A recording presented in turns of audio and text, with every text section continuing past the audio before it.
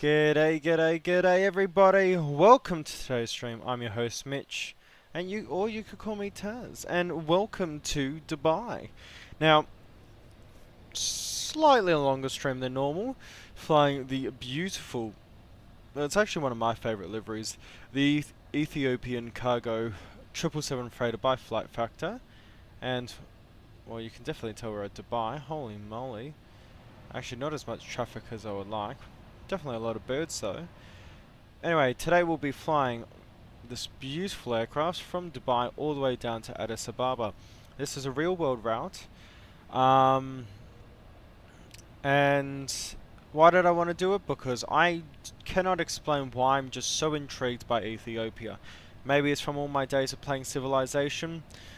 Who really knows anymore? So we'll be flying. It's only about 3 hours and 20 minutes of flight time. I would like a massive tailwind in that time. But we'll get this traffic all around 6 sorted. uniform kilo, cross 30 left, continue Romeo November, November 9, holding point 30 Oh, right. we got Goodbye. tower up now. Oh, I mean, what a fantastic looking. Oh look, he's even saying hello to everyone. There you go, that's how you start the stream off. Anywho, I've already got the batteries and all that sorted to get all our ground apparatus to load in, so let's get in the cockpit. Okie doke, well, we're going to come up here, cabin utilities, and Adira can come on, emergency lights can come to armed. Let's move all of these temperature gauges to auto, or neutral. Trim air can come on, and the recircs can come on right now as well. Seatbelt signs can come to auto because there's no need for them to be any other way. And while we're here, we're going to go down into our ground service negative. We're going to go to... Oh, we have to go back even more, don't we? External services, Navigraph, get data from SimBrief, ETH 429, and we're going to put that input that here, ETH 429, and we'll connect. Awesome. Should probably put that in capitals.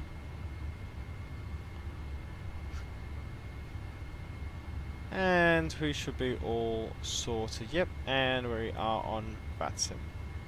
Nice. Now with that, we can go to our ground services. We have everything weight and balance. We'll fill that from SimBrief. We're going to go to our CG page because we do need to optimize this. Otherwise, we will tilt over. We definitely haven't done that before. Don't look at our Lufthansa cargo in India stream. I much prefer a lot of the weight to be centralized, especially all the main deck cargo stuff. And 29.6 fits my boat. So once we've got that, we're going to go to our loading page. And we're going to start getting everything loaded. Which shouldn't be too difficult. While we are on the ground, we're going to go over to X-Pilot. Oh, we don't have a tower or anything on, so we're going to go here, and we're going to go get our ATIS information. So 1019 is what we can expect. Barometric pressure, yep. And we cross it on both sides. And the winds are, yeah, remark. So they're pretty much zero. They're not going to affect us. And it's 24 degrees Celsius, so a very cool day for Dubai. And our dates are good. January 22nd to February 19th, 2026. Perfect. Let's put Oscar Mike Delta Bravo as a reference airport. And that will set our inertial position. And our route today will be, if I remember to download these routes, and remember to stop speaking with my throat, that'll also help. That's why we have a cup of Yorkshire Gold.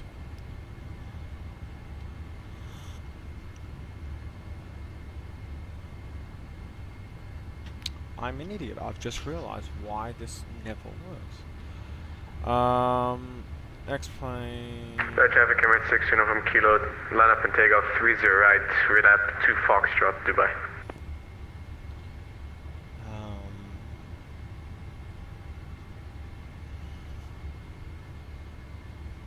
Yeah, resources, plugins, where's Avatar? There we go.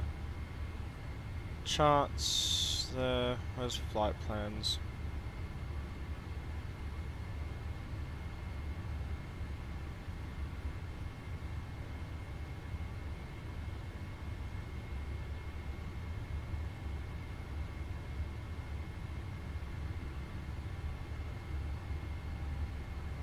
And we just put it there.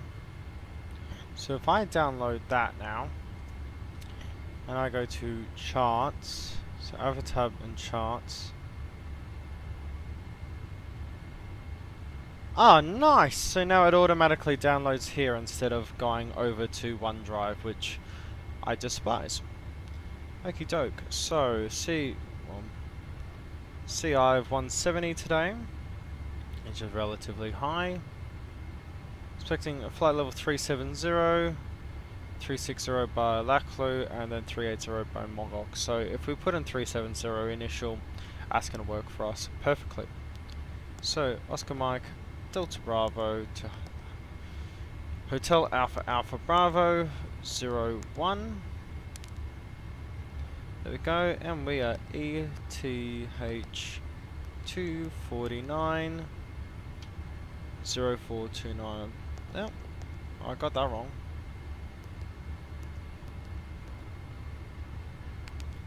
There we go, and we will activate that, execute, and that will be all sorted.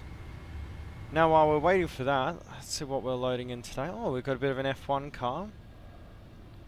Oh, we've got a Emirates 777. Is he landing? Yeah, he's probably taking off. Oh, look at that. Oh, jeez. Someone's either had a tail struck, slewed it, or internet's failing. Well, there we go. We'll get a photo of that because that looks bloody cool. Huh. Any other special cargo in here? No, but I wish I could make it all these tall containers instead of this stuff. Oh well. Okie dokie do. So now that that's sorted, all we gotta do really is wait for our fuel. Let's check the chat. Nothing there at the moment. I'm looking for this. Okie doke. Gonna have to get used to Avatar again. Let's get our departure chart. Runway analysis. Here we go. So it's going to be flaps 5 departure, 30 left, D rate of 2 with flaps 55, and bleeds will be on. Here you go. Everything's coming to alive and aligned. And we're going to get our electronic hydraulic pumps on. And QNH 1018 is 1019 now, so it's just changed over, but that shouldn't affect us at all. G9110B1, that is what we are.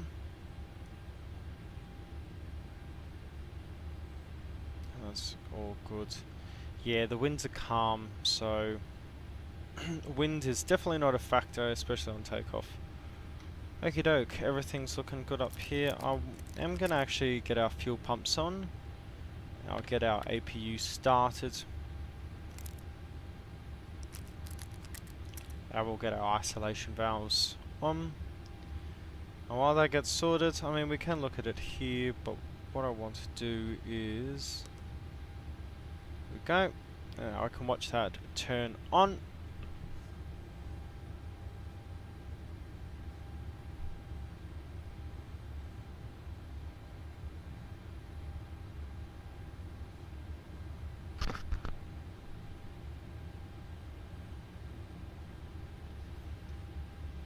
Oh, and our overhead UI isn't on, which is great. Amateur hour over here. Awesome. And now I just want to make sure you can hear me all right. The reason why I say that is because I've just upgraded to a new cooler for the laptop. It works so much better. But yeah, it's definitely a little louder. I mean, the amount of air this thing pushes. There we go, and that should work for all of them. Awesome, I'll take it. While we're waiting, I will get music playing.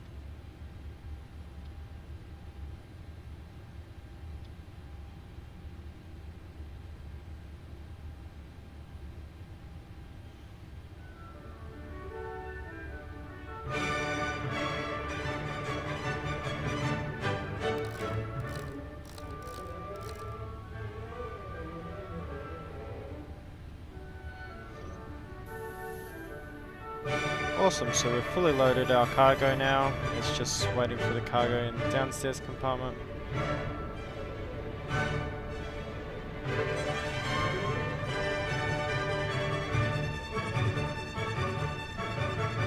Oh, that's a good photo. Gear up. Oh, actually, the CSR actually models the gear going up.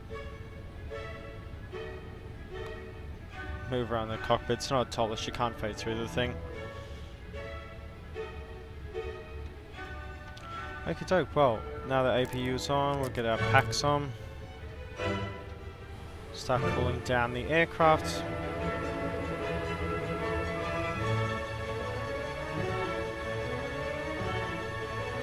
Okay, stay on external power. We won't use the APU power for now. I'm mindful of the fuel. What's our takeoff fuel minimum?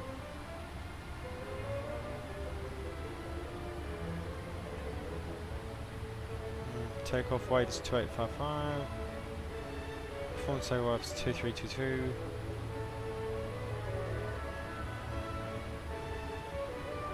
Max. No, that's just for landing data. Normally it gives your fuel.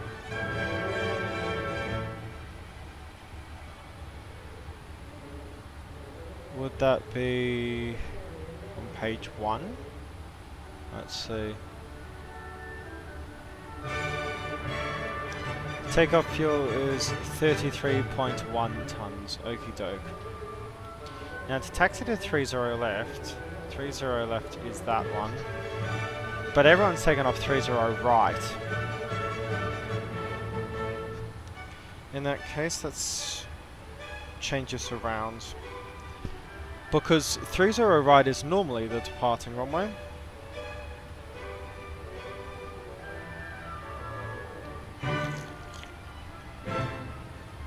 So let me change that runway around for us.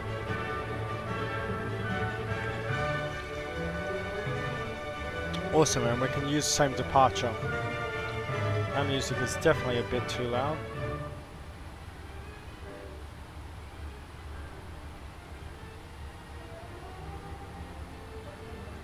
Okay, doke, so let's put our cruise altitude of 370 in. Max alt is 31. Oh, that's because we haven't done the fuel.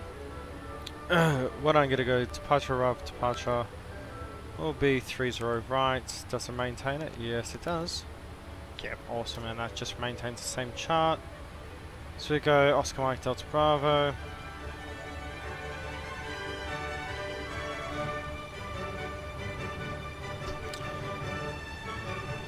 Departures, the AX7 Foxtrot departure.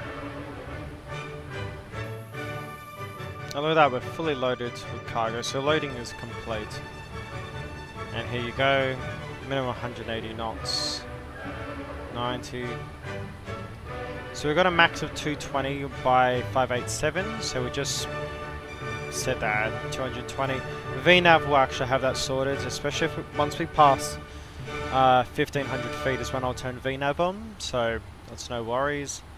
230 knots by 588, and we need to be above 9000 by 572, which should have no worries. And then above 10,000 by ANVIX, which I have no problems achieving. 1019, 2413, Cav OK, and Gnostic. So, and winds are variable at 3 knots. So winds are a minimal factor as of right now. Music's still too loud. Okay, well, now that that's briefed, transition altitude 130. Okay.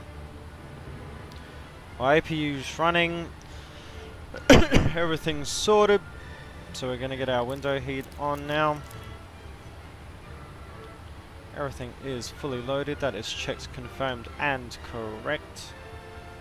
We're going to go here. ZFW is 197.3.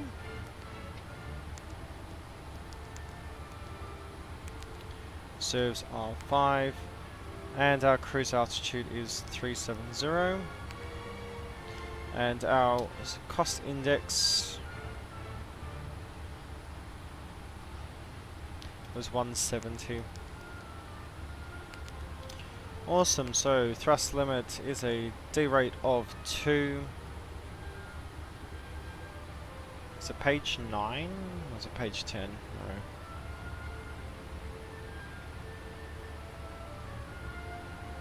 No. Nope, these are just the flight plan lists. Oh. Runway analysis, here we go, and temperature is 55. Awesome, because it's 88.2. Yep. And we'll do a climb 1 for the climb. Thrust will be 5, and this gives us our VREF speed, so VR is 158. It's 154 here, it's within 5 knots, so I will be happy with it. The reason why I have a 5 knot variable is because this profile is made for the PMDG 777, and well, I'm not flying the PMG 777, I'm flying the flight factor one, as my calendar falls off the wall again.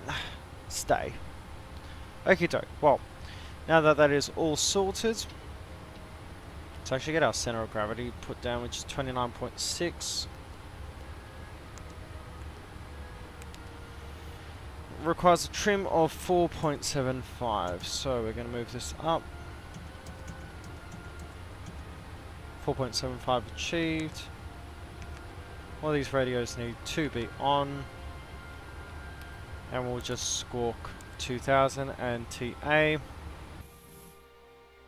Awesome, well, we're going to get the main door closed.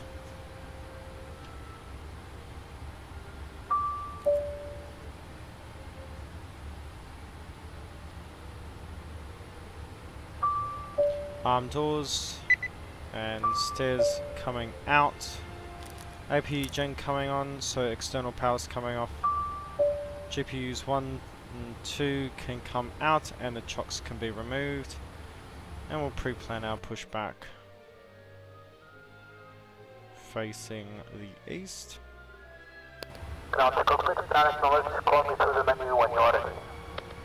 Awesome, so maps, we're going to go IFR low. We're going to zoom in while we wait for that to load up. Actually get put onto the tug itself. And while we do that, nav and beacon light can come on. Everyone get away from the damn plane.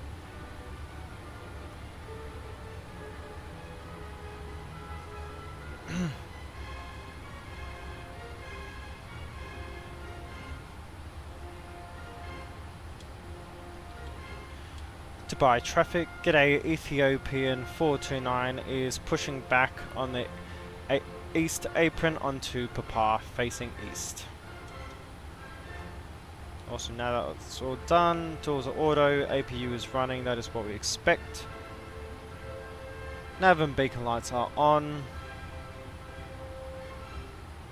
Now all we do is just wait for the pushback. All the doors and hatches are closed, ready to connect. Please set the parking brake.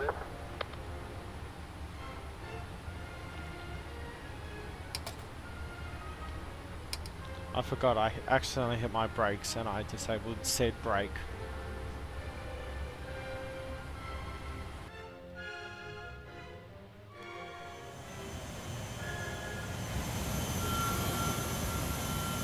Those guys should probably get out of there. Just saying. That's something Flight Factor do need to introduce, is ground crew disappear if you have the beacon on.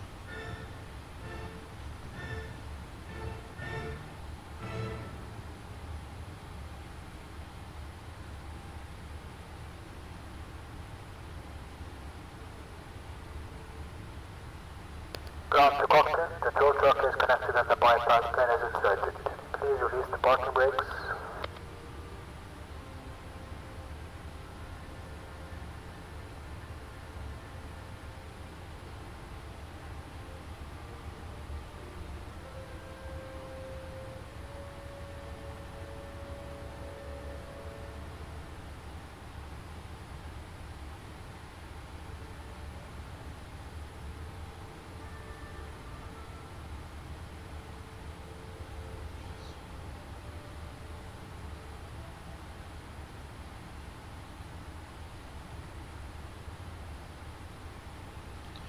Okay, now that's all sorted. Parking brake come off.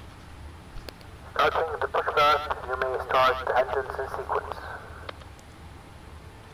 Awesome, so we're going to get engine 1 started, so start on 50 and introduce fuel. Oh, that's the sound pack that comes with this thing is just awesome. I can actually pause the music to hear it.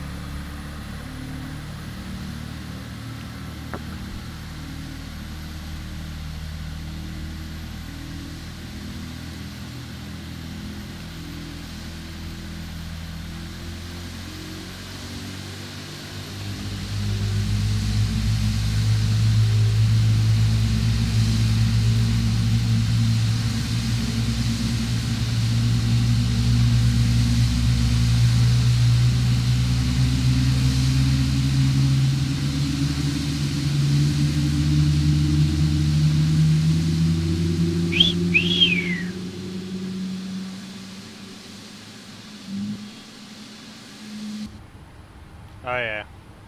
Good start on engine 1, engine 2 can get started. 40, 50, introduce fuel. Let's get all that sorted, all the hydraulics and generators for the left can come on.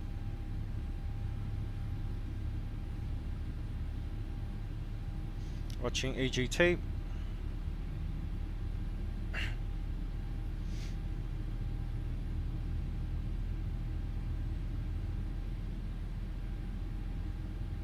Light up engine 2.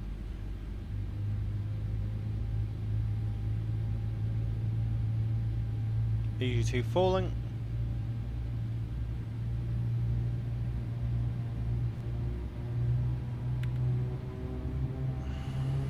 Operation complete, please set the parking brake. Parking brake is set. Disconnecting the tool, please stand by. Awesome, good start on engine 2. Generating come on.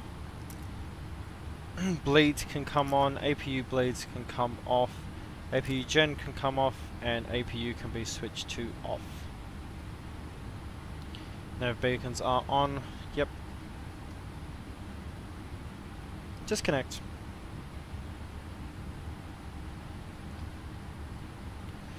G'day Potato, how is it going? You're bound for Addis Ababa, I'm guessing g'day nice as well, I should say.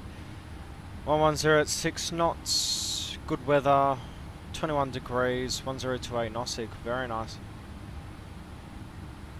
Paid or pays? The tool is disconnected and the bypass pin has been removed. Hand signal on the left hand side. We'll see you next time and have a safe flight. And thank you, Grant. We'll wait for you on the left hand side. Okay, so the reason there's two chats is there's a backup chat, which is Streamlabs, and there's the chat that comes with Own3D. The backup chat is what we used last stream because Own3D was just not using the chat. So g'day all. Hopefully my mic doesn't sound muffled or anything, because I have just, as I have frequency on the left. He's just said hi, so he's clear. Taxi light can come off. Yeah, So yeah, that's just a backup chat. Emirates 312, can someone give me a radio check? Radio check loud and clear from Ethiopian 429. Thank you very much. Let's just get our charts up and just want to make sure there's no tower or anything online.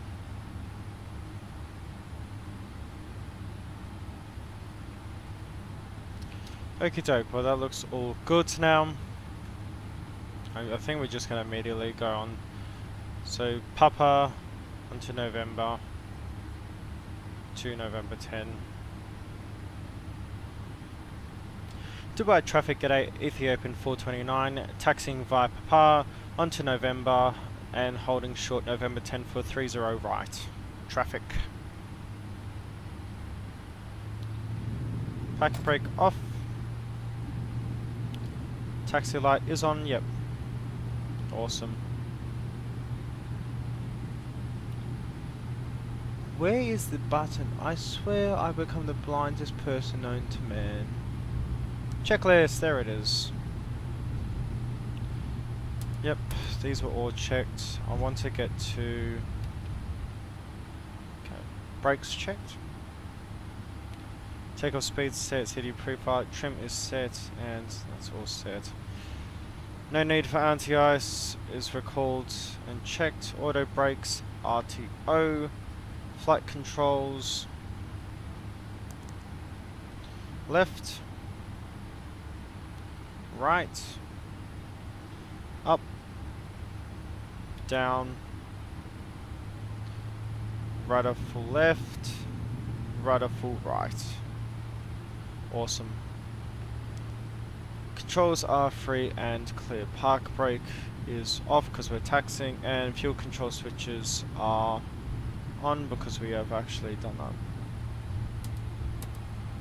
Okay, so taxiing on to November. That's not needed. Flight controls checked. How do you clear these three? Because I've always had an issue. I just can't get those messages to go off. Like, see, anti-ice recalled and all that. It's like, yes, I've done them, but where's the button to accept them?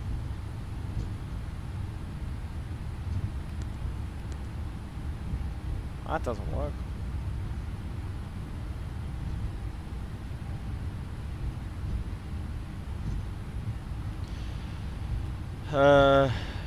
Right, slow. One right now is slow. Okay, no worries. Hey Sim, how are we doing? And yes, it is the Flight Factor 777-200. There you go. Records auto brakes, RTO, flight controls are checked, ground equipment is clear. Set flaps 5. And probably get back on center line would also help.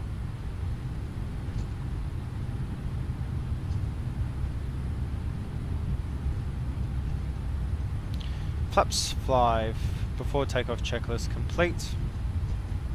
And that would just be the after takeoff checklist, so we'll get rid of that for now. Initial 10,000 is set. Flight directors can come on and auto throttle can be armed.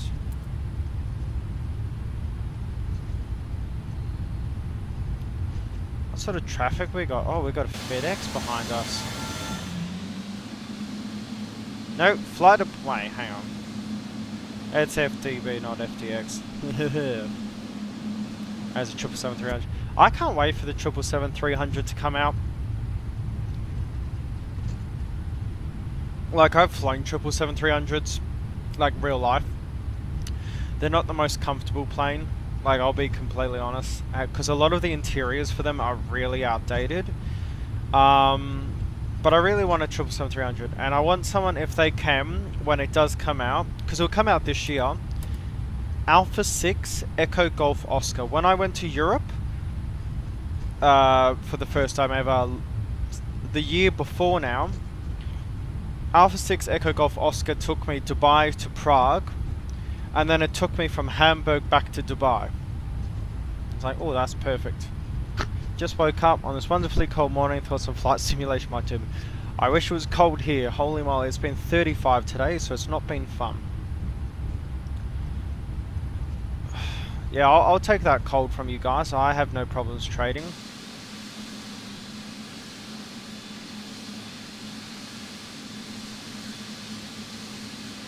Doesn't she sound good?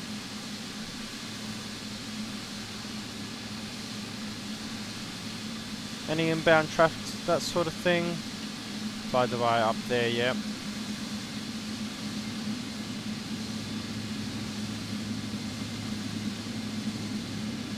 I do like how short the 777-200 is.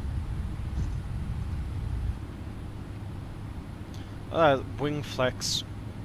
Got a little bit of fuel on those engines. And unfortunately we don't have sim loaded because we've got this thing. Somehow not as valuable. Oh yeah, I forgot the snow shoveling bit. I've been in cold, just not the bloody snow. I mean, I have been to the snow up in northeast India, but...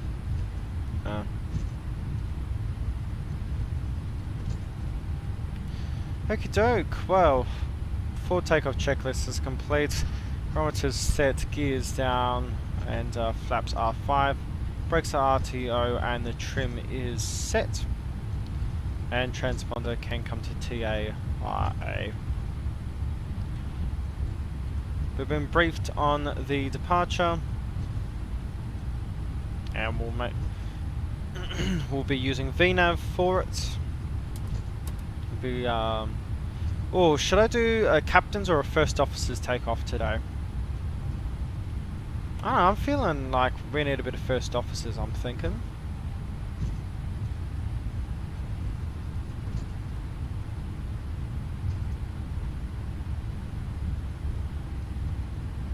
And November 10's the next one.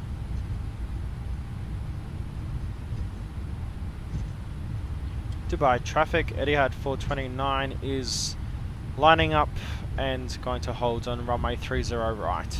Traffic.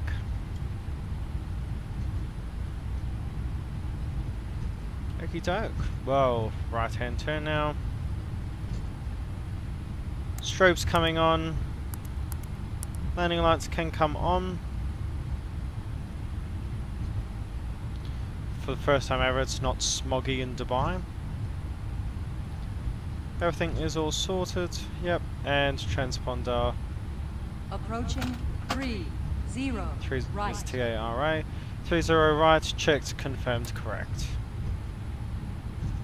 Awesome. Go on the left and on the right.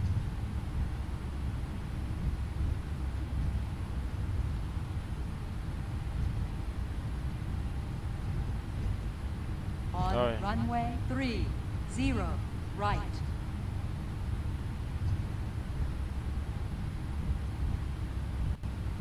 And hold the brakes. Chrono's coming on, and we'll try get it for over here. No, I have to.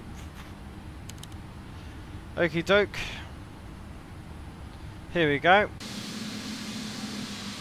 Everyone, like in stream helps out pretty much, and well, a bloody lot, I should say that. Like, have you seen our and I'll talk about it more when we do take off. The TU154 stream and where that's at, because the support on that has just been awesome. Okie doke, guys, let's go. Let's bring that up to 40%. Dubai traffic. Ethiopian 429 is taking off runway 30 right. Stable. Toga.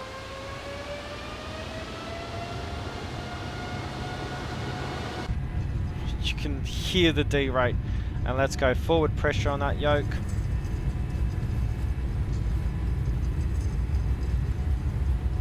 $80 knots. Neutral on the stick.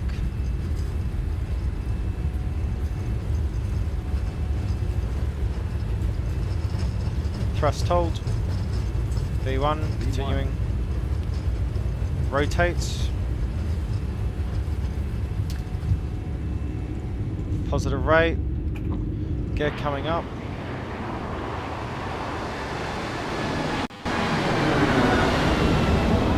Oh, that's just cool.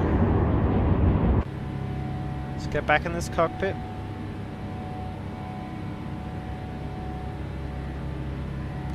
Flaps 1. Now nav.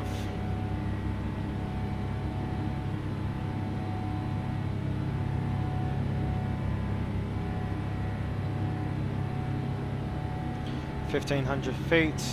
VNAV. Dubai traffic, g'day Ethiopian 429, pass through 2000, clear of 30 right. Pitch for speed, pitch for speed.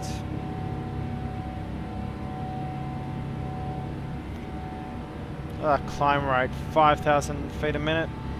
Gear is up, yep.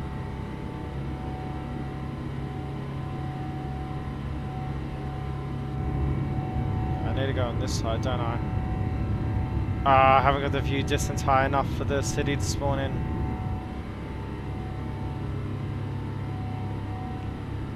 And left turn.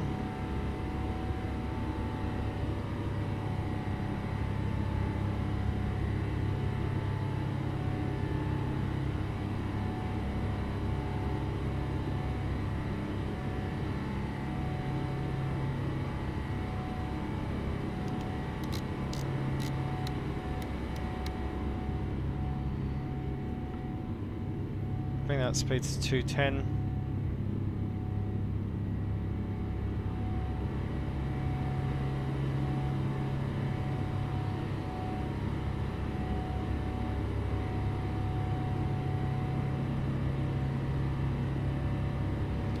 And autopilot on.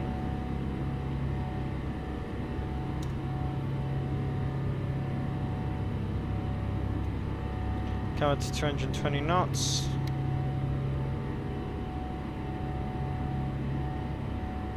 And flaps up.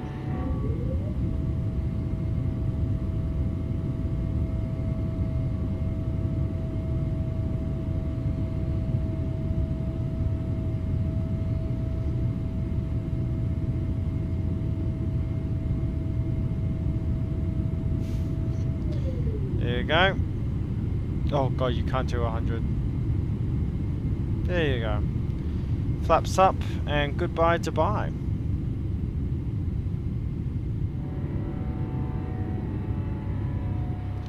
Leveling off because we've got to 10,000 and we're going to increase this up to 370 now for our initial climb. Yep, start climbing. There's the Burj Al Arab. Above 10,000. Lights coming off.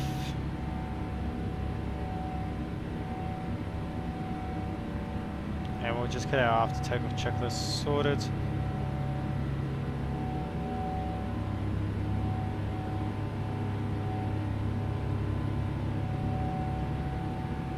Awesome, landing gear up, flaps up, after takeoff checklist complete. Awesome, now that it's all sorted, I'm just going to go look at the air. All our isolation valves are working as intended, everything is all good. Awesome, and we are pressurizing. Temperature is a bit low, so I'm going to fix that. Yeah, cabin temperature's okay, it's just the cargo temperatures are a bit low. And I will increase our range out of our screen. Come to 13,000, we can come over standard. Does it stand on both sides? Yep. Do not stand on here. There we go. Awesome. Cool. Now we'll start accelerating up to 250. Let's start reading all of these things. Anyway, first flight on the 777-300 will be ANA. Flew them to Tokyo so often. Fortunately, the connection no longer exists. Now it's a 787 from JAL. Oh, dude. I prefer the 350 over the 787, But even I can't deny I really want a 787 because we've had really good 350s for the sim. We've never had a really good 787 except for the Quality Wings one, but that's P3D days. Like Qantas 787-9 in the Qantas livery, like the special livery, would just look gorgeous. That's what I really want. Crash, yeah, almost crash. Oof.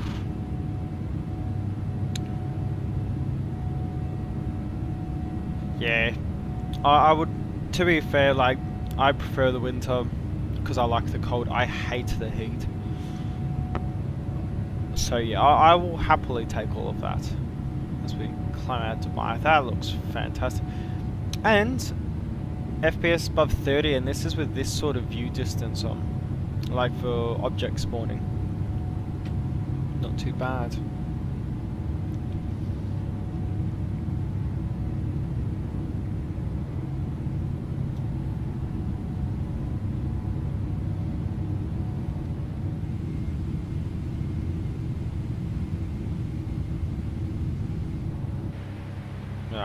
Plus 318,000, and pressurization rates plus 500. Okay, so pressurization's all good. I did forget to check fuel before takeoff, but I did glance at it. I didn't actually vocalize it, but it was all good. Yeah, 31 tons by this point is all okay. Where do I? Oh yes, if I go to the charts and I go back to, is it page 5? No.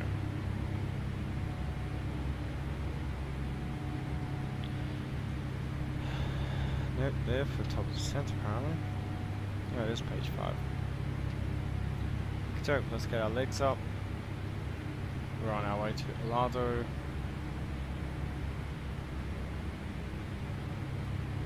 Padula Kibok Daruti. Nope, I've gone way past it. Ratmo Elado, we're expecting 30.5 tons. And we're at 30.8. Awesome. So fuel is doing okay so far. Coming up to the terrain. Passing through flight level 200 soon. Walney, how are we, man?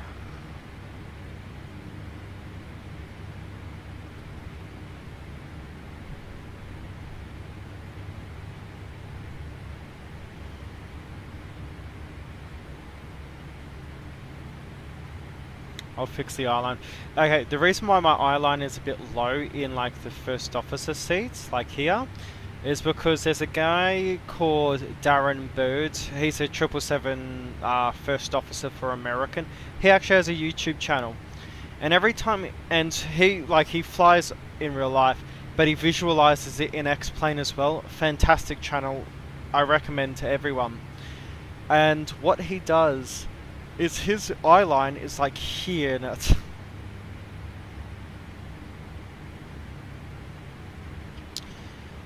if the 350 coming out, I don't know if it's coming out this year, but I would love for it. I would also love for Tollus to make a Discord server so it's easy to find news on them. The 787 dimmable windows I absolutely hate though. I'm sorry, they are horrendous. I've flown a Air India 787-8 from, I think it was Amritsar down to Delhi. Those dimmable windows are a pain because they don't shut out all the light. Look at that. And that's what I do love with like these Bedouin areas of the world is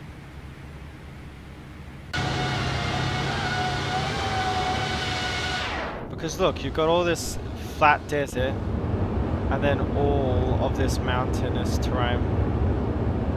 That's a good shot. Look at that.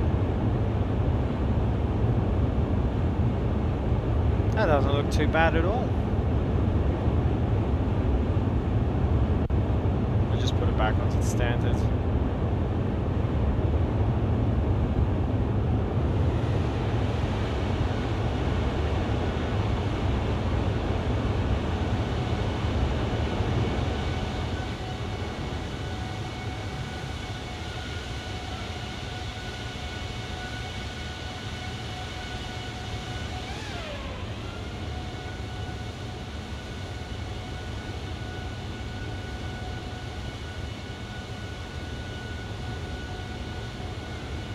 Now there's a clear theme with a lot of thumbnails recently being like this. It's simply because Snack's got me onto this angle and I can't stop bloody taking photos of that angle.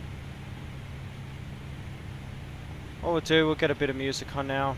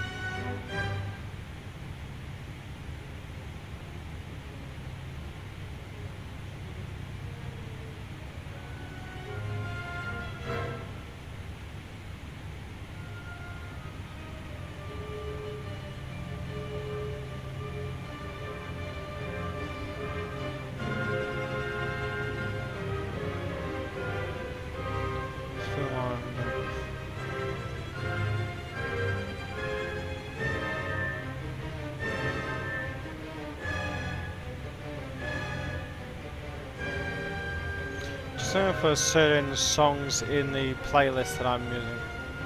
Oh, King Island Airport. Oh, that's awesome, dude.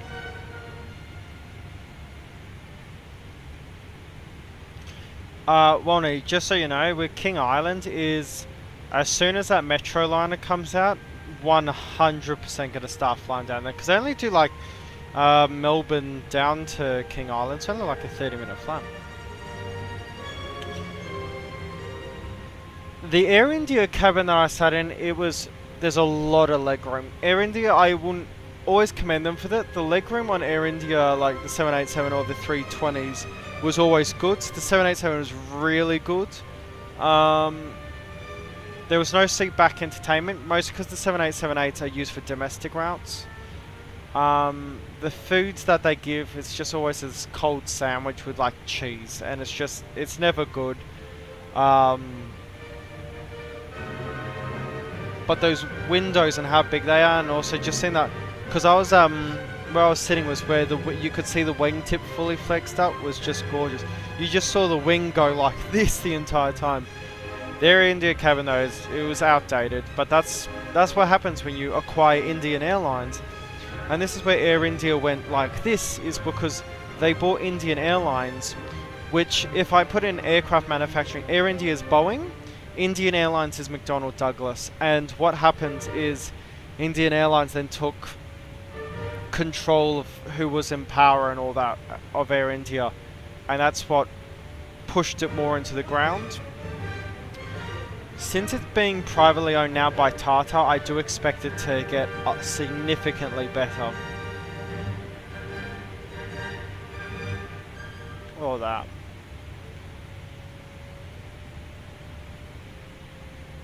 King Island Airport's gonna be bloody awesome though, dude. You can do a lot of GA stuff down there. Also, because there's so many golf courses, could actually do like fly the Piper Seneca down there. Oh, there's a Royal Flying Dutch Service King Air.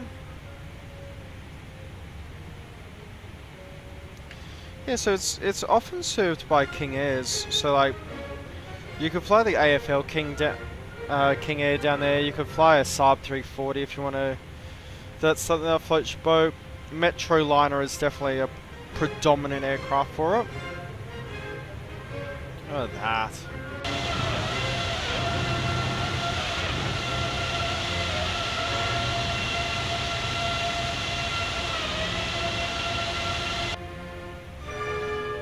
I'm gonna be right back in like 2 secs, guys. I just need another cup of tea. I'll still be here. Just, it's gonna look a bit. I'm gonna put bloody Patrick over it. There you go, boom.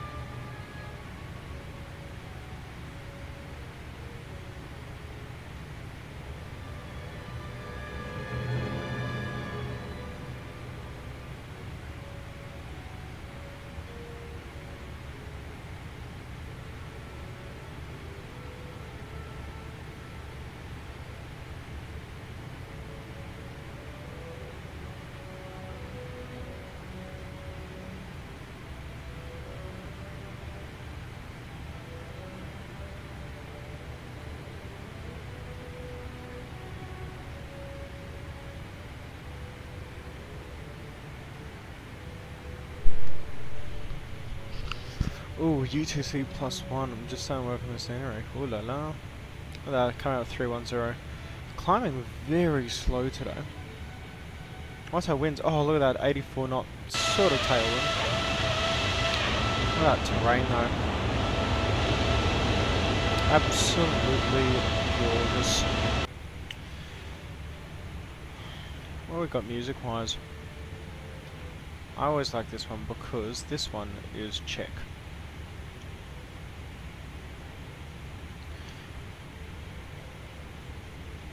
Need that cup of tea.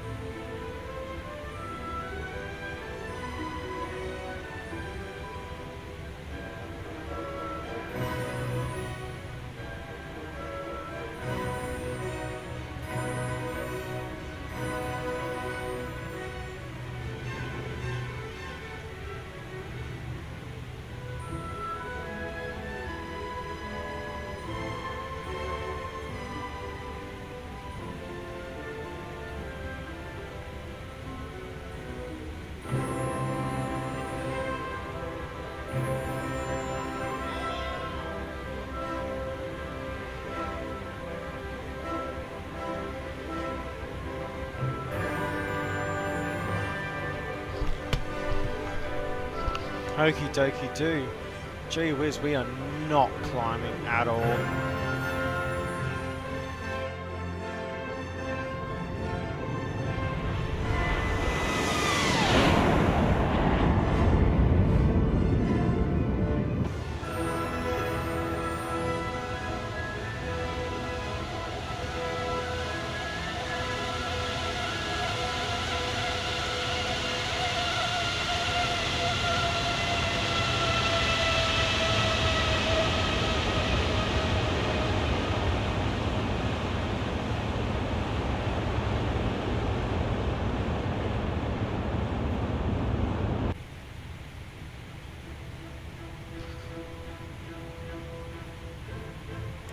Well, we really are performance bloody. Let's look at this. Let's go to our init ref. Dex. Oh, I'm in the wrong one.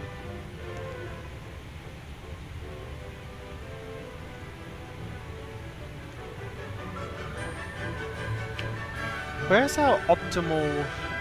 I know where you find it in the Airbus, but where's our optimal thing, like cruise altitude.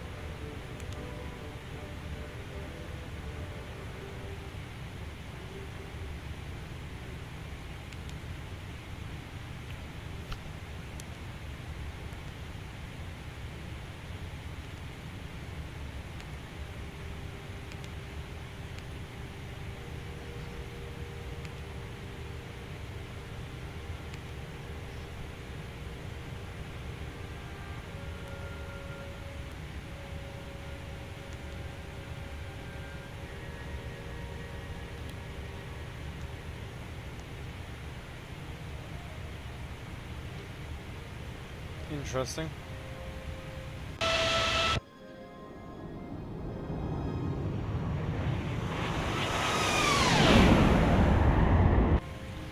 Well, we certainly are climbing with our 96 knot crosswinds. Yeah.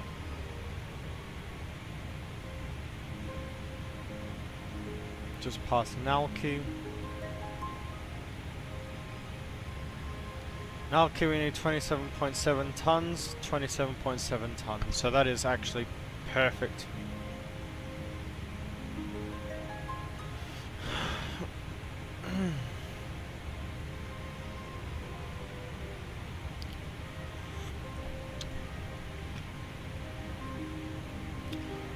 Like, Wolney, where are you from in the world again?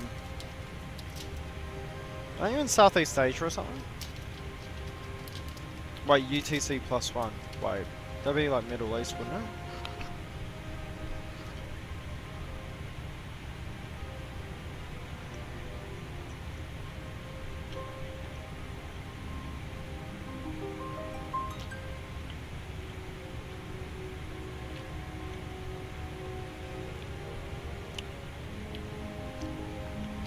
Right now, UTC +1 is literally Europe. I am an idiot.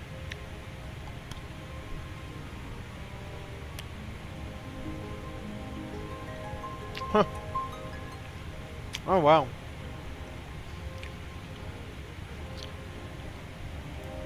I never realized how high up Svalbard really is. Huh.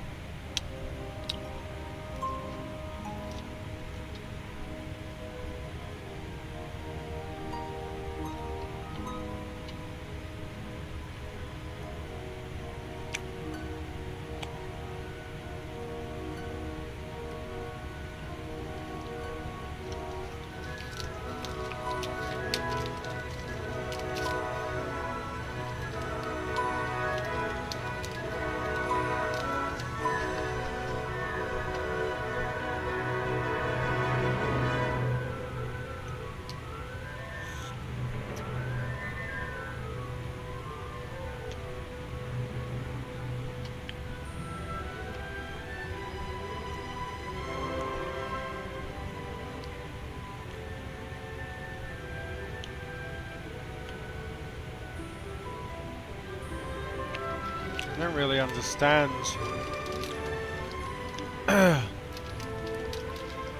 how there's copyright to music that came out over 200 years ago.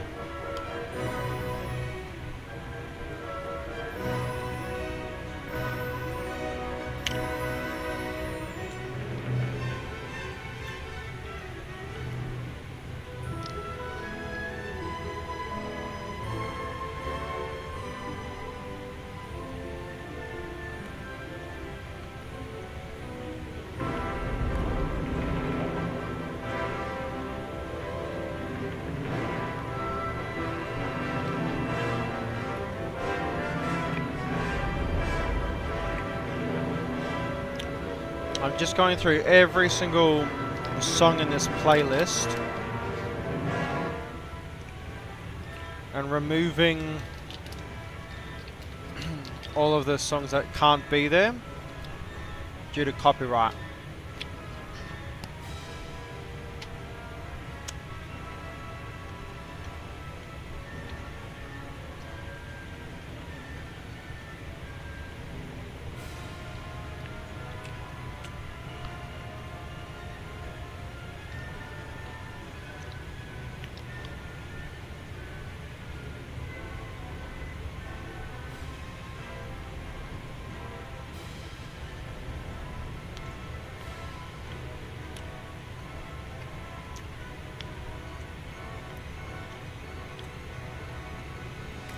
Oh, Polski.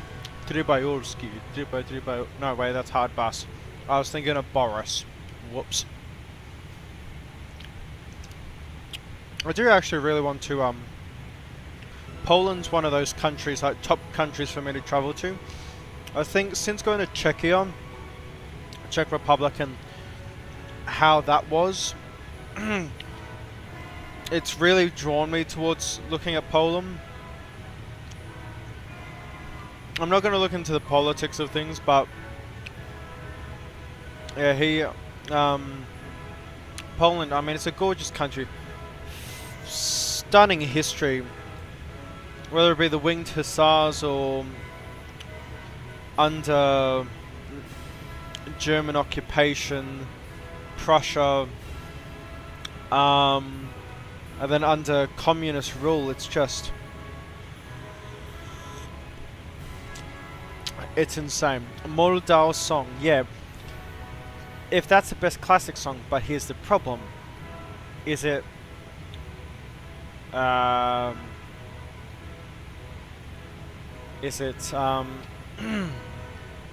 copyright free?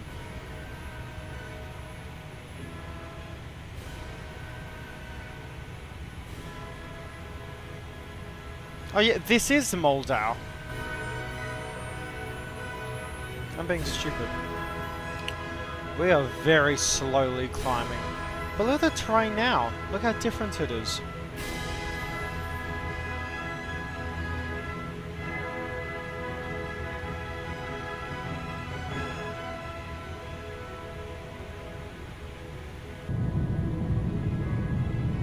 It looks like the place where they land the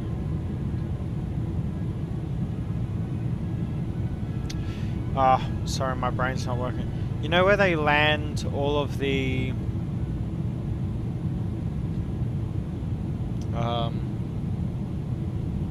space shuttles? What's that called again?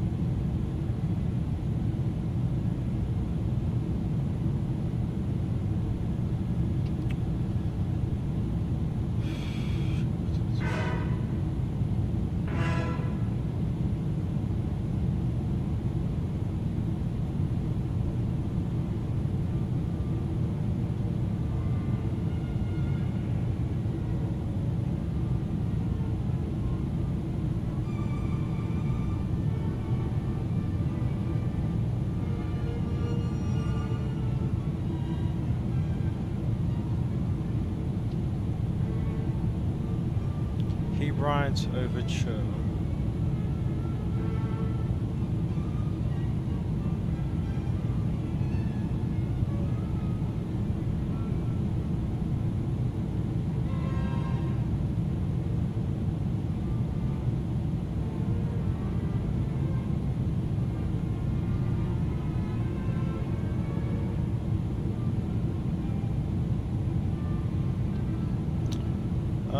Hebrides and Symphony for Major Italian.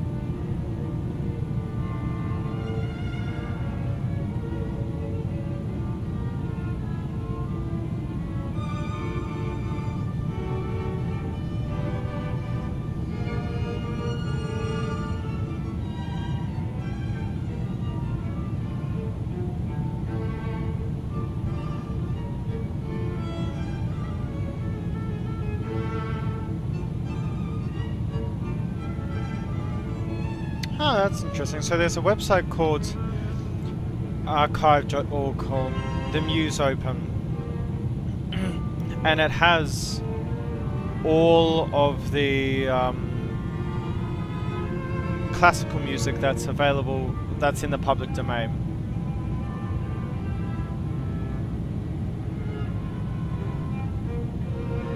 Interesting. Well, I'll look into that later.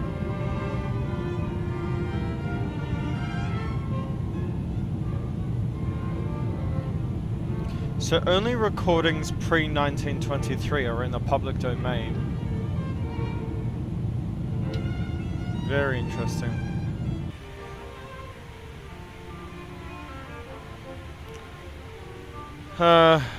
Let's see. There's the Gdansk scenery.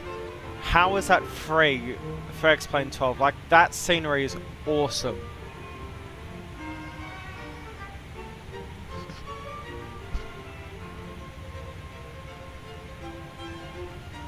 Oh, Sim, look up Gdansk airport for Poland, and it's... Look up Gdansk. Oh, okay, what I'll do then... See, I've got the stream elements chat, right? But this update's way quicker than the Own 3D one, so... Let me go to Own 3D in this case. One moment.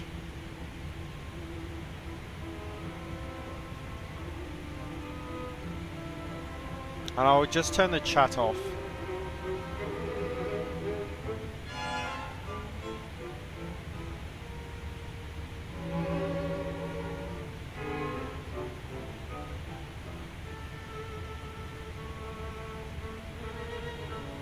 There we go. Oh, to hide and blue time. No.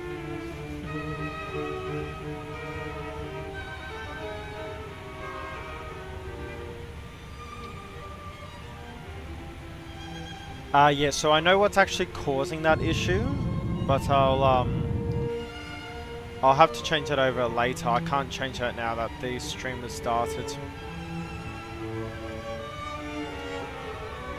Jeez, we are struggling to climb.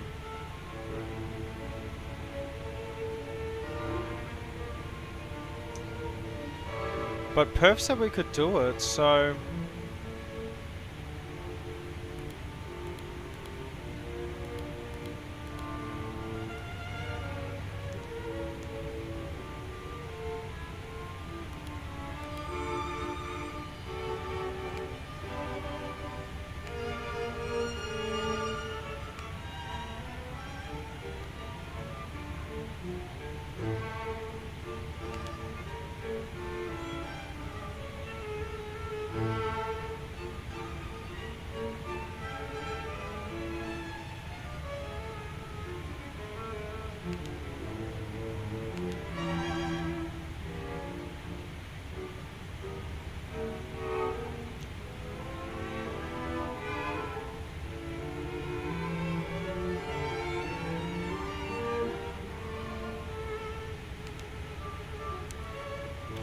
Interesting.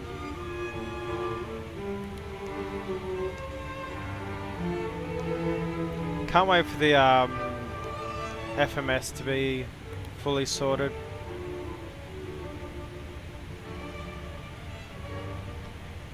So once we get to 370, we should expect 9.6 tons by the time we do get down to Buenos Aires. What is that? Now it just looks like some sci-fi game.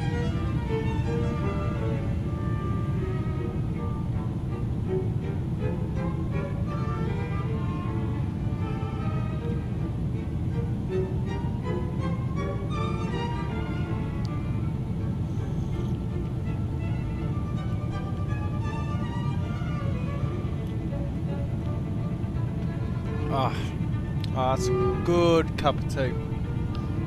Oh, my phone's out there. One moment.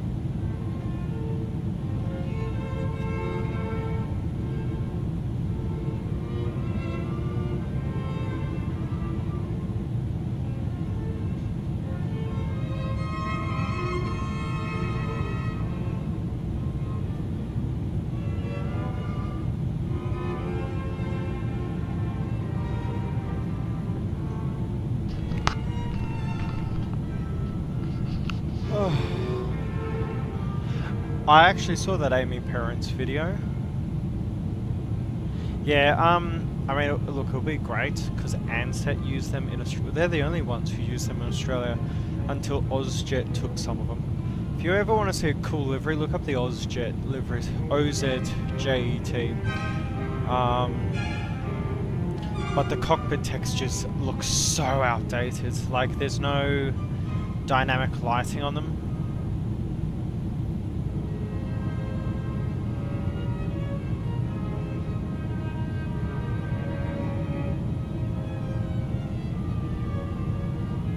Have not seen Marimigu. Let me look him up.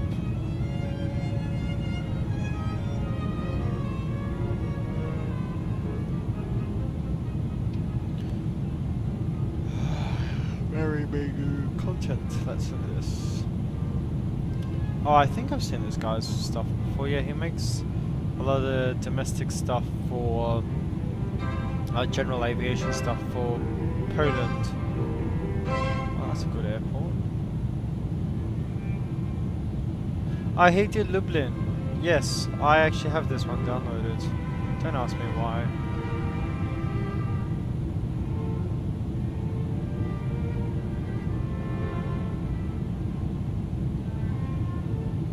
Yeah, all he does is Polish airport, Polski airport. I'll put it in the chat, but there's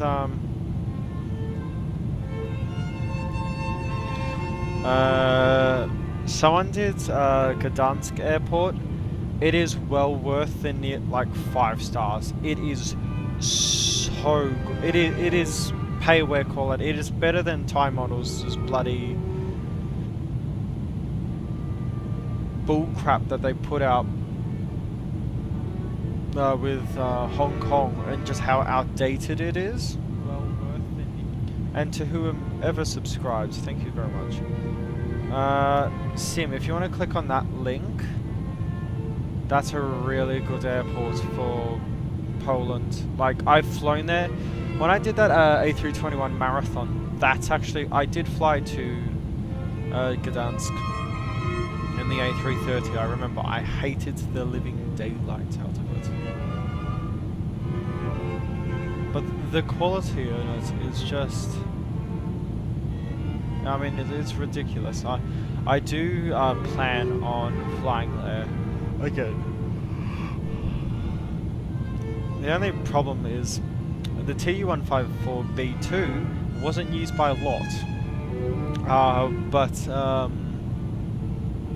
who used it? I mean, Aeroflot, obviously. But I really want to... maybe if we get a 154M or something, or maybe... I don't really want to fly the 321 in there again. In lots of fleets, just 737s now, and Embraer 190s, and... they don't have 767s, they have 787s. But that's it, really, isn't it? Ugh.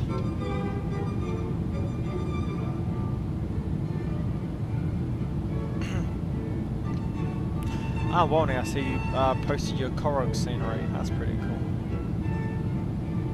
That and the Yak 40 would just be awesome. I want to download the Yak 40. It's just not working for me right now. I don't know why. Since when did this Hiroshima scenery come out? Oh, 2022? Wow. That looks very good.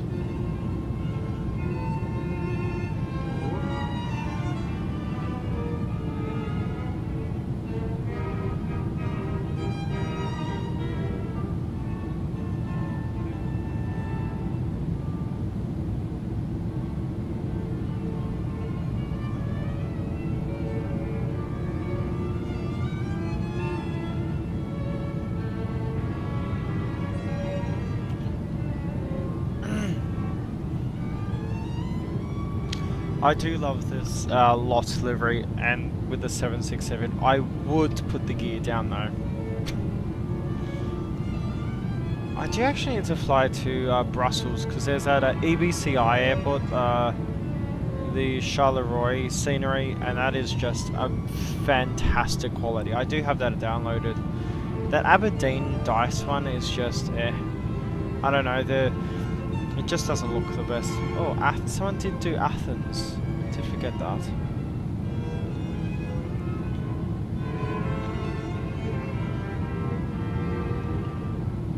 Oh, look, if you fly the 737-200, you can fly in the Olympic livery.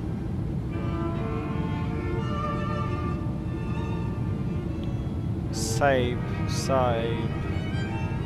Sierra Alpha Bravo Echo. There's a really good scenery, freeware scenery made for it, but I forget where I've seen it before. That airport. Actually, that'd be a really fun approach, holy moly.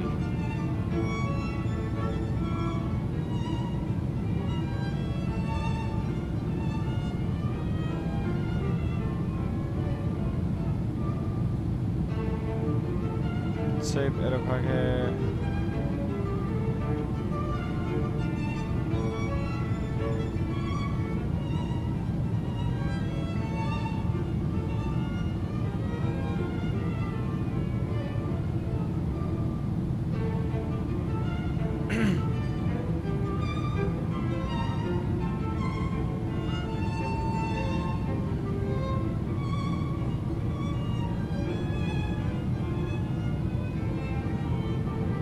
Yeah, I was like, Sabre is for domestic flying, isn't it? That's a very nice scenery though. That's a very interesting airport as well. Okay, well that's not too bad. Skiathos. Gee, I should fly in the Skiathos sometime, shouldn't I just can't believe the amount of really good freeware stuff we have for the sim. And that's the thing, is the people of... Oh, we have a Honolulu as well. And the people of MSFS can say, oh, ours is better and we have this and we have that, but truly, if you look at it, the modability of X-Plane is what makes the community just so much better.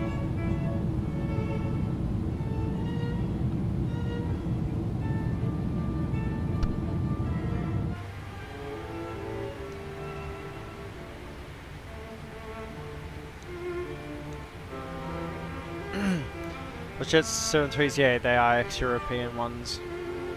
Livery is the giveaway, well, at least that of the 747s. European Aviation 747-400. Let me look this up.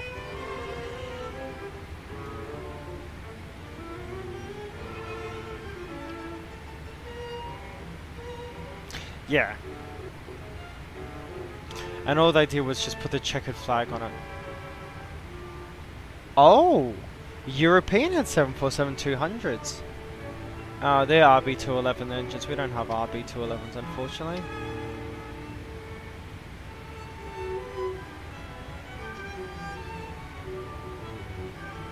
Oh, their liveries are so cool for their 747-200s.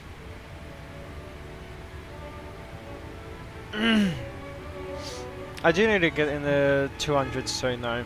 I haven't flown her in nearly what feels like forever.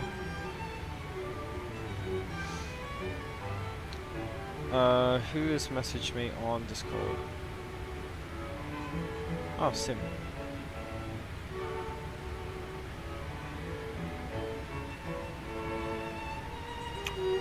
Sim, I've just seen that.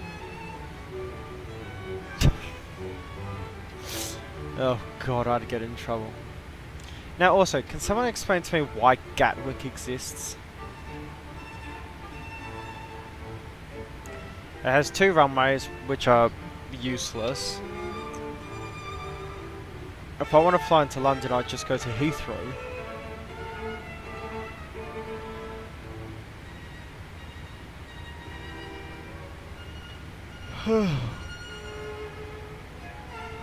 Oh, this is that Corsica scene. Someone has done Chinggis Khan's Ulaanbaatar Airport. That's actually a place I do want to go to in the real world, is Ulaanbaatar. But the biggest thing though, right, with Ulaanbaatar is Well, one, how expensive it is to get there. Because it's so expensive. But also the bloody pollution. I mean, mind you, I grew up in India, so it's not like I could fly a United 737 up all the way to Mongolia. And if anyone's questioning, that is a real route. A United 737 actually has a route to Mongolia.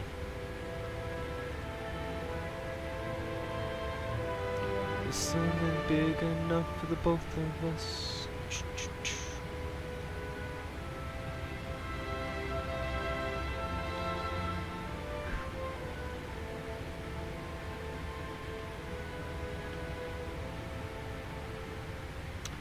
Belgrade Nikola Tesla Airport.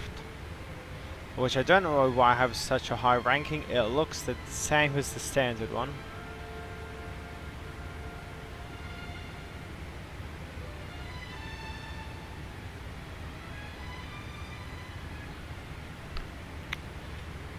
Bergen. Kahalui.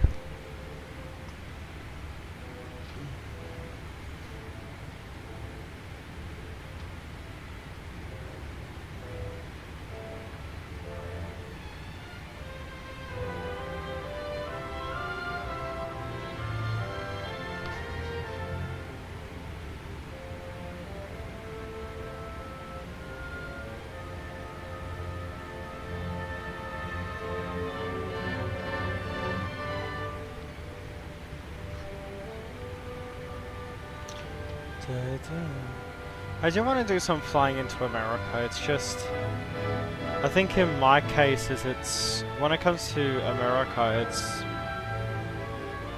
I don't have, I need people's support to get me interested in flying there and like some fancy places to fly to.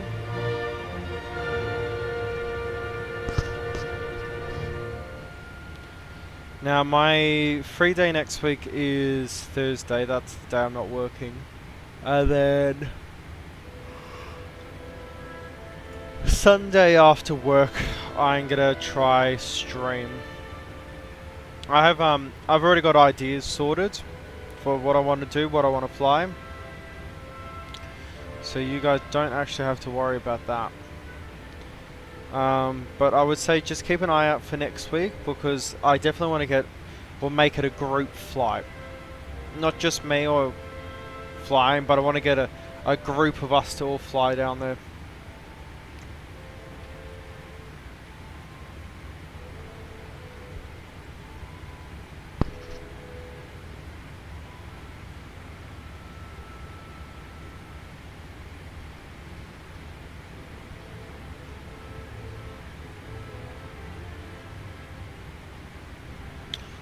Snacks, how are we doing? We're very much not there. We've only been flying for an hour. And if we look at everything...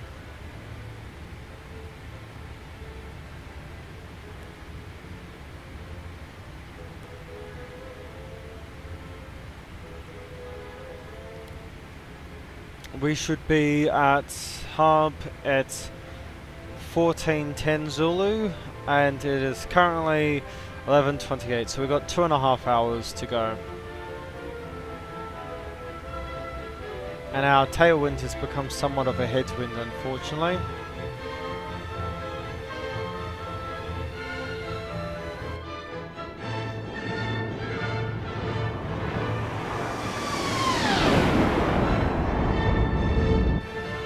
And don't you worry, I have been considering I have been considering to move it like time, like 2x the time of everything.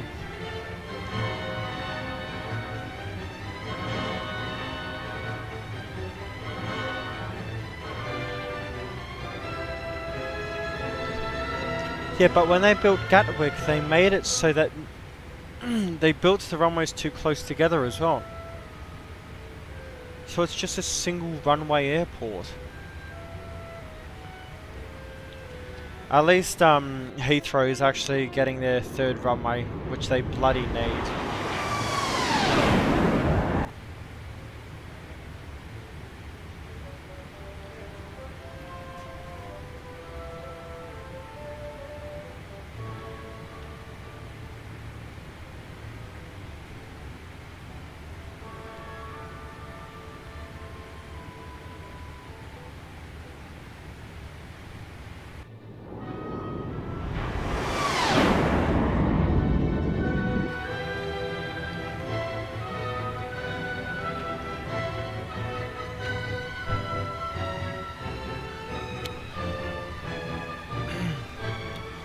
I keep misplacing my phone. Where have I put it this time?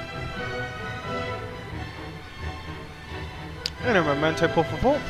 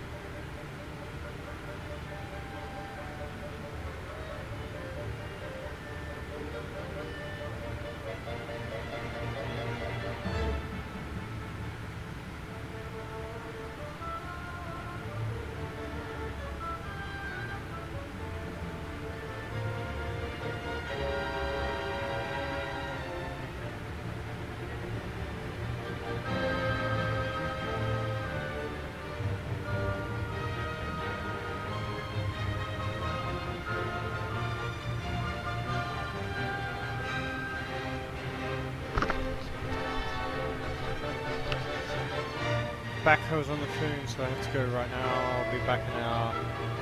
Wait for us next. I'll see you soon, man.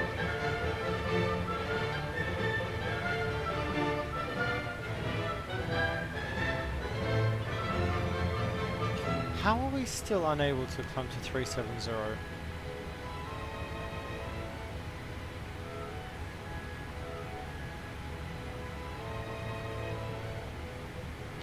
I 100% haven't realized that the UI on top can hide messages for this sim like time acceleration.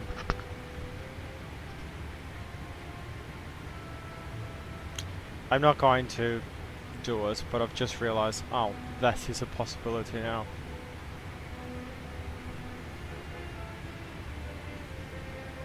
Also, another thing with this cooling mat is it's so tall that my head is literally in line. Now I'm not looking down at the screen, or I don't have to move my chair down to be so you're not catching all my bloody chins. That's cool.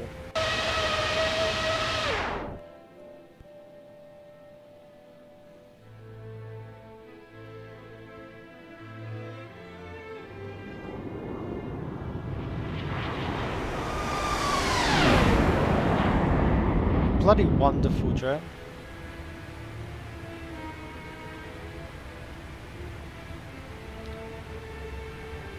Oh, 1408 Zulu.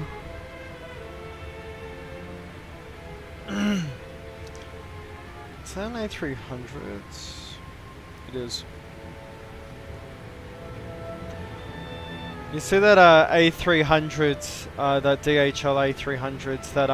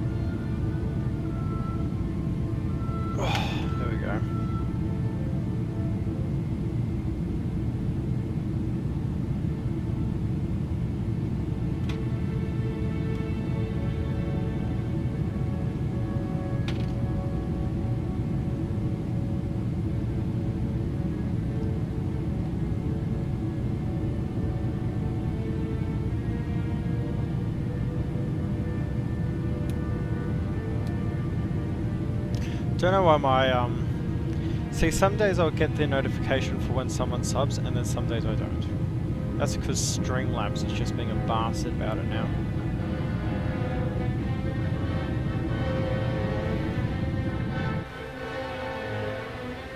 There's the water, so then let me show you here. So once we get over this, then we will be in African waters. So actually, if I go, yeah, here, maps.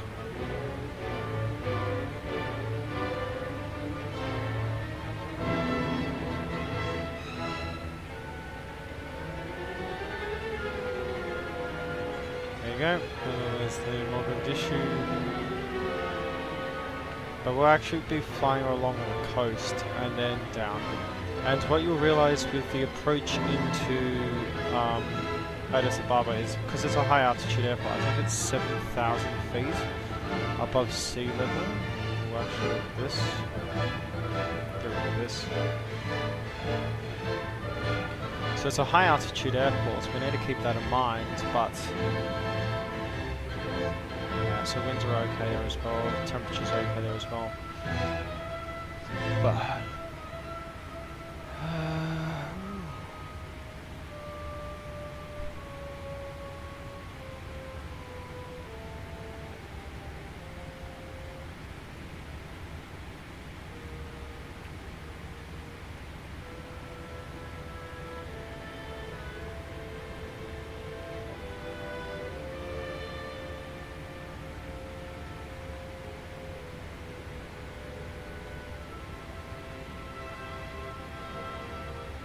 noise abatement procedures.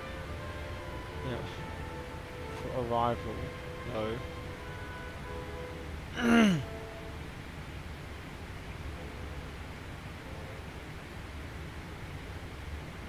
But I believe only one runway, I think it's 07 left is for the approach and 07 right is for departure.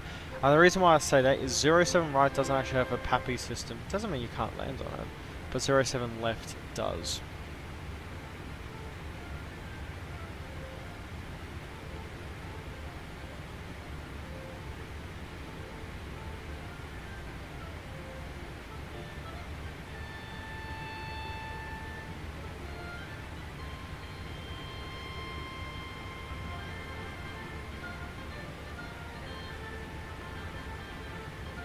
See, you got the PAPI information, but there's no PAPI for the right one.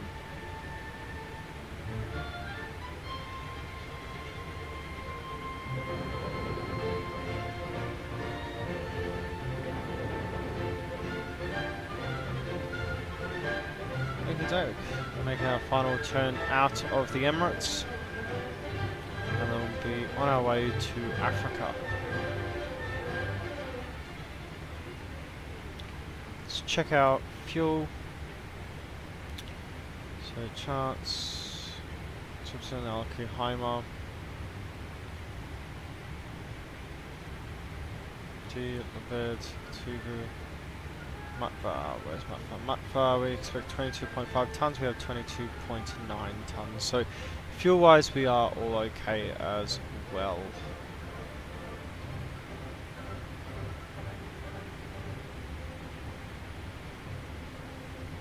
Highly recommend to everyone watching our stream into India when we flew into Leh. That is what you call an insane approach, especially like with the bank angle that you need to achieve to fit in, how high it is. You're landing at 13,000 feet, mind you. It's just, oh, it's awesome.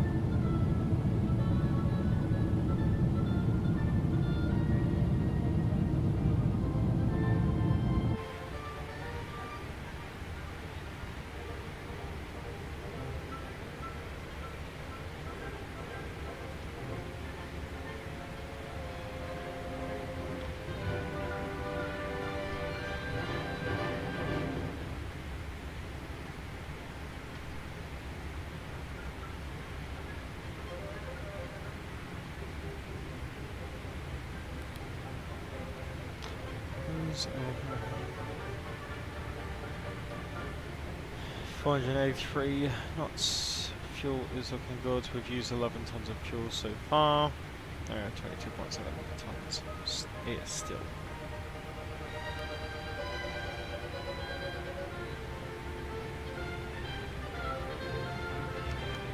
Is the aircraft ever going to climb, or are we that fat that we cannot actually do it?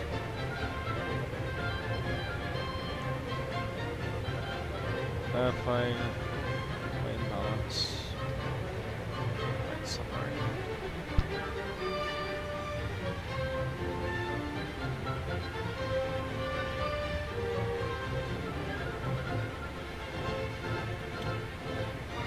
Nope.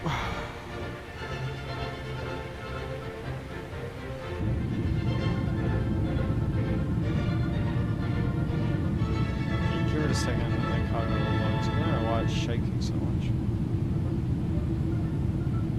You were strapped down.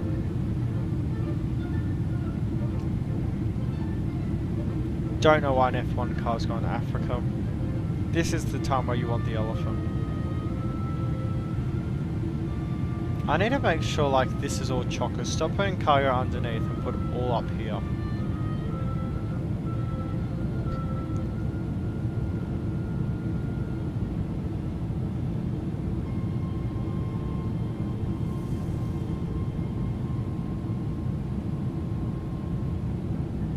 There we go.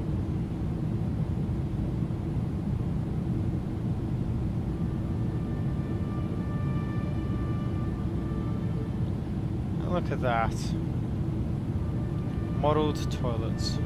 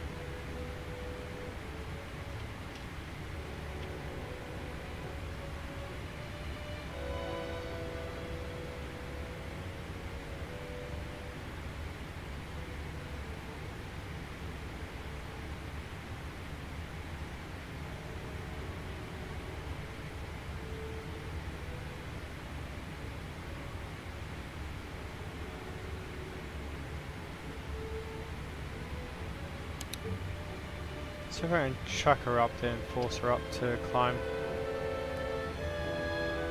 Yeah, because I have put 370 in.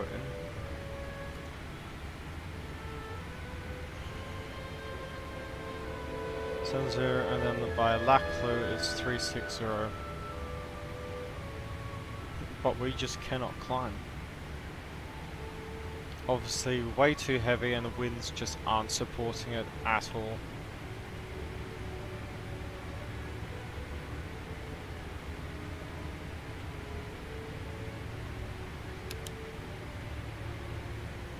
I just stick it back on VNav. We will be we'll be monitoring fuel though more so because that we're not at the flight level we need to be at.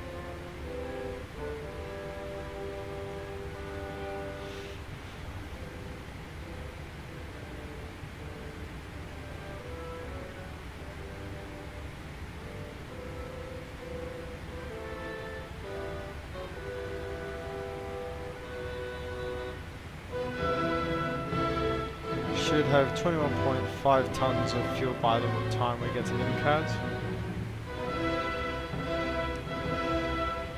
Make sure we have our weather radar and terrain radar is on. Because when we do get down there, there is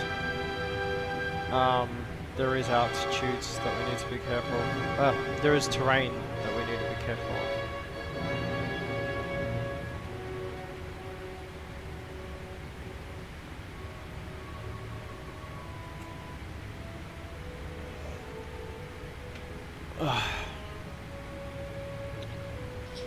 Yeah, exactly, Sim. I'm flying to Africa and you give me an F1 car, you don't give me the damn thing I need. Which is Sim. Also, I should add, I finally got my calendar sorted.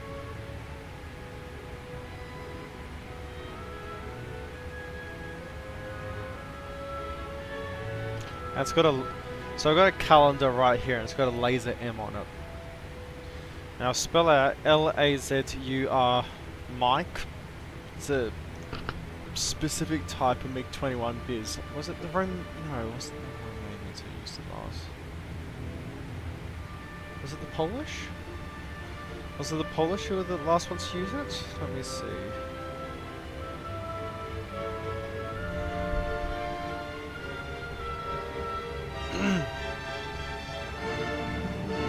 No, that's a...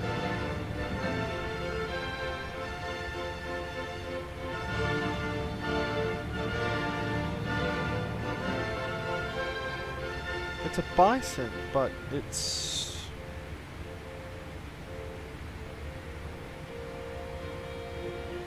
Oh, it's the Lancer. That's what it is. It's like getting it between laser and Lancer. And yeah, for Romania, yeah.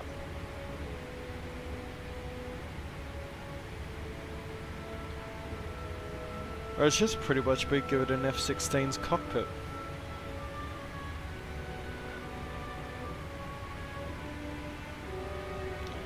I'm sorry, what? A GLS approach? Let me look at this. Uniform Hotel Mike Delta, let me see.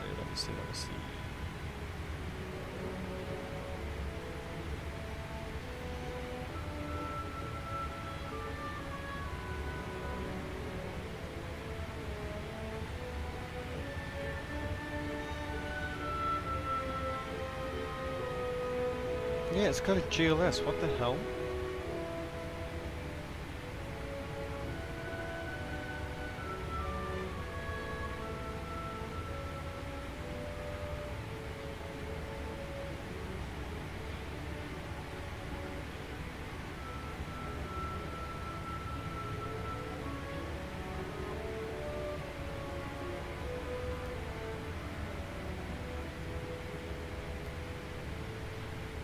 Why is there a GLSS approach for it? Wow.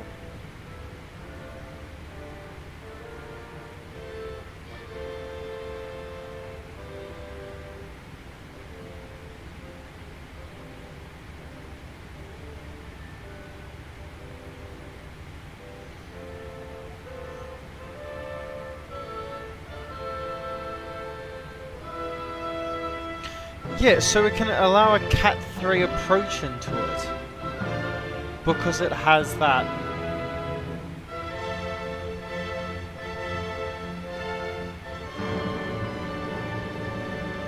That's ridiculous. What about everyone? We're well past the light. Holy moly. Not sure of time.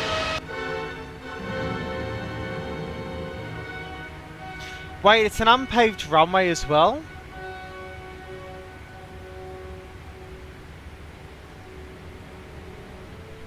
What? Oh.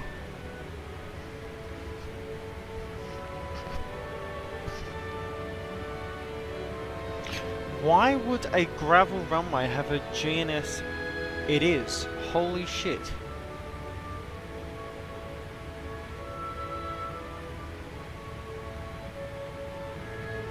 Yeah, that's... Yeah, grass. That's gravel.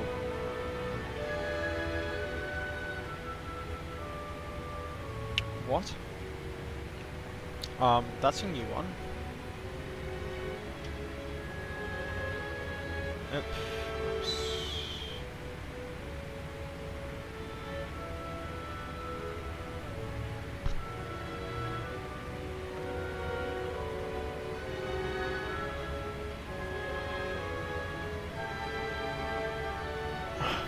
That's really, really interesting.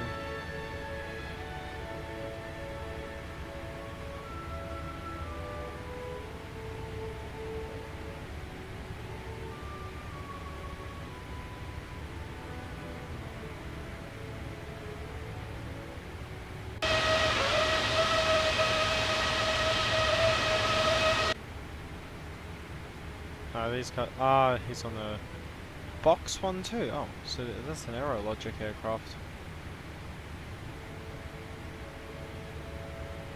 That's very strange. I need to look this up on line. Let me see. Uniform Hotel Mike Delta Airport. Providencia Bay Airport.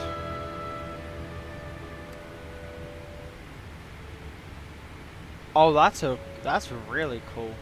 That's what X-Plane needs to do better with is the dirt airports. The textures for dirt airports and all that, and how much they stand out and everything, it's just not good. That is a really cool airport. I'm looking at it on the map. That's dope.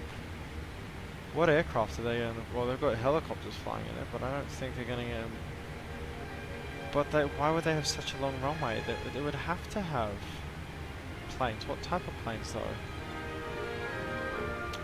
Crashed Let 410, AN12. Yeah, so they're all turboprops. AN24, no, AN26 is what I meant. Ah, no, they're... What's that? What's the name of the jet that's... It's like Russia's knockoff of the BAE 146, but the engines are on top, the jet engines are on top of the wing. I forgot.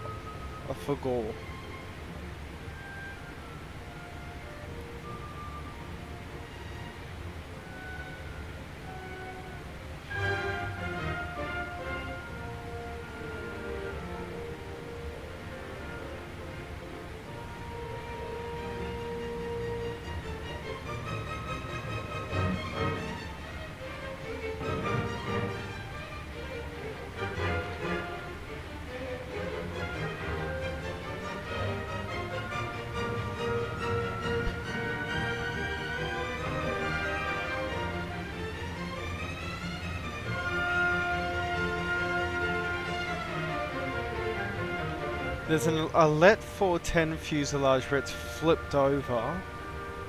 There's an IL-8, or IL, like the DC-4 knockoff that's just, or Convair that's just crashed.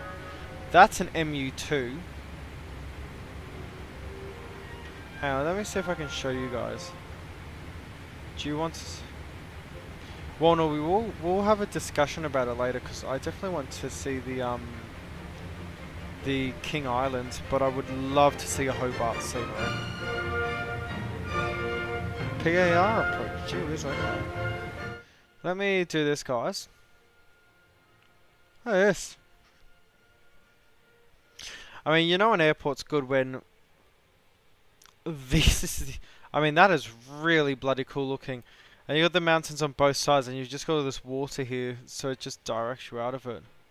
What is the name of this jet?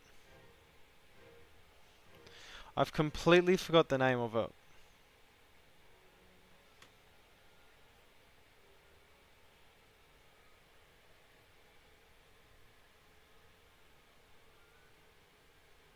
Oh, that is definitely true, Walney.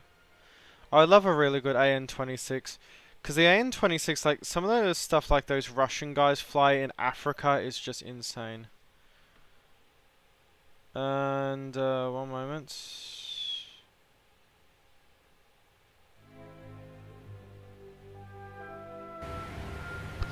That's 34,000.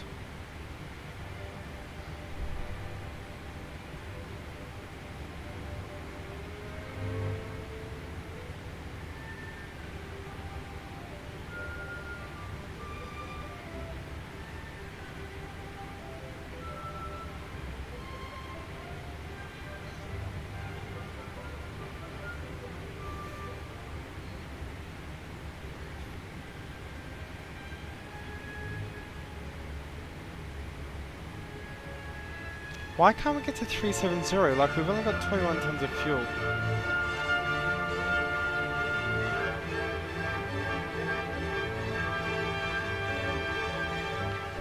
Where is Qatar 223 though? Yeah, like we're turning off.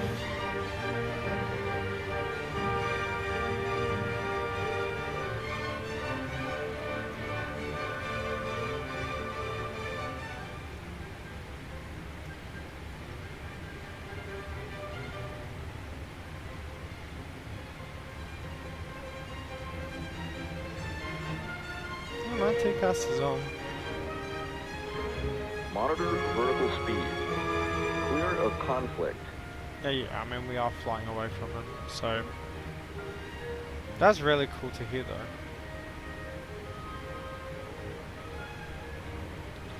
Qatar 223, radio check from the Ethiopian.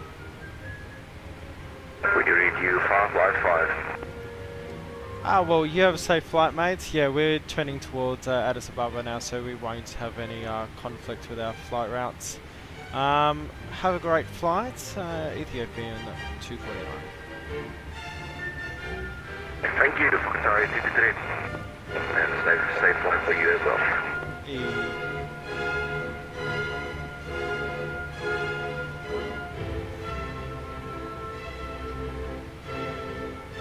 Yeah, is it sim? I really like the MU2. I think it's just a really crazy aircraft for what it is. Like, it's really crazy. So you can see this Qatar aircraft.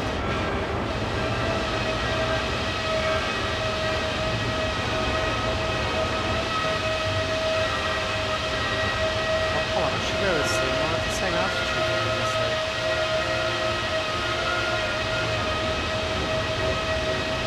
Can I not see him?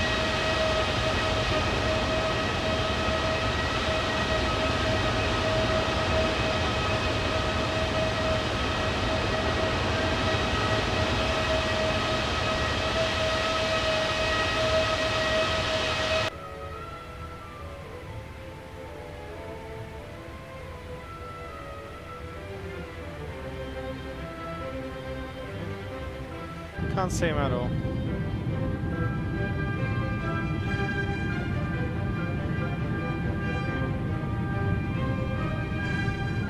Oh, wing.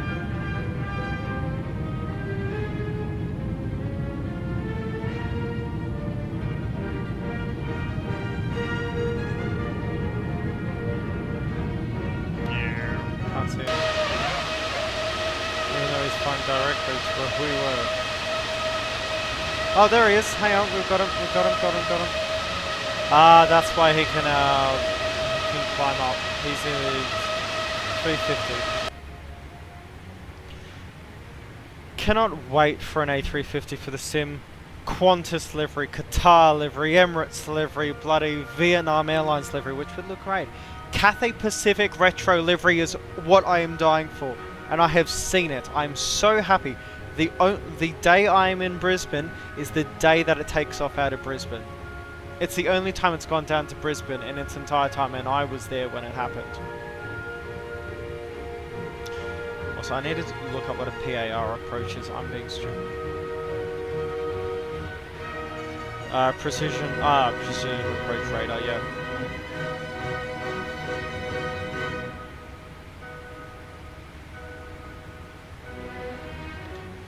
Have 110 at 6 knots, 999. So yeah, great visibility, great. Oh, temperature's good, 1028. Okay, yeah, so that's weather looks good down there.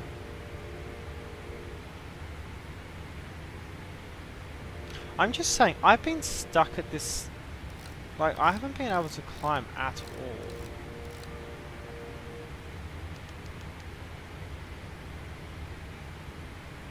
See, like, why are we so performance limited? We're in why are we in takeoff perf?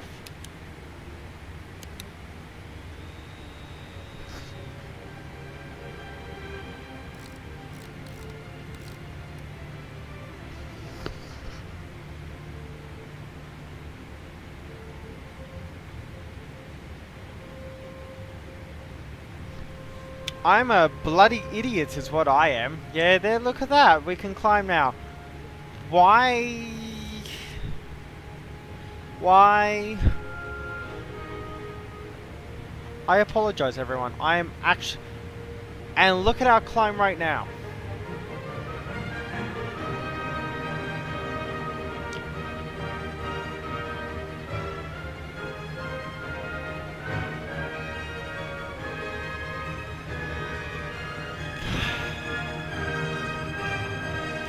$4,000 feet a minute.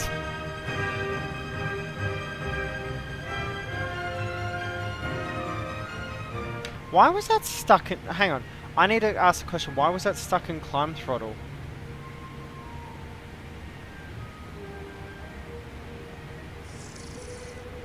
No, I've drank both our coffees. No. I'm so stupid. Like, that actually hurts my brain. How have I done that?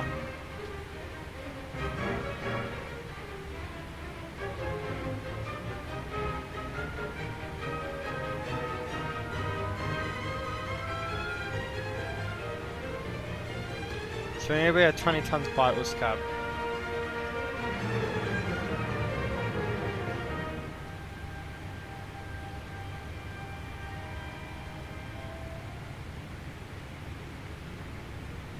I can't believe myself. So that's why I couldn't notice it.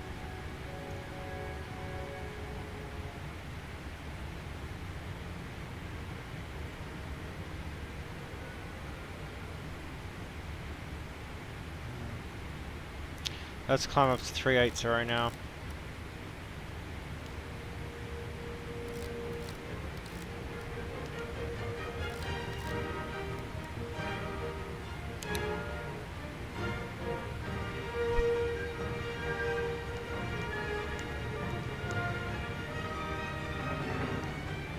What I can do, init, index, perf, 0.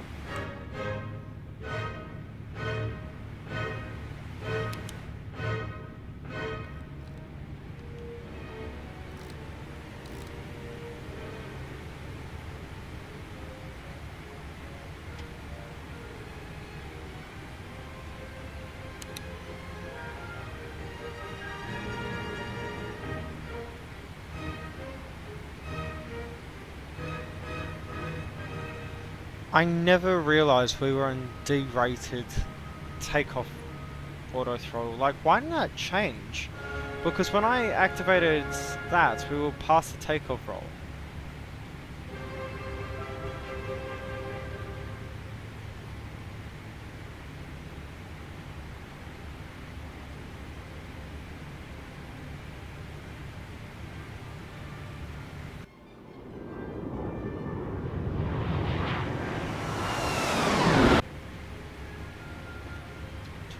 Tons.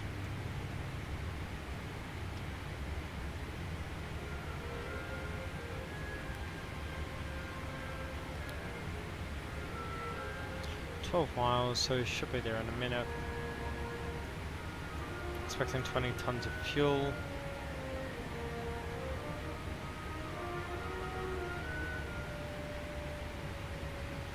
And we're expecting 20 tons of fuel, so that matches up perfectly. By the time we get to hub, we're expecting 8.5, we're expecting 9.3s, but that doesn't have our approach information in yet. So we can just keep on going. Given I need to be on the inner, like the runway that's closer to the terminal, that's what we land on, because that has the pappies on it.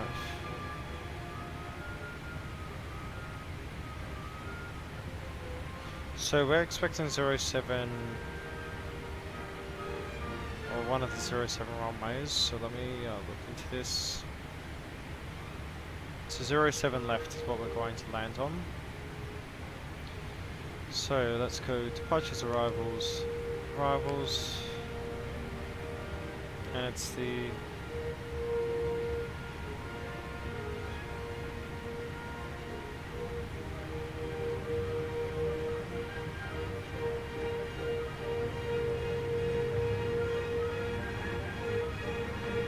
Oh yes, and it's just the R9 Zulu into 7 left. Because the what's the name's only available for 2-5. So the ILS is only for 2-5 left and right. Let's look at our winds though for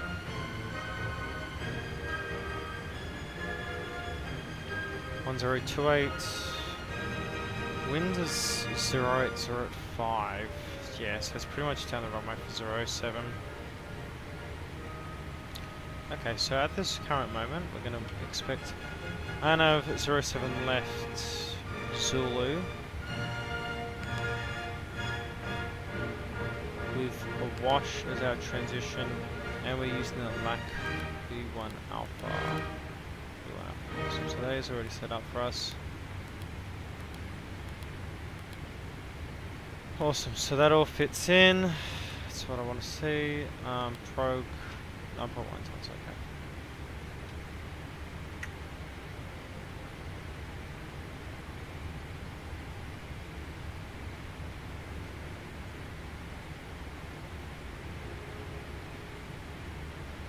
Yeah, so it's a GLSS approach for 7 left. Yeah, see, so you're coming to a wash at 14,000 feet. This is how high up we are. That's 8,940 at April. That's only 1,000 feet above 7 left, so we're landing at 7,000 feet. Decision height. It's 455 meters above ground, and that's at 8,000 feet. I mean. Okay, so it will be a right-hand landing. So I'm gonna. Oh. So I'll be landing. Well, it'll be first officer's landing. Why not? 14,000 by a wash. Sunboat 10,500. 170 knot limit at Durtu.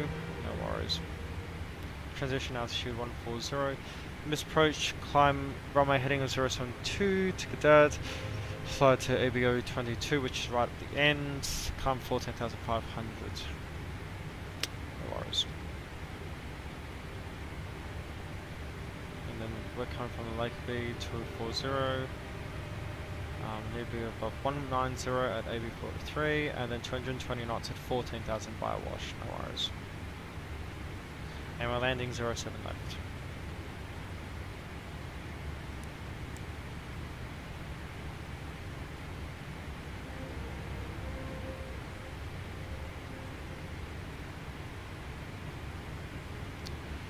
And 1409 Zulu. So we've got less than 2 hours now.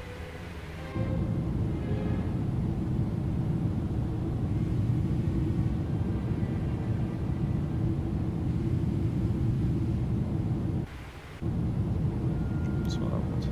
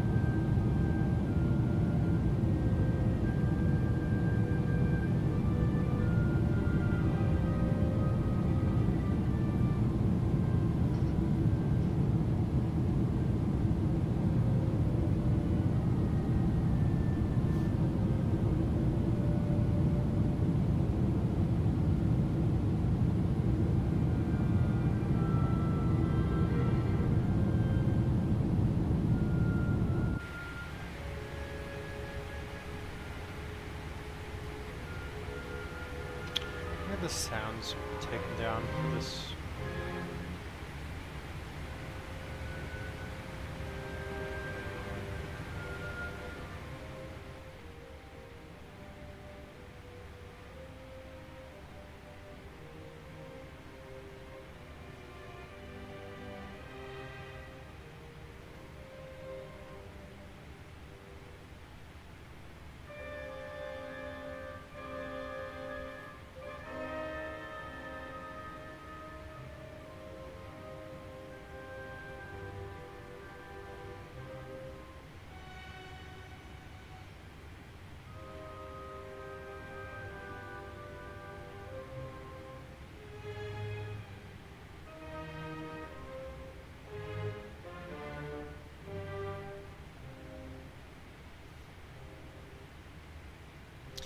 So looking to UHMD, I found that on June 13th, 1980, Alaska Airlines did a special flight. It was called a friendship flight.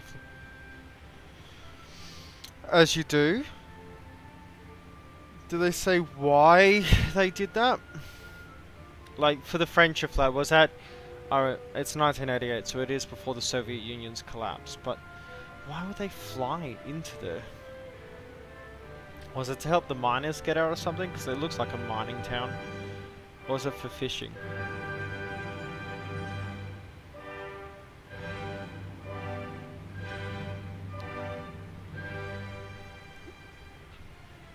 Ugh.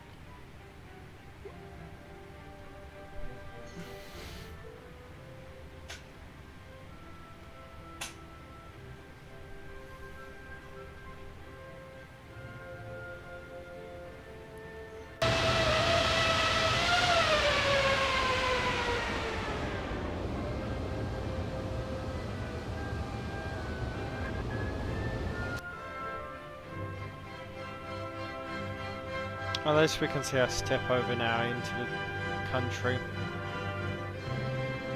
That's very good to see.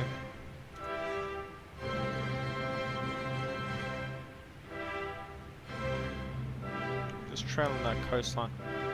I mean, there it is. So we're not too far from any airport.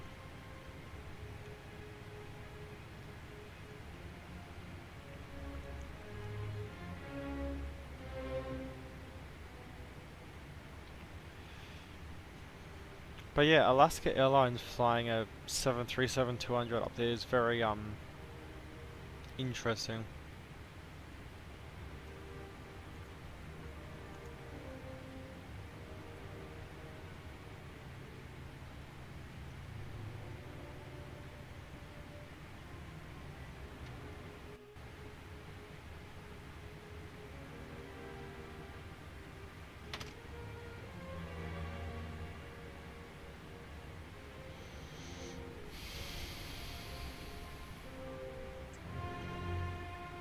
Oh, the Alaska Airlines 737-200 livery looks really nice.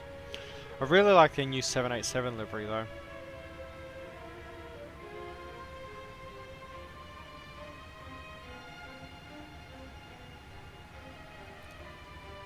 Seven three seven 300 is also really good.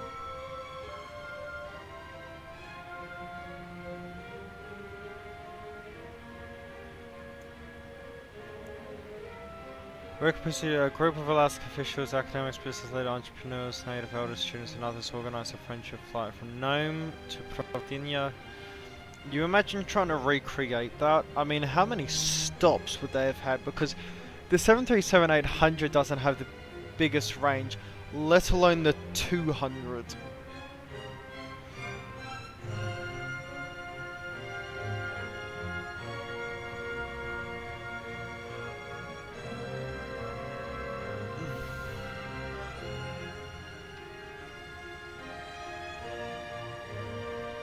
I'm gonna be right back, guys.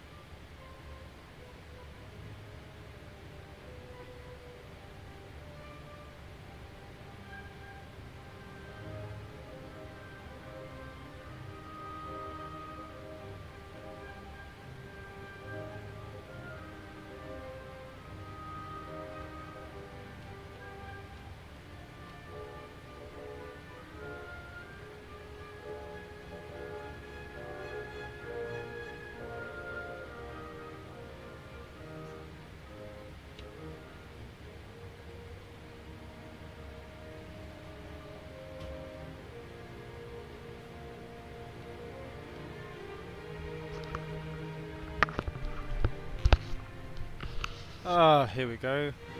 Just found out Lot's website, they don't fly any Airbus, which is... Yep, that's what annoys me with Lot, is they went 737s, and it's like, but everyone else has Airbuses.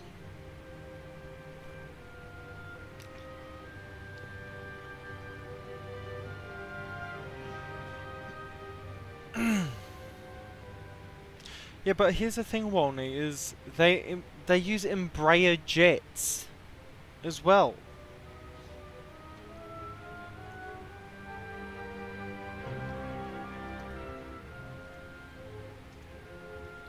Also, is it... This is probably a really stupid question, because I know how small Poland is, but is there really any domestic flights? Like, let's say Krakow to Gdansk, sort of thing.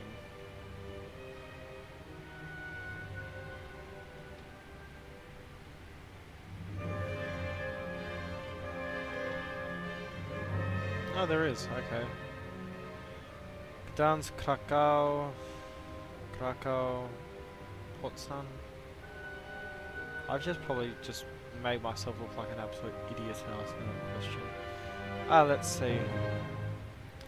Gdansk, Krakow, Skocie. I can't pronounce that for the life of me. Rzeszów to Szczecin. Fucking I can't pronounce any of these town names. Gdansk, Lublin, Krakow, Olsztyn. But Katowice, Wrocław, Żygłogora, Poznań, Warsaw don't have routes. Why?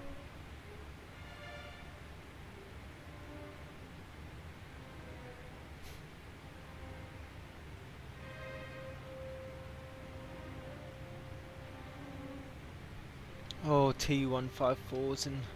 Oh, the lot IL-62 is just gorgeous. Ugh.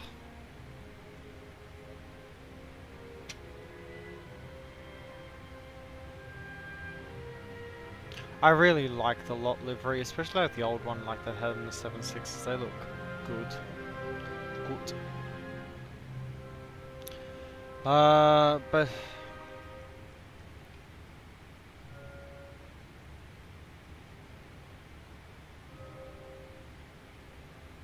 Oh wow, only that's really, really small. That's a really short round. That's very, very short. Oh, okay. I was thinking, oh god, they're gonna have to go like the other way, like through Europe over there, because I didn't actually know where this airport was on the map. I should have bloody checked, and then Alaska's here and Russia's there. They're just so close to each other, so yeah, it makes sense. They can just go the other way.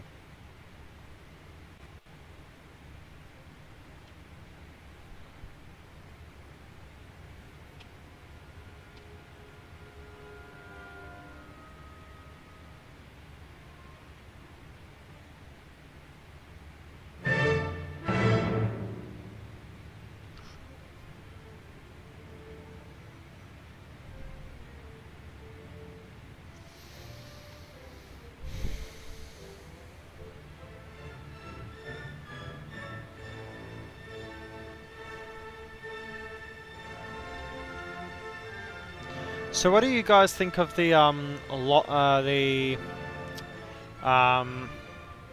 145 from not Q8 Pilot, lol, X-Crafts? I have to say, graphically it looks really, really good, and systematically it looks like it's really good as well. I mean, thing is as an Aussie, I don't have domestic routes I can fly with it, so it pretty much kills the aircraft for me. But what do you guys think? What's that aircraft? Does the aircraft appeal to you? If so, why? And what draws you in?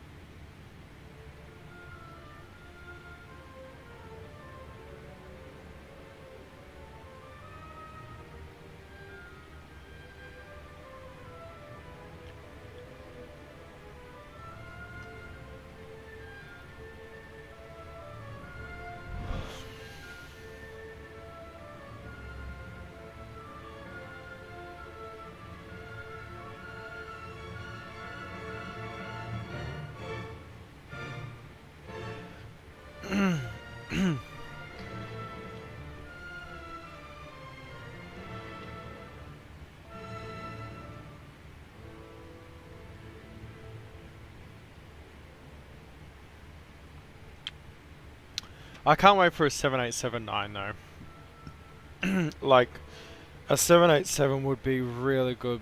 I know the VIP version 650, but 8X comes sometime. Ah, lots have the Vickers Viscounts. I do like the Viscounts. Yeah, so the Legacy 650 does interest me. But yeah, as you said, the 8X will be coming someday. Has there been any news on the 787 or the A350 from Flight Factor? Or hell, even the 777-300? I haven't seen anything for a long time.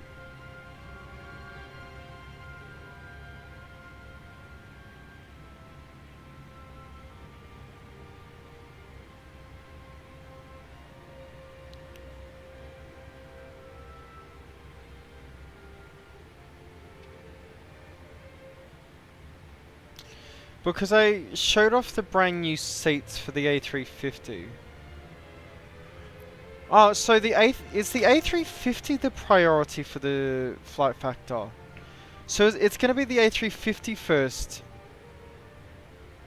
Because I haven't seen anything about the...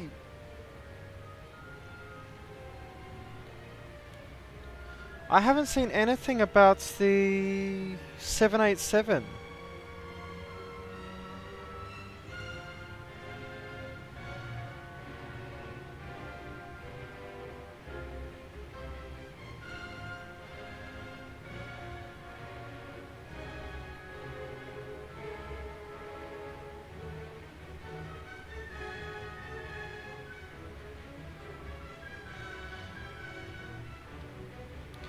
So this message they did in 2026 on the 29th of January. Okay, so this is only a few days ago. For now, all our resources are busy on the 777, 787 and the A350. Yeah, but you don't upload photos of the 787.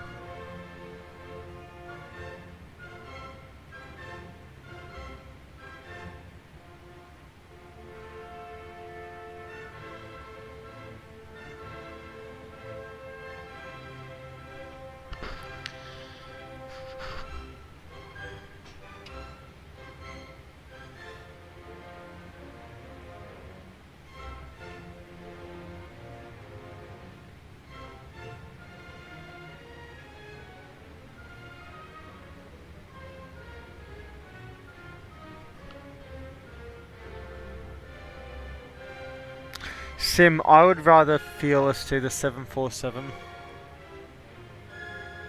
Because they're showing off the seats and the gear for the 350, but there's been no updates for the 777-300. They announced the 787 6 years ago in 2020.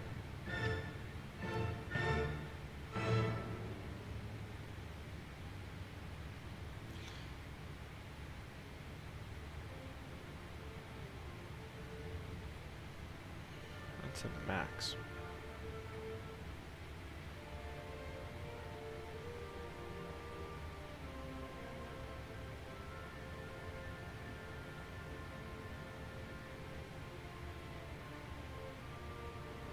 A350 will be awesome though because of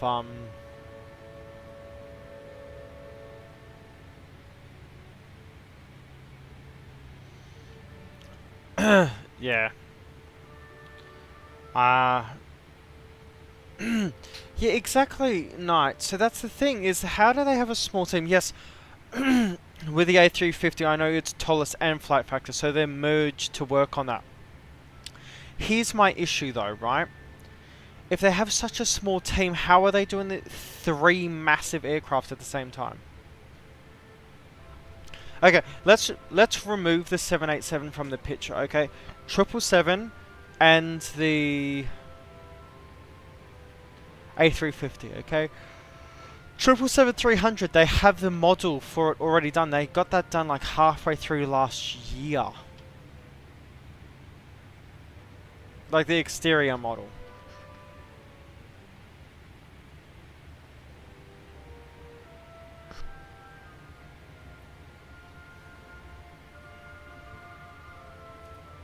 I do like with the A350 though that they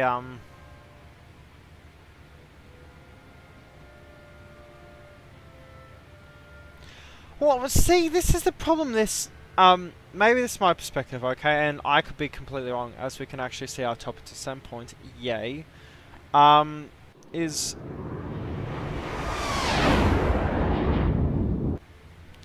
I personally have no idea why they are spreading themselves out so much. I would just stick your head down, get your your two big players, 777, 300 ER, which they will. I don't actually know what they would be working. Obviously, there's a lot to work on because the 300 ER has the LR's wings, I think, and it's the longest fuse. They've already modelled that. That's already modelled. It's just systems, but what's the system difference between the 200 LR, like in the freighters we have here, and the 300 ER? That's my thing. Obviously then you have to do a new CG thing and like calculating weights and all that. Completely different ballpark. But wouldn't you rather focus on your two big players? Because that A350 could possibly come out late this year, early next year. And the reason I say that is because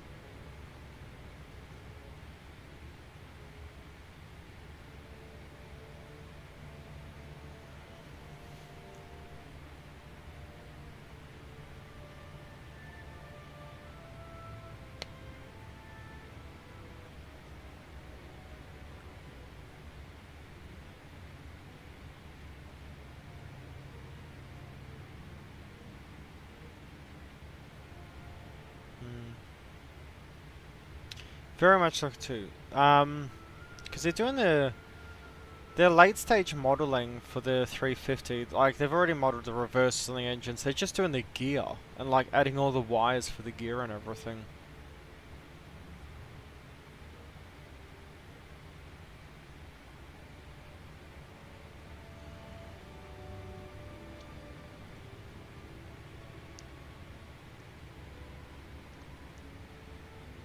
Because, let me check here.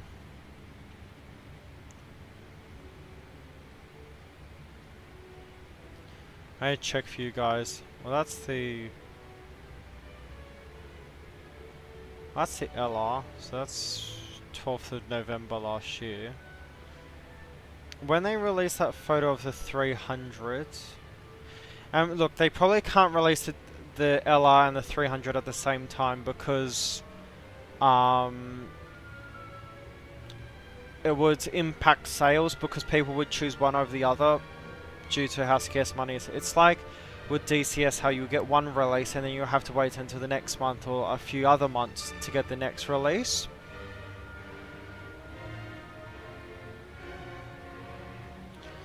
But they posted the photo of the 777-300.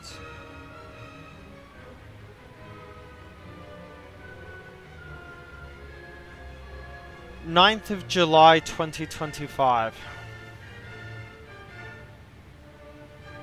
They did its first test flight in July last year.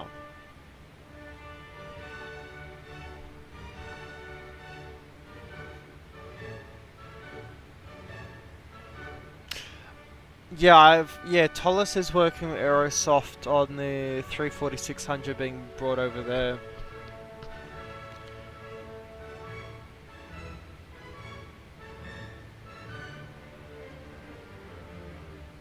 Knight, is that in reference to the 777 or the A350?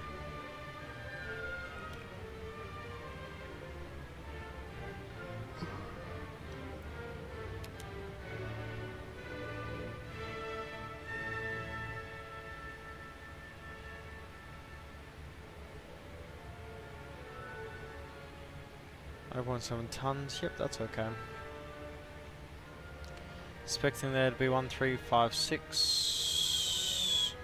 So just over an hour until expected landing.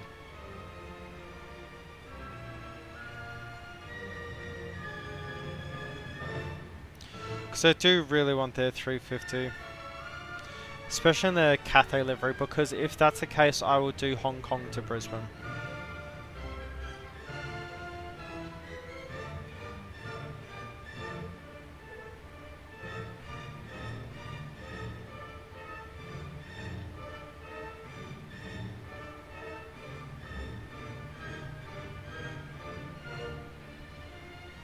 Yeah, but the thing is, Knight, is they took a photo of it, of the 300, which looks like it has the wing textures of the 200ER.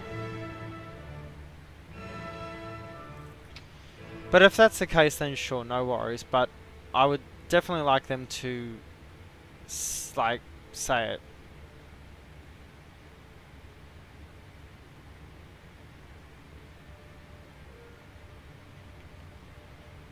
I would like to get my channel to a point though where I can say, hey, I'm big enough, would you by any chance allow me to test your product or showcase it early? That would be really awesome.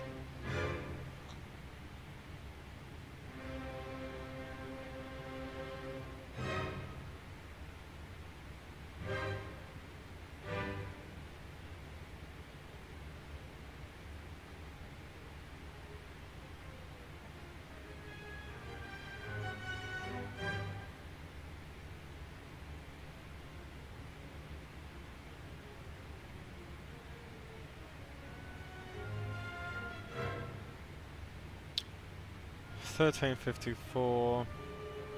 Yeah. Not too long now. I'm seeing clouds. Was that landmass? That looks probably clouds. But yeah, look, making decent progress. No traffic around us at all. There's where we'll be going down to.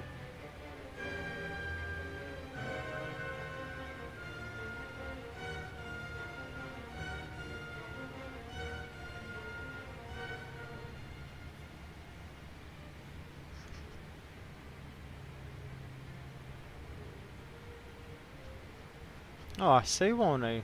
I do like the 1900D with a big bloody forehead on it.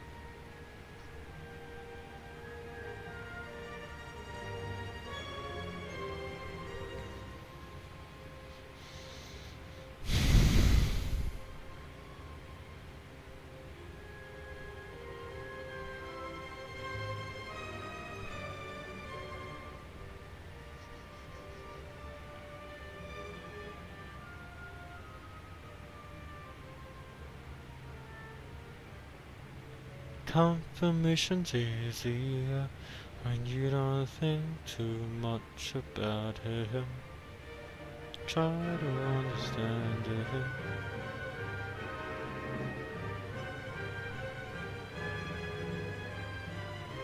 I'm just reading through all the change logs.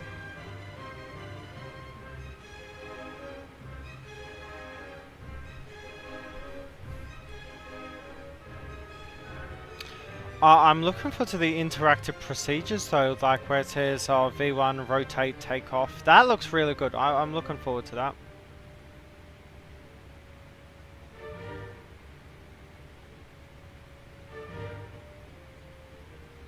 Yeah, but it's good to see they've already got the seats fully designed now for the 350. Because once at that late stage, they've got the exterior likely fully done, which means they could likely just be waiting for Tollis for the systems.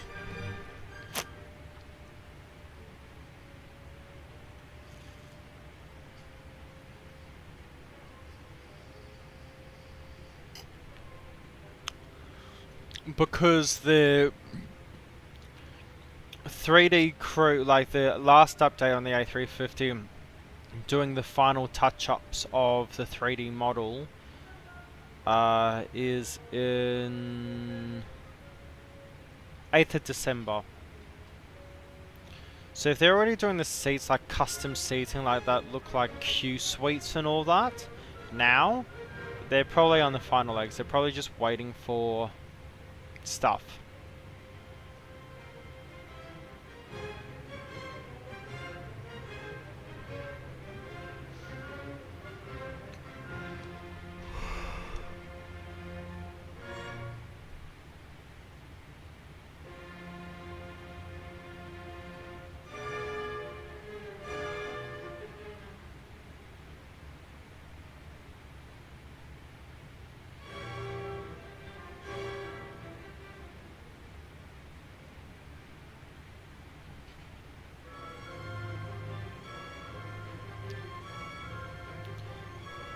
Let's see, oh yeah, I know what you mean. By Bering Air Casa C212 as well. Swedish Air Force C-130 landed in 2005, part of a polar expedition. Oh la la, ça se fait 50 diamants. Whoa, whoa, whoa, whoa, whoa, whoa, whoa.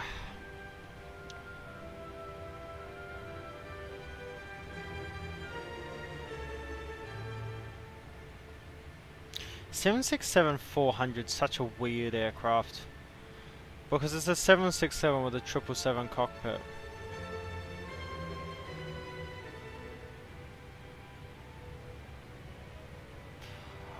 Oh, I didn't know that livery existed already for this plane.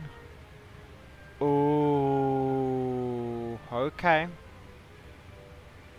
Might have to fly that livery sometime.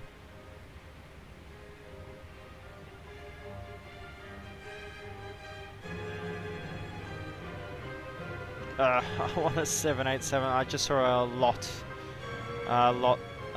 787 livery by the other 787 developer, the one who already has 787 out, that apparently is just not good at all, especially for the price that it is.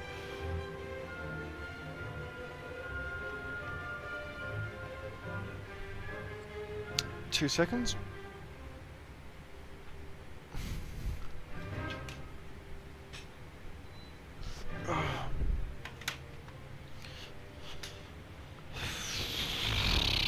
Midnight blue.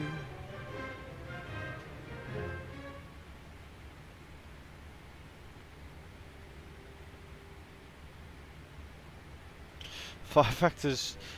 Yeah, they like adding that to all their aircraft, don't they? The adjustable seats. Oh, is it in the captain seat that it moves back?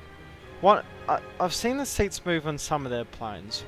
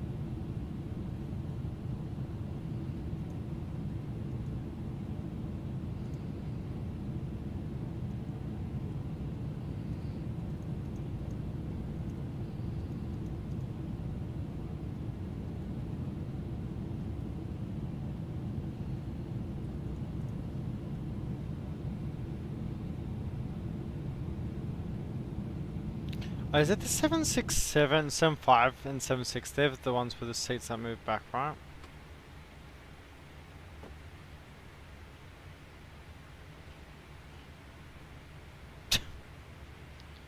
As you do.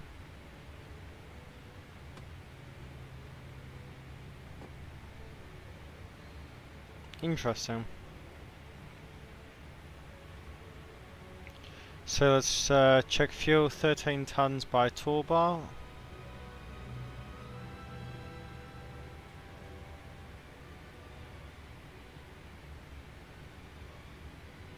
Yeah, I just found it. Yep, it's on the next page. Toolbar. Expecting 13.1 tons, and that's what we're expecting to see on our flight there. No worries. That's really good for us. And no traffic at all near us.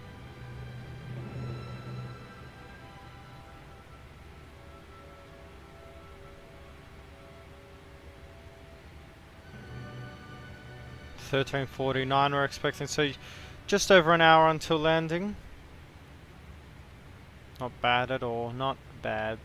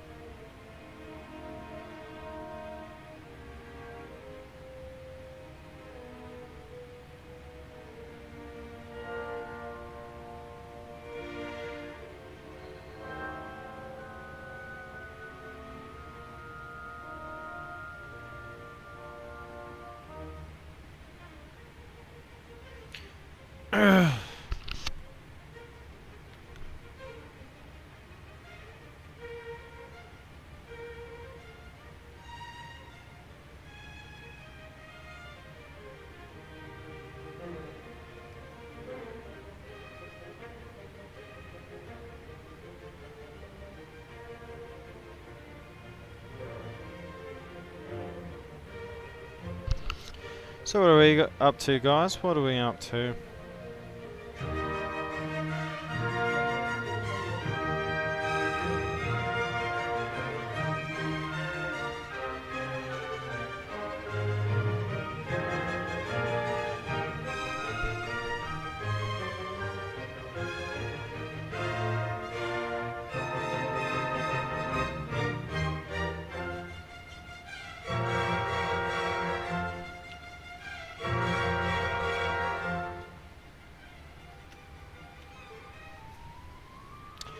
Definitely not watching the Volkanovski fight, or the replay of it.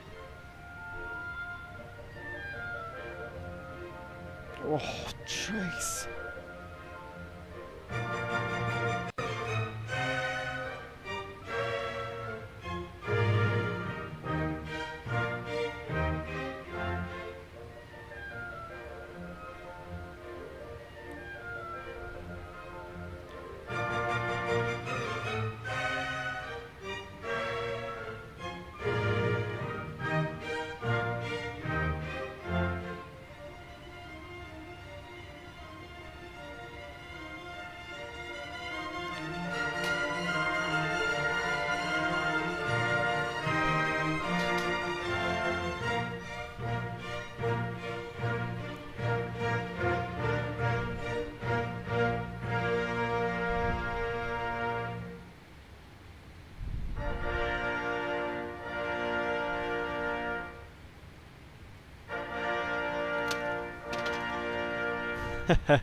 I'm thinking of making another cup of tea.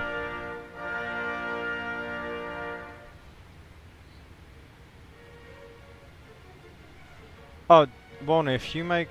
Would you... What do you think about doing an expedition flight, maybe somewhere in Russia? Dude, I love flying in Russia. Like, the fighting in Russia was so, like, bloody interesting. So yeah, I would happily fly in Russia again. Like that scenery you made where I flew the T-154 out of, awesome.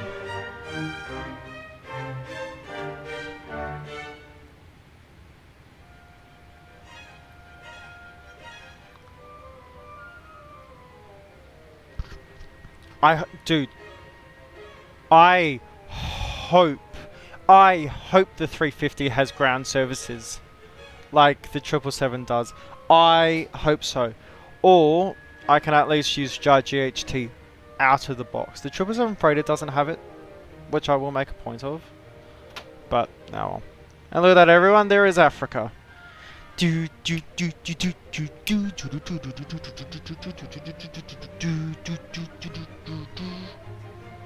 I'm losing my mind.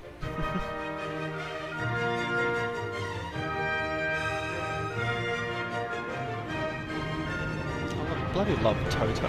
Actually, fun fact, the lead singer and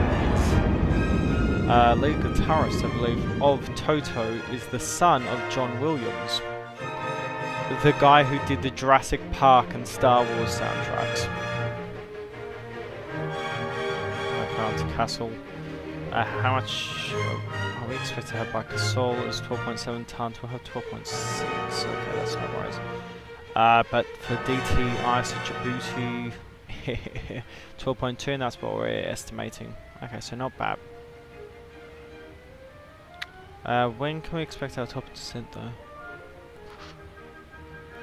Currently use 21 tons of fuel.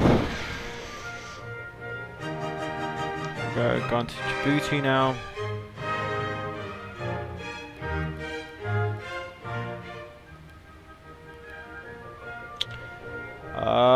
So expecting 8.5 tons of fuel at hub. That's perfectly okay. Descent.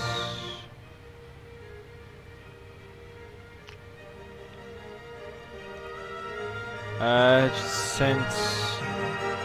Okay, so here. So 07 left is at 7,665 feet. There you go.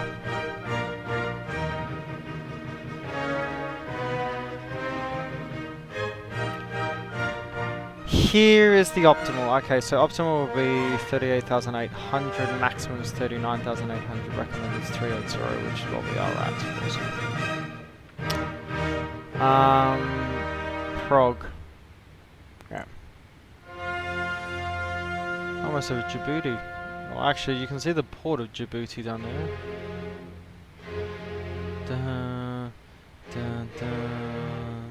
There's Djibouti's airport. Oh, we can see land. Yeah, Djibouti Ambul. Djibouti Ambuli.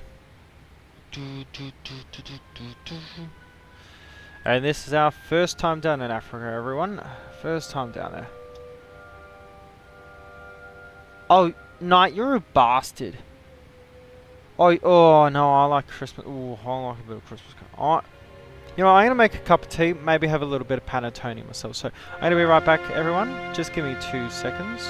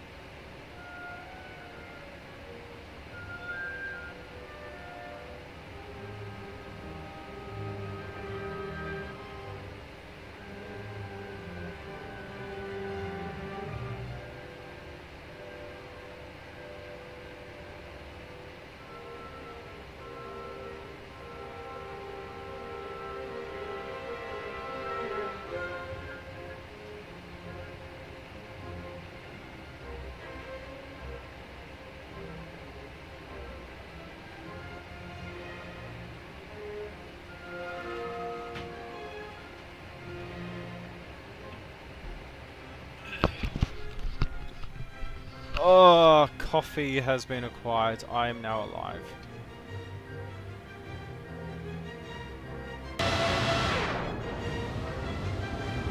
Hello, Africa.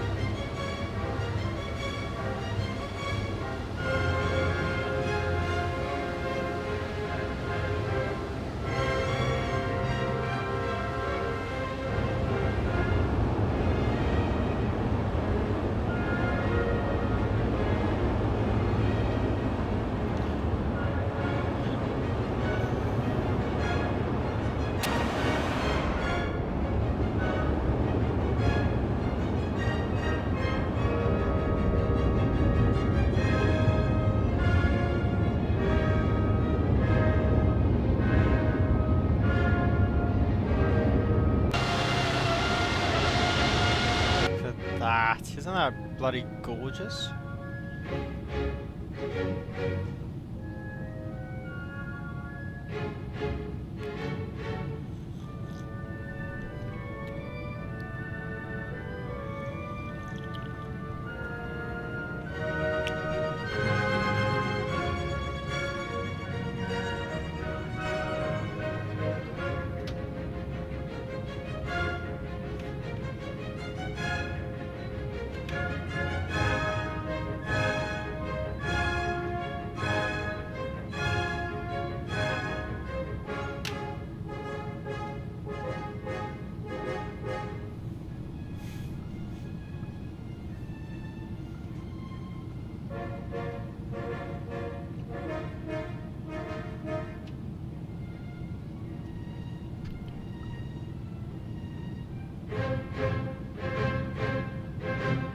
Yeah, I do want the 350 to have that ground management stuff that they have for this. What I want Flight Factor to add is, you know, like with the main cargo, how that gets loaded?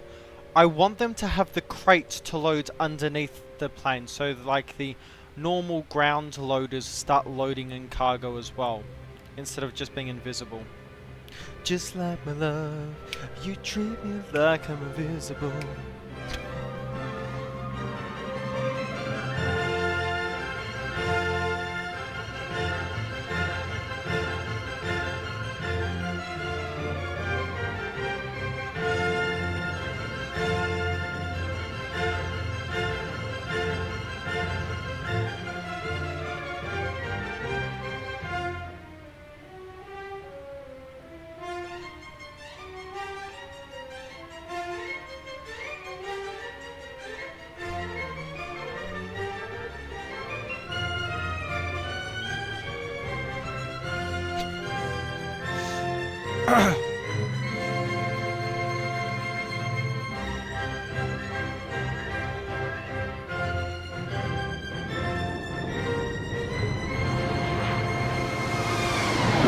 God, this plane's just good. This aircraft's probably one of the, like, for the money that it costs, one of the best values, I would say.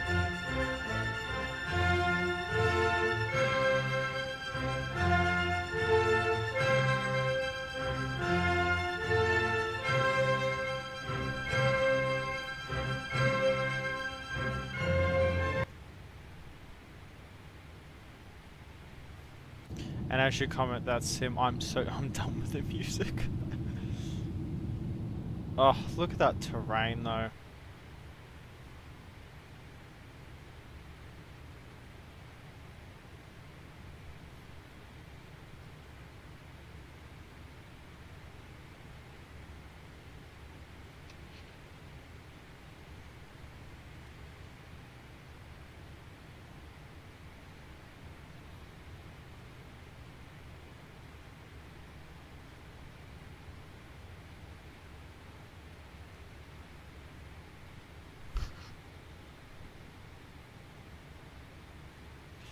Um.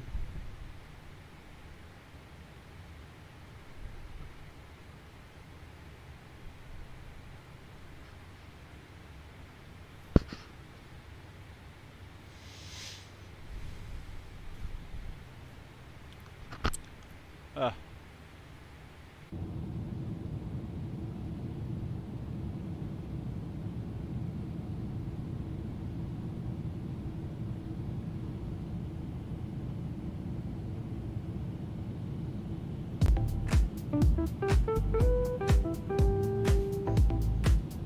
Apparently this playlist gets like 700 plays a year. I bet you I'm like half of them.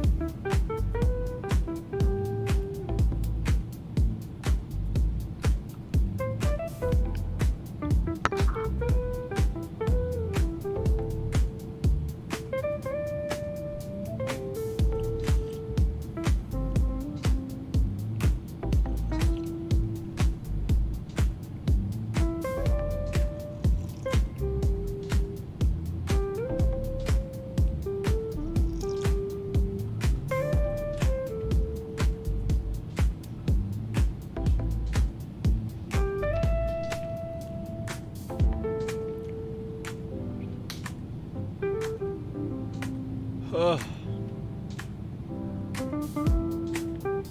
Oh, Azerbaijan Airlines has 767s. Ooh la la.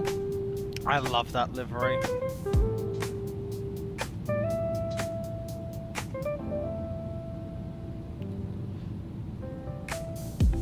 The Azerbaijan Airlines livery has to be one of my favorites. Let's check.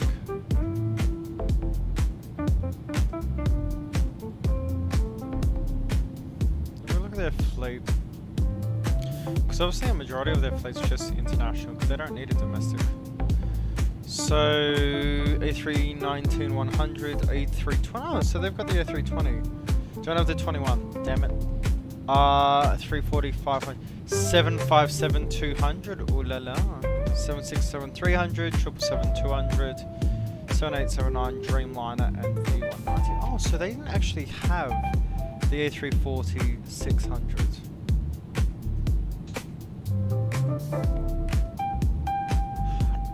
Oh yeah, another thing with the Dubai stuff, I have a flight that flies nearby with an airline that is famous for stealing stuff. Let's just say that.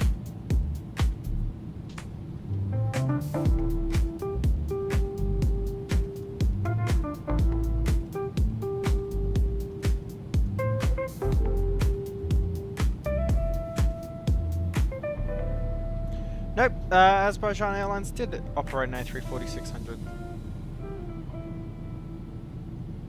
Oh, and they did their livery on a 787. Oh. Airline I do love is Air Tahiti Nui. Their liveries, my father actually has this really old Air Tahiti Nui model at home. I think it's at his family home, which is a 340-300, I believe. That livery is just perfection.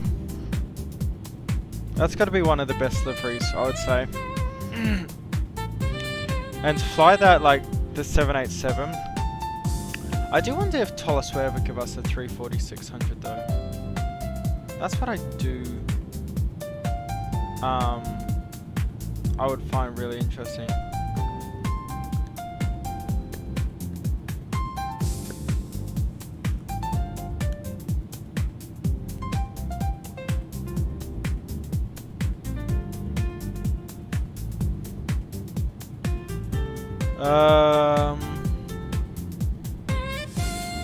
Those Azerbaijan liveries are just the best. HKLO 080 knots. Why not tailwinds at 07? Okay. Oh, is the runway change now for? Let me go flight radar.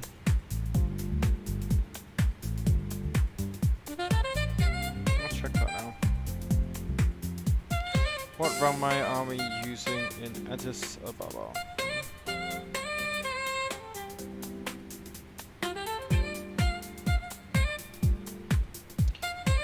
There's the the first plane I click is a Ethiopian cargo plane. Addis Ababa to Liege. That's just a normal Ethiopian 777-200.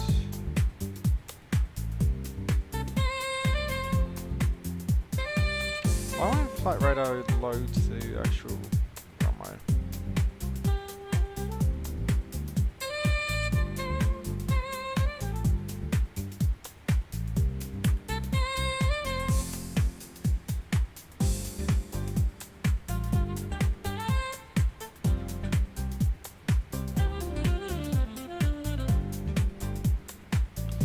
Ethiopian cargo. Ah, they use 3857 numbers, so 38 is... Okay, so I've got that completely wrong. For Ethiopian A350. Actually, Addis Ababa is getting a massive upgrade to their terminal, so they're using 07 right actually for landing. Okay, let me just change that around. This won't be a difficult change, let me tell you that. Any of these planes just recently landed? No, you're taking off. You're a DH. You're a Q400. That's a max. That's Q400. Did you just land?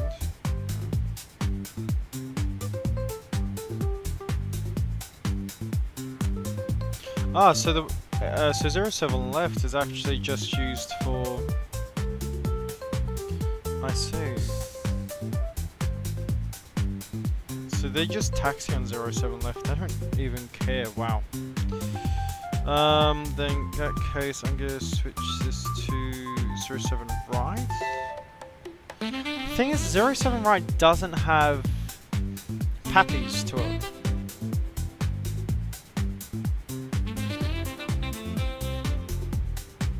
So we'll do the Yankees 7 right then. Departure arrival. 07 Yankee with a transition at Awash, which isn't shown there.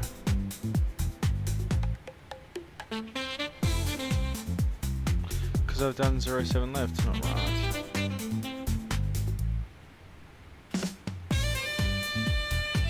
Zero 07 Yankee, Awash. There we go. Okay, cool. That's all done. We're gonna go to airport. We're gonna remove this. Even though realistically you can use it, because of just how close everything is. Let's see what chart are we using. We are using 12-5. So they're all GNS approaches.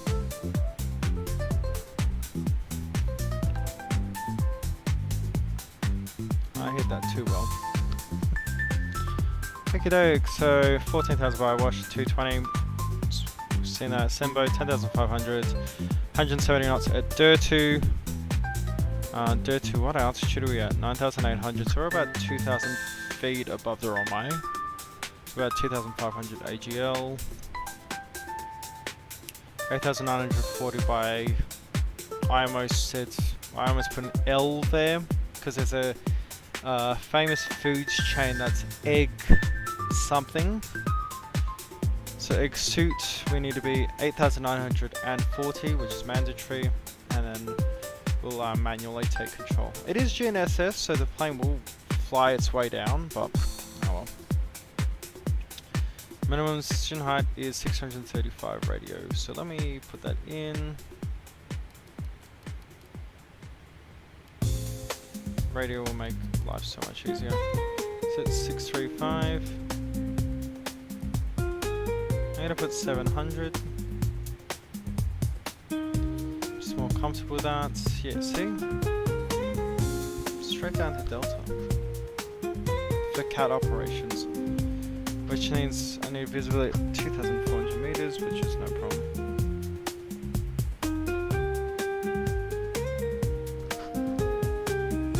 Don't know, that's why.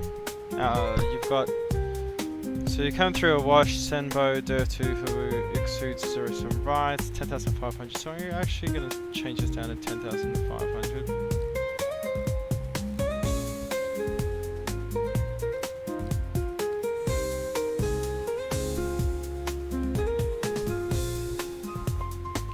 Because here's the thing, right? I mean, you can already see some of the terrain already. So this is all high altitude stuff. But when we land, so we're at 38,000 feet now. We're only 22,000 feet up above the ground. 32,000 feet. I'm being retarded right now. But we're only 32,000 feet above the ground. No worries. Yep. Yeah, I just see that. We are getting into the yellows. I'm gonna mind that because YouTube Music doesn't have a standardization of like the volume.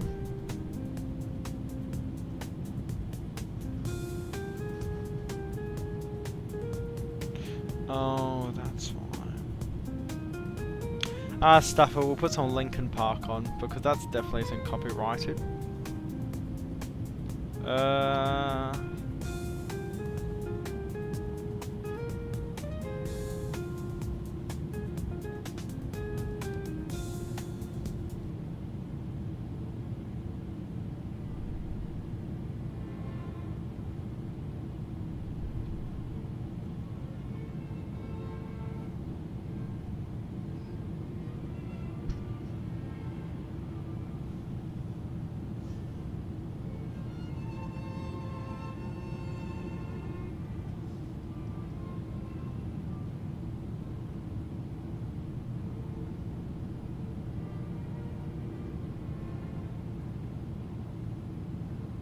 Oh yeah, that is very, very loud.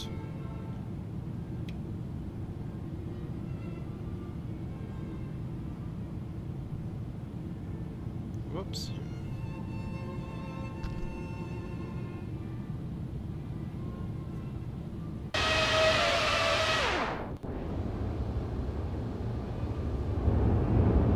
That's terrain. There's the volcano.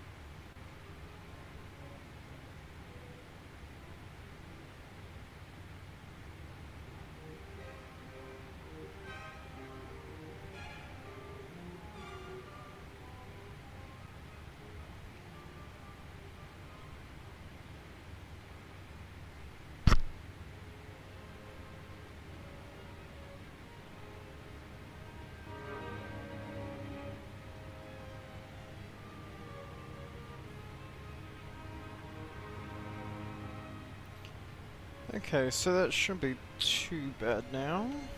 Let's see.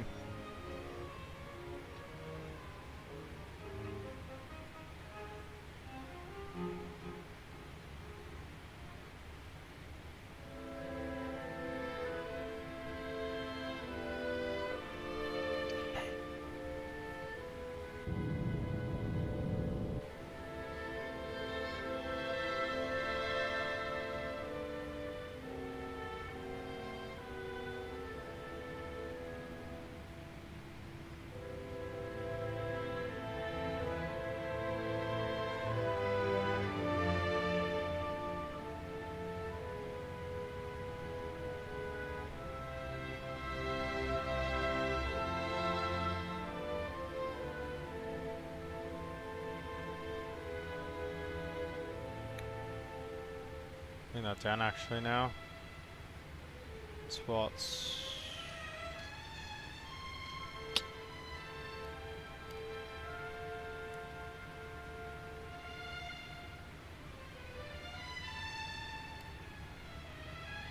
Oh, it's now at top percent. VNav is activated. It will be auto brakes 2 for this landing. Progress. Top of descent 73 miles, so it's 1347 Zulu. No. 1328, so 9 minutes to go. That music's getting a bit loud now.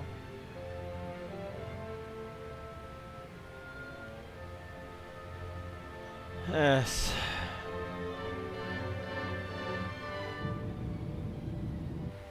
It's terrain though.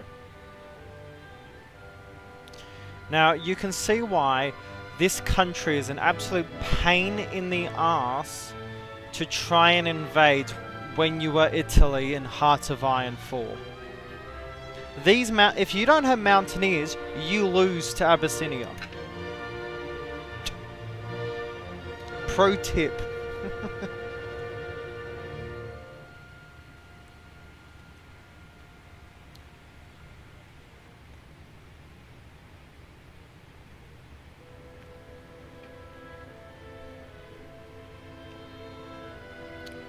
No, 2 hours up in the air at the moment. No, that's 200 minutes up in the air.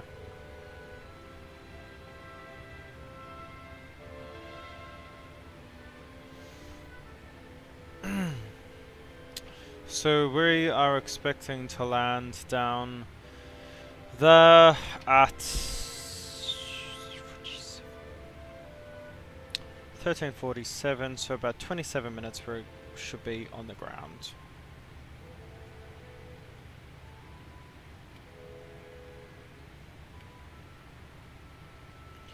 Yep, that's all good. Everything's auto, no worries.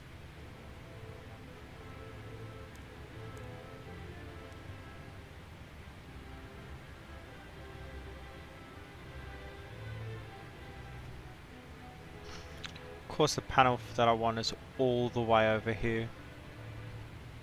Ah, it's all good.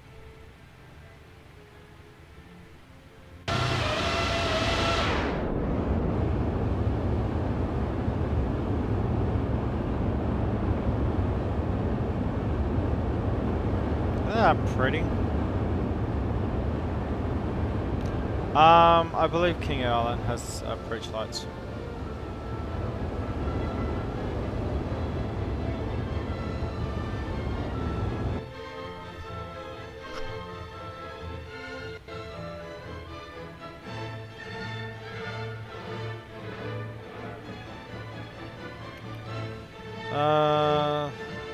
I'll actually double check for you, man.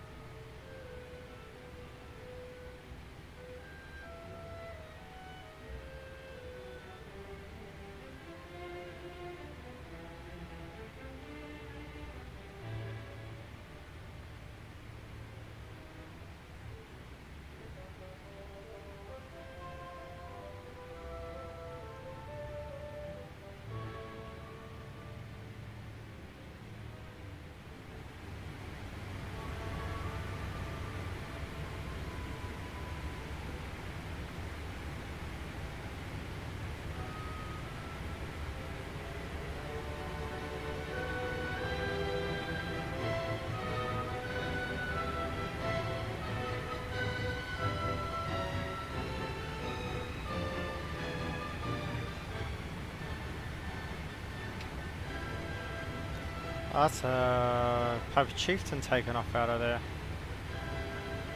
To be fair, I don't see light. Oh no, I saw lights on the side of the runway. I'm just seeing if there's a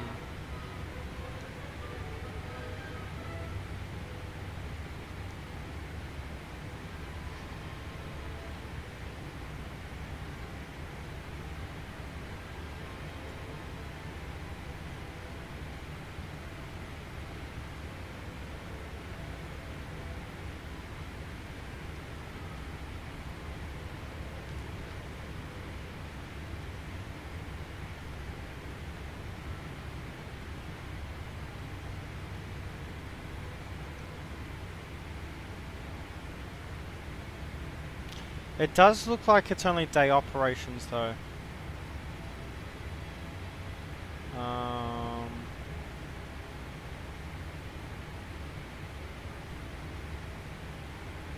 Let me check the chat. No, for sure.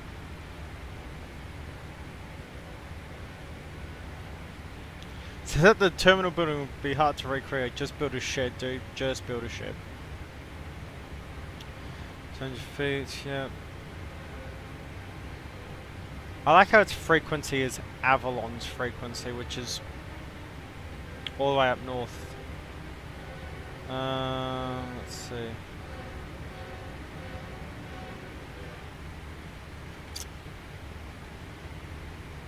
Flying a Piper Chiefs in there would be pretty cool.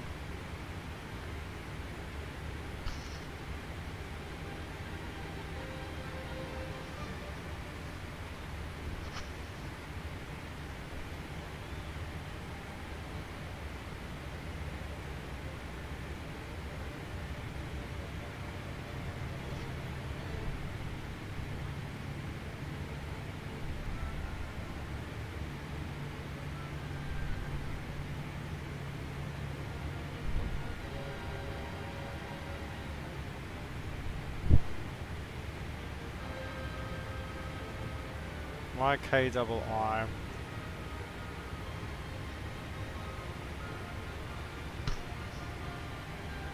Yeah, because it doesn't have any ILSs for it.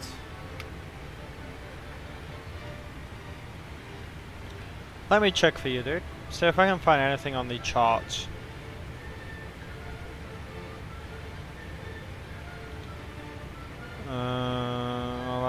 Yeah. Wildlife hazards exist. It's because you have wallabies and all that running across the runway all the time.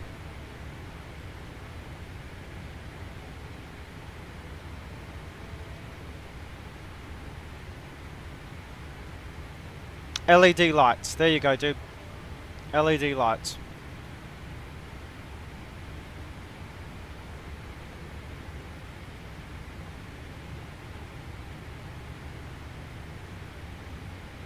Changes. Tower echo added. Apron label notes. Portable lights have been removed. Ah, okay. So what that means is, so when I used to live in Derby, my father was an RFTS pilot. What we would do is get in the back of a ute, like what Americans would call a truck. So it's a car with a bed in the back. And we would get all of the lights for the runway, and we would race down the main runway, putting all the lights down on the sides of the runway. So it doesn't look like it has any lights. But it has GNSS. Really interesting. Look at that terrain.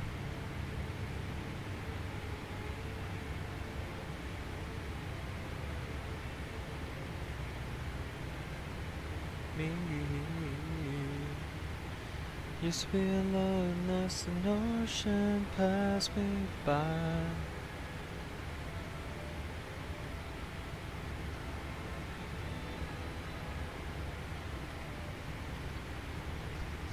I don't think, yeah, so I don't think it even has any lights on it.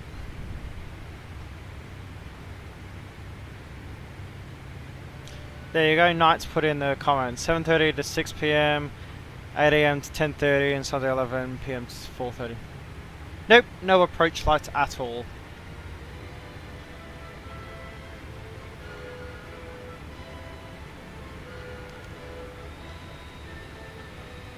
Top of descent reached. So let's start this descent now.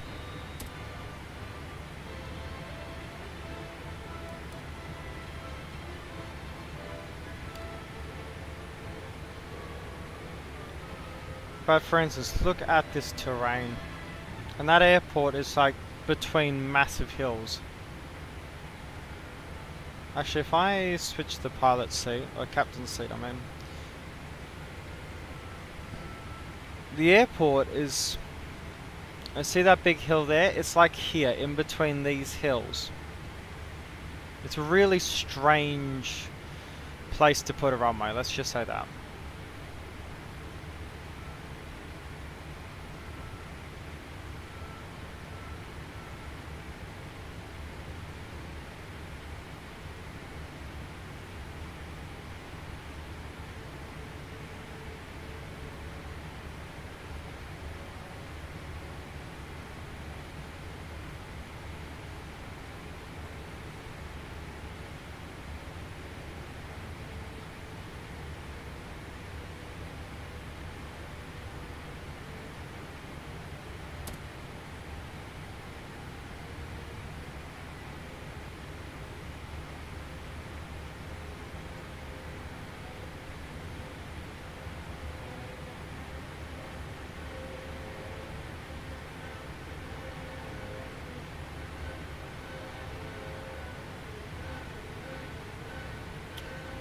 We could do checklists, please.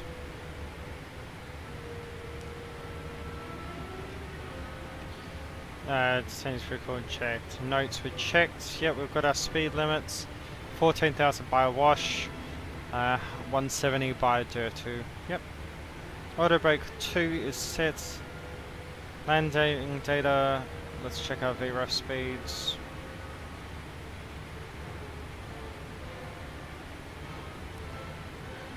It's 137. Check. And approach briefing was complete.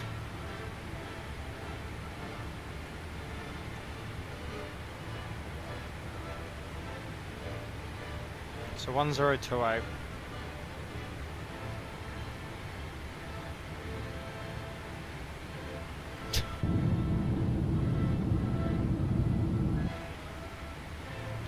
Now, guys, you'll notice this when we land into Addis Ababa. For 07 right, there's no PAPI lights. They're only on 07 left, but 07 left isn't used. They just taxi over it.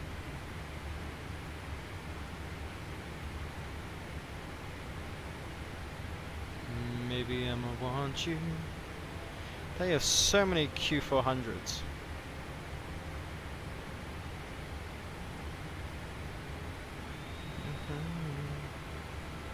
Used to play pretend and last. Oh my gosh! Holy moly! I'm looking at Addis Ababa and AN-124 is just landing there now.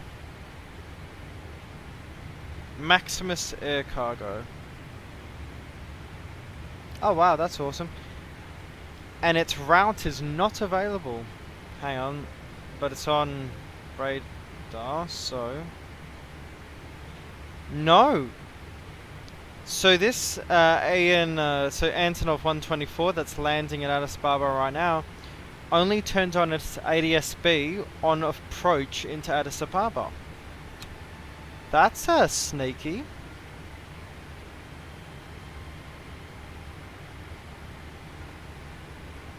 Oh, how cool's the name Addis Ababa? I like it. I'm a fan.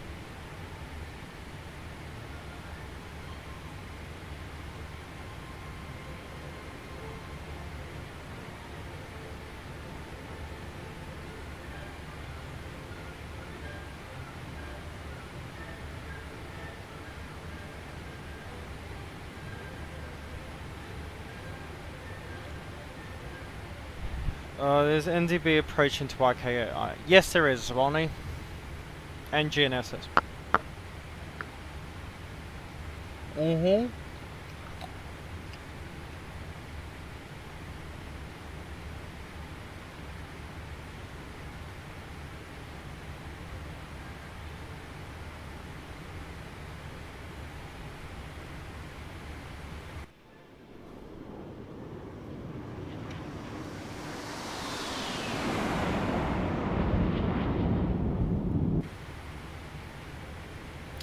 $25,000.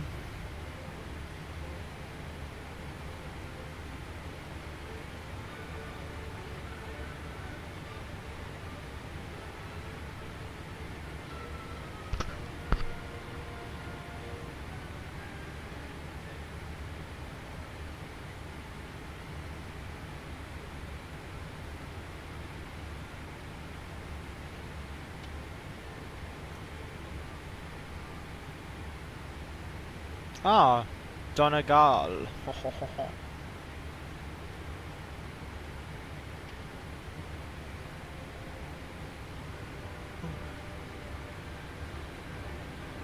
I mean, it would be funny if you did put in...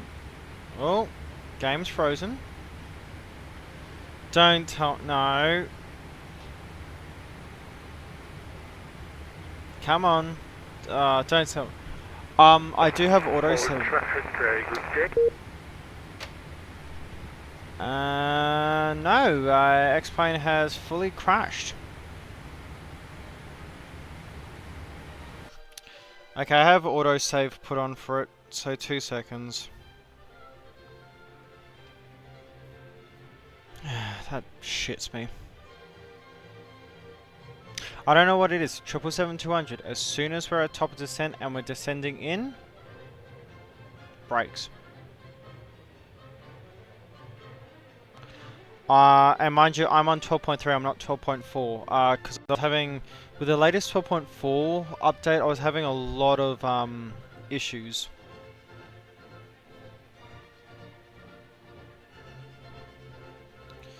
Let's see if I can get myself back into position and everything.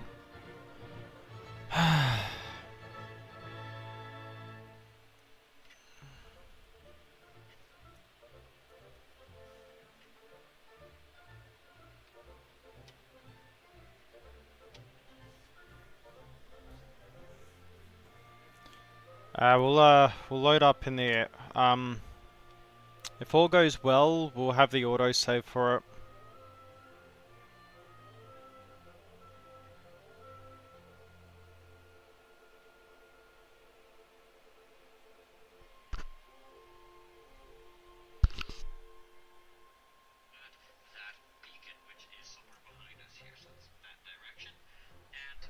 Yeah, I don't know what it is. The 777 is just causing me to have crashes frequently. And it's doing my head in. I don't have this issue with any other plane, except for the 777-200. When on approach, let me make that clear.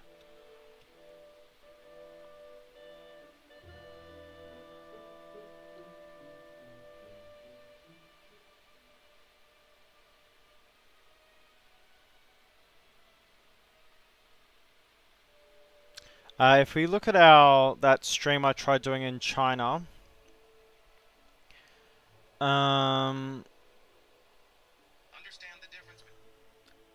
it crashed when we were on approach as well. So I will try. I'm gonna put a thing into flight factor.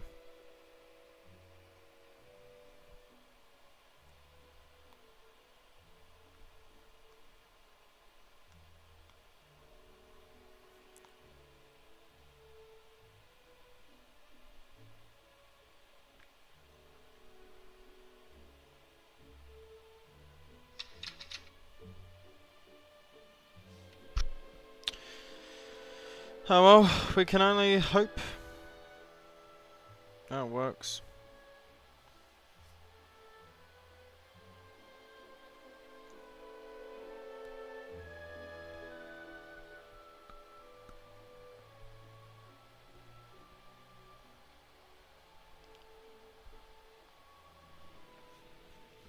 Let's see.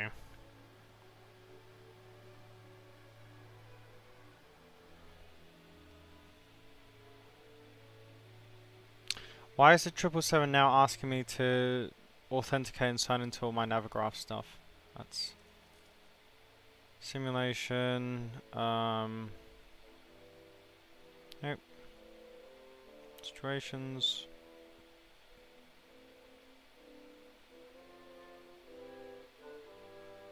Autosave 3. This one's 2248 Zulu. February 1. Okay. Let's load back in.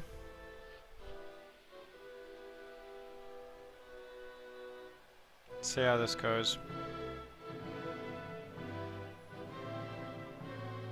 Now, this is the thing, the Tollus does this brilliantly, so I want to see people competing to do what Tollis does, which is that quick reload, being able to reload to anywhere, the saves and everything.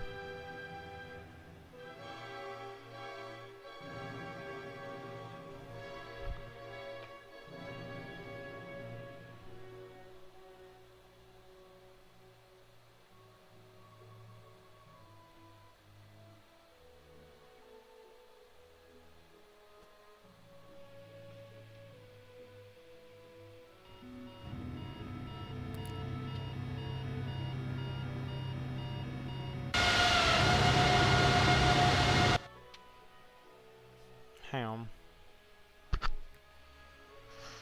on. Oh, hang on. What if I go...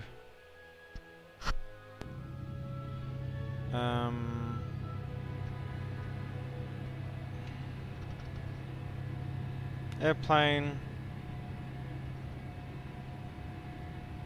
Services, ground services, land services, nope. Simulation...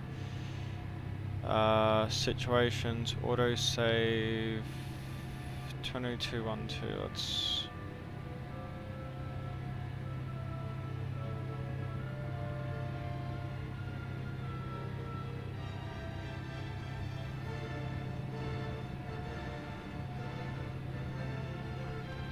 Let's load this, see if something works out.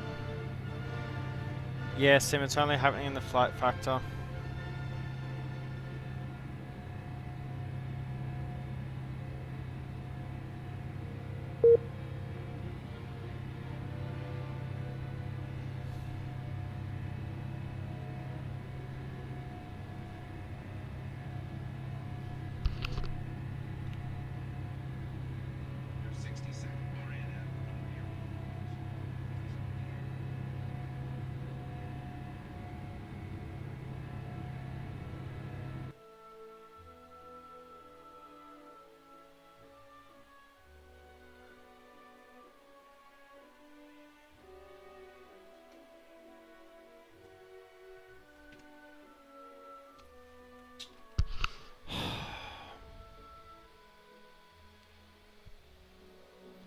I'm gonna do...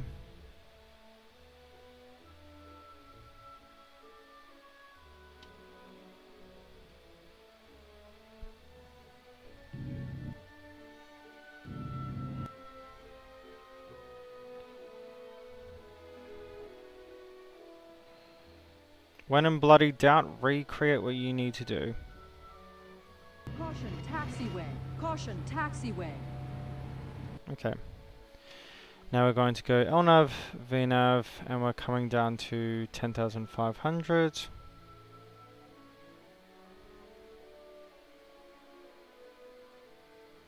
My fuel's really fucking high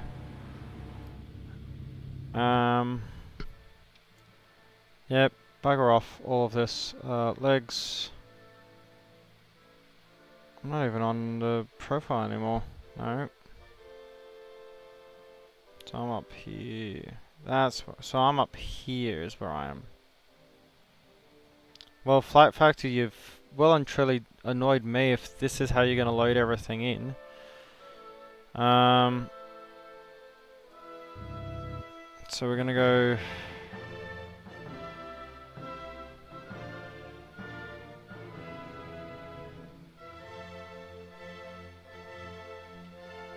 Maybe 401.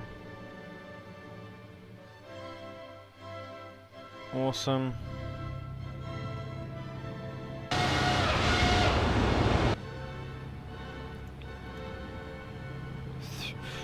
Thrust required here, A2.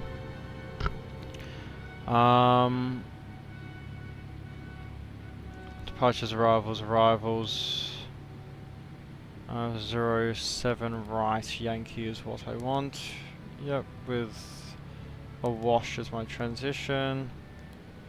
That's really disappointing. Can I, hang on, now that we're in the air, can I go and go to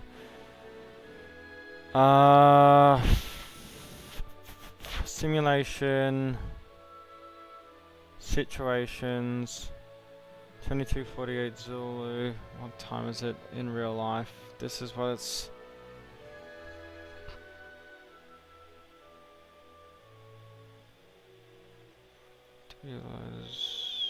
No.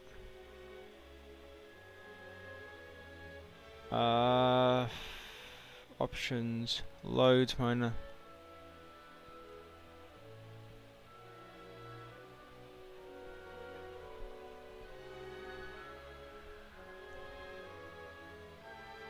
Autosave options. Reload state now.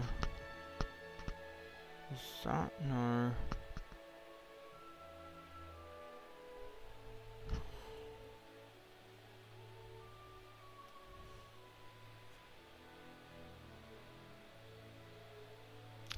Okay. So, we've sort of... Yeah, this pisses me off. We were briefed for the approach. Approach 07 right, it's 12-5, that's what I wanted, yep. And rivals, the Lackaby 1 Alpha. Yep, so 140-220 knots, yep, no worries, that's what we're expecting. Where is the fuel dump for this bloody plane? Because we're way too high. Here we go.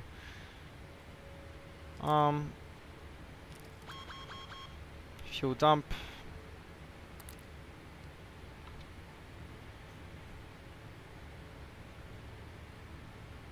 Do you want me to be higher? I can be higher.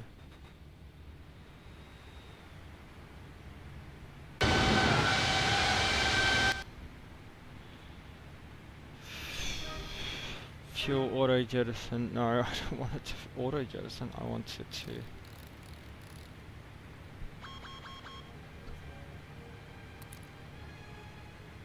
Why are you on auto jettison?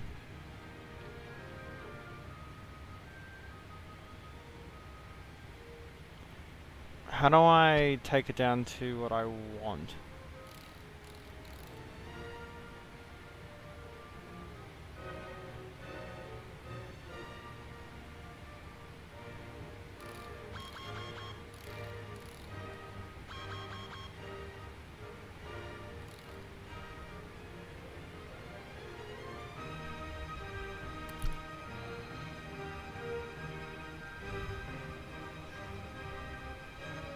Yeah, so this auto saves are in 1 hour intervals. Which means all the chronos are all stuffed. Great. Make sure it's real time.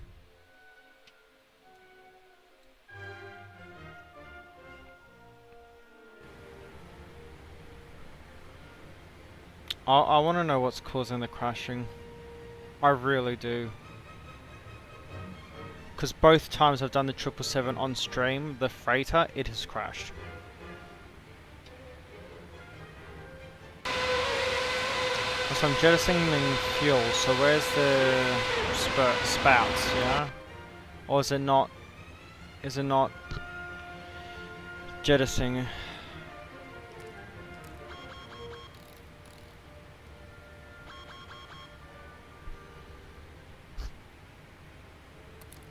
I don't want auto jettison, I would like to go manual jettison.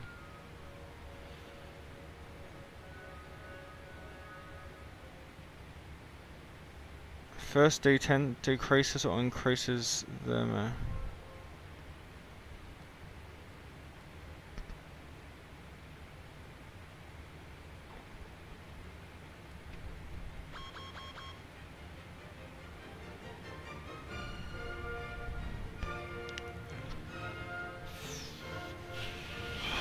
Why doesn't this jettison...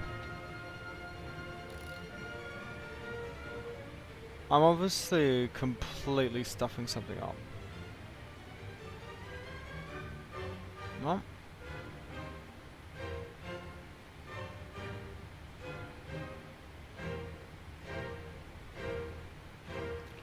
Is it in one of these menus? Let's see, menu.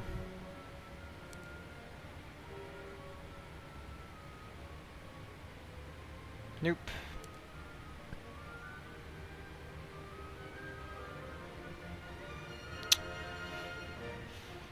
Not a clue on how the hell to do this. But there's our airport down there. It's actually a really lucky thing to bloody see. Okie doke, so transition is 140, so we've still got time to descend. Just, I give up, this doesn't work.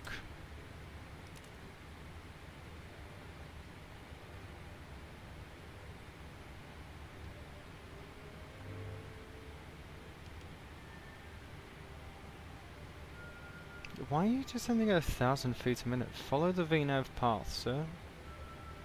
See all this terrain and all these mountains? Ridiculous.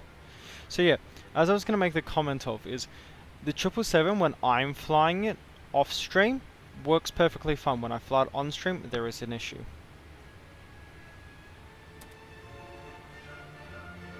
The VNAV path is to go minus 5,000 feet a minute.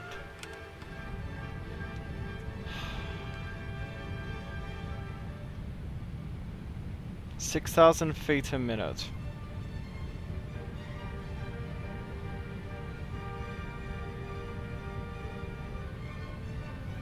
Okay, so auto brakes set to 2. I'm gonna go in here. I'm gonna go. What's the speed? Watch it. I want to do. Oh yeah, so I need external services. Yep.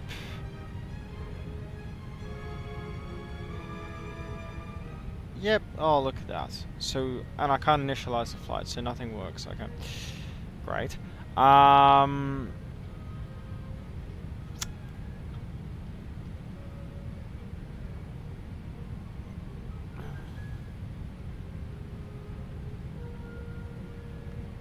Oh, that's what I need to do.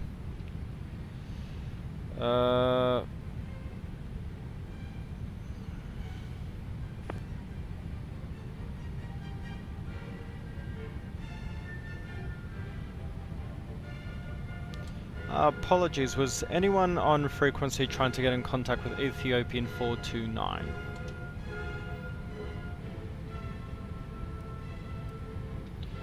Okie doke.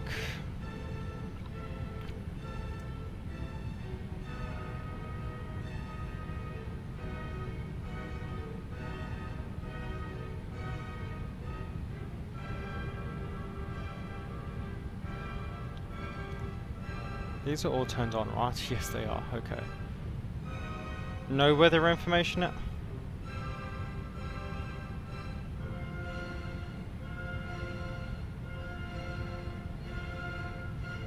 You were giving me the information beforehand. Maybe I need to do with it again? I think it was 1028 last time I checked. I'm gonna do that because it's safe. But I'm going to research now. No weather information.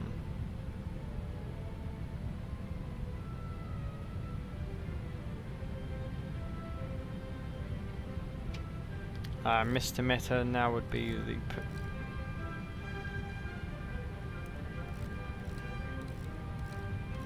7, 8... Cool. Spoilers coming in. So remember my checklist thing. Auto brake 2 is what I want.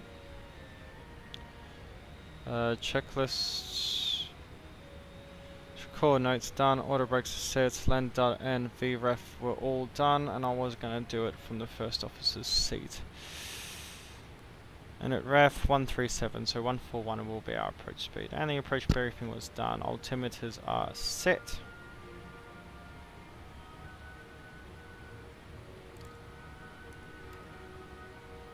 So, let's get that speed down. Flaps 1.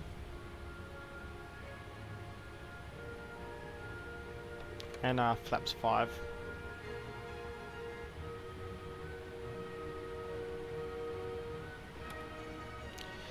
And music's gonna come off now. And I'm guessing, yeah, the sounds for the interior are even down. That's how old the autosave is. Okay, cool.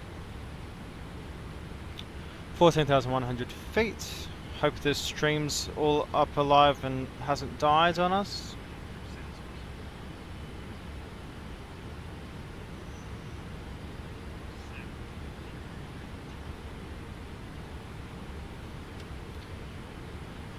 Awesome. So speed restriction is met. I'm gonna bring this down to, so what's the last fix again? Get rid of the approach plate. Egg suit 8,940. No worries.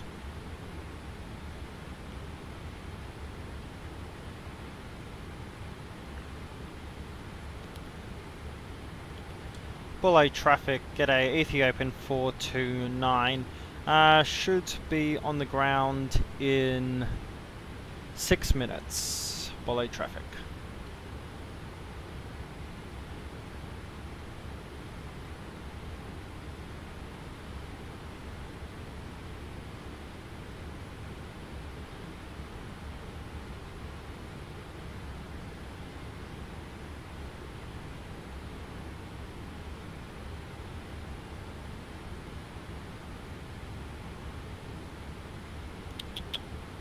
Landing.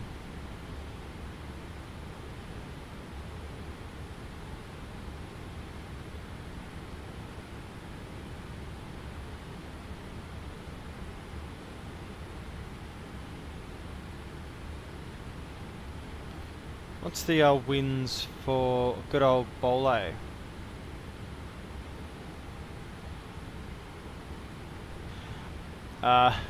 Apologies, what do you mean by that, Sim? And look at this, see the terrain? This is what you've gotta find your way through. You can't just go direct because you've got that terrain component there. Is that terrain even on? Yeah, it is, but it's not even showing.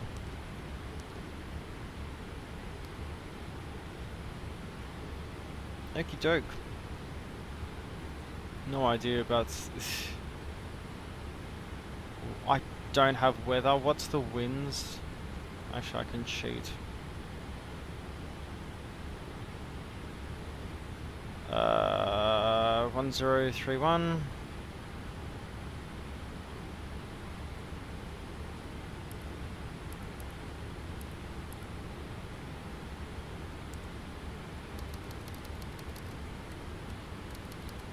Cool, minimum set, no worries. 05088.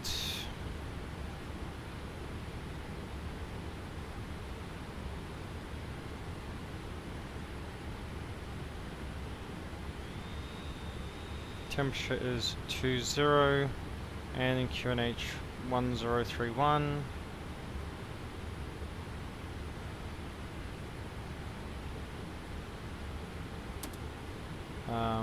Awesome.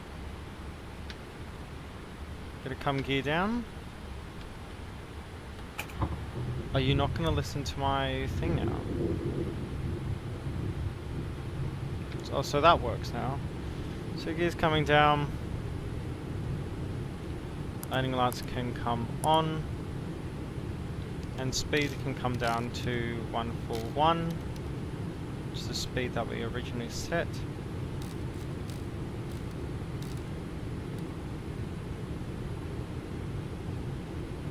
There you go, so to go around heading is set, and go around actually I believe was 1031, 10,000 plus. Okie doke, flaps 15, runway in sight. So we're landing on the right runway. Cool, speed brake comes to armed, flaps 20. Flaps 20 down. Flaps 25. Is my cargo even saved? Yes, it is. Good. And flaps 30. Awesome. There we go. Flaps 30 are down.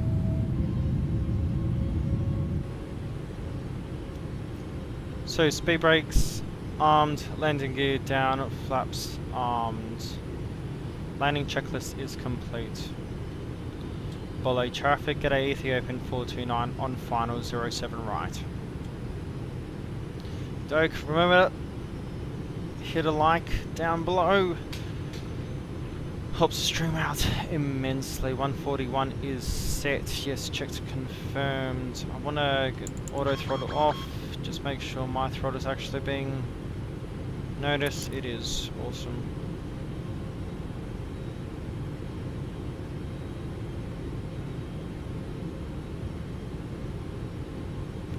No worries, Tim. You have a good one, man.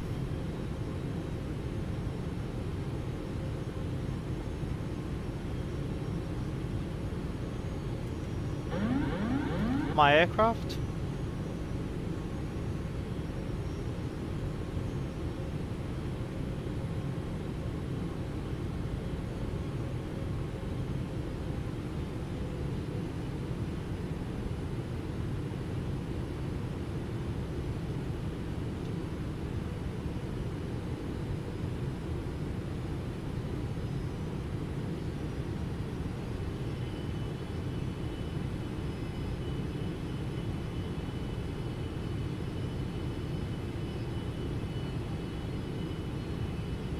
$1,000. 1,000 cross-checked.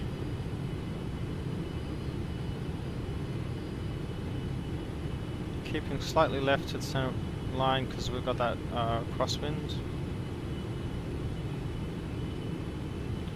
Minimums, cross-checked. Stable, and we are landing. Terrain. Oh, Disregard. Up. Terrain. Oh, up. 200.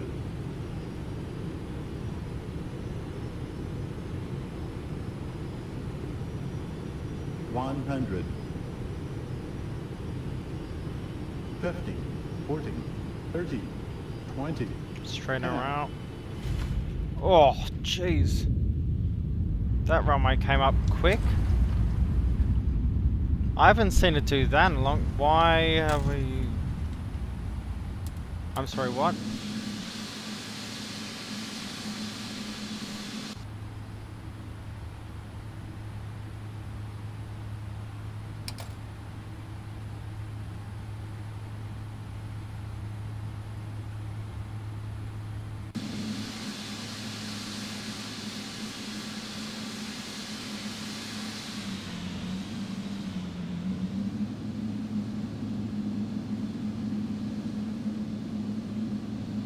Well, something's very broken.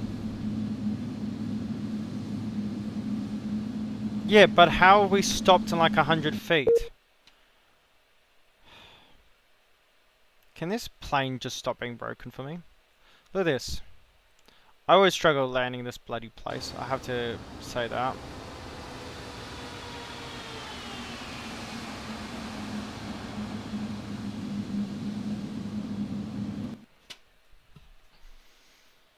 The plane is stopped before I can even get the reverses out. Parking brake is off. Auto brake 2 doesn't slow you down that quick. Hang on.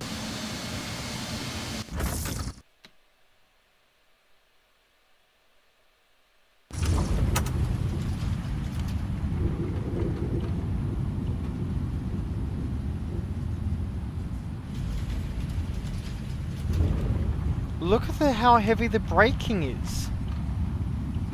We're stopped before the reverses even come out.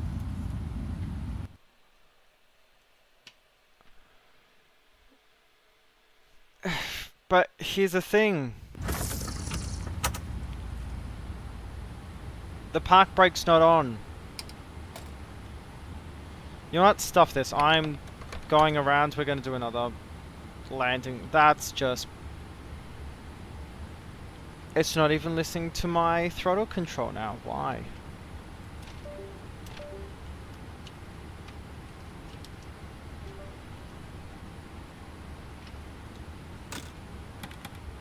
There you go.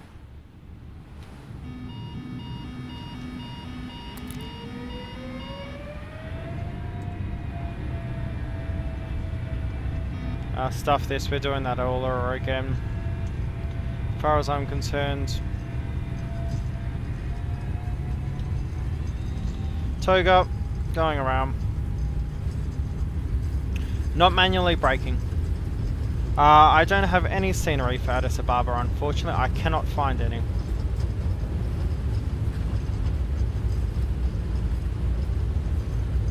I'll call V1 around here, rotates.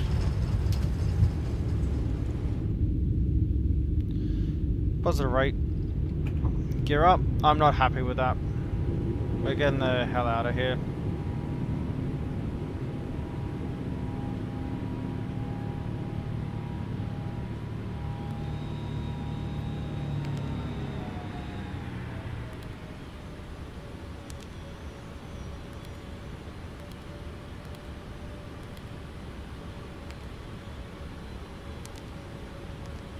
Okay, we're going to do that again, but we're going to do it properly.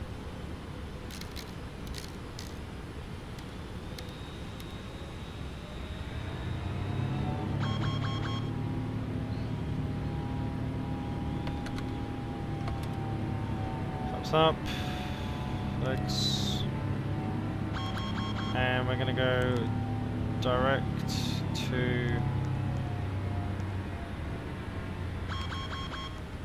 maybe 404. I'm gonna execute.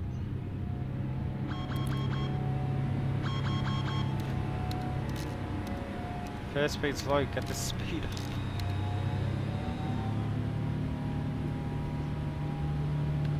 Auto brake 1 landing it will be. Reset the checklist.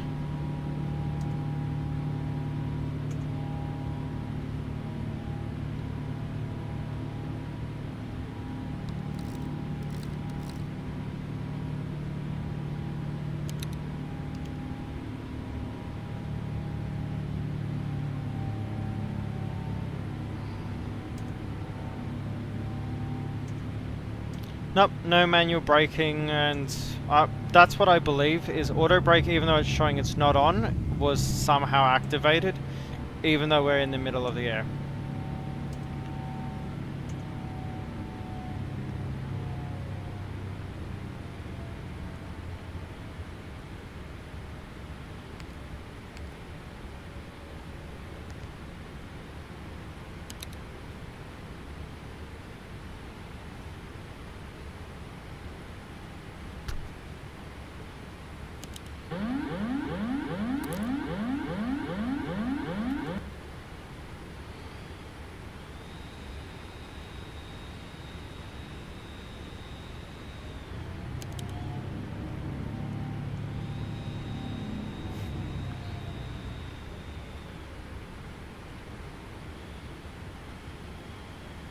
Yep, not happy with that. We're doing we're going around.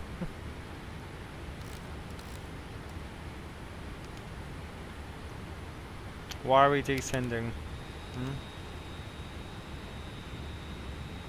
There you go. Cool.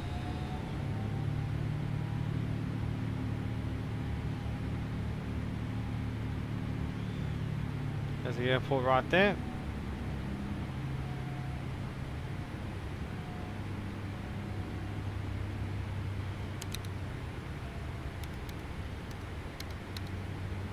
It's kind of 20,000 feet. I will start this again. Cairo flight in Cairo to Tripoli. Well, now that you've given me a route, why not? Yeah, no, look, it didn't even load how it was supposed to be mid-air in the autosave. That's not an autosave if it can't do that. Saving the status of the plane is great, but we need the situation saved. Okie doke, come over to standards.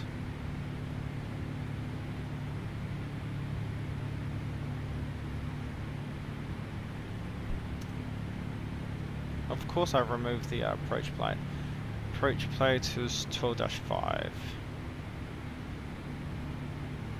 No, it's the arrival, like V1 Alpha.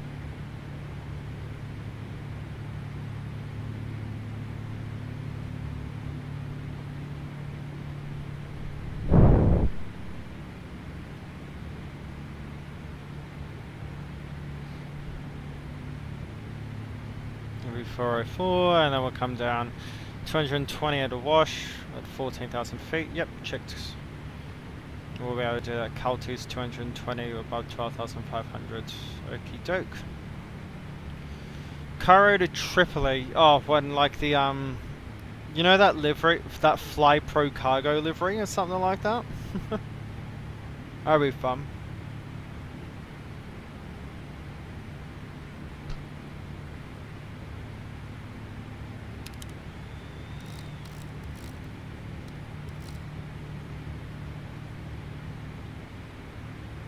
There you go. Now VNAV kicks in.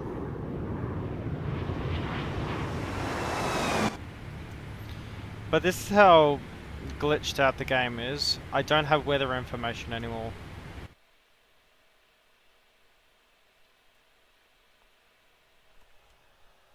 Let's force this then.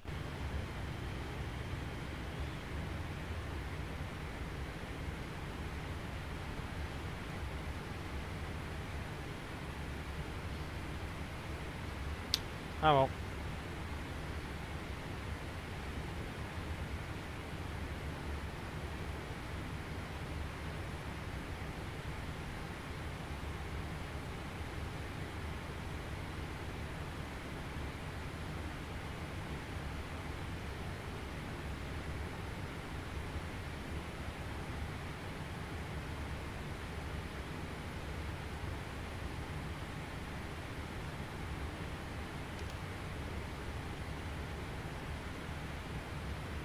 VNAV, we're 2,000 feet above where we need to be. Landing lights and all that are on, okay.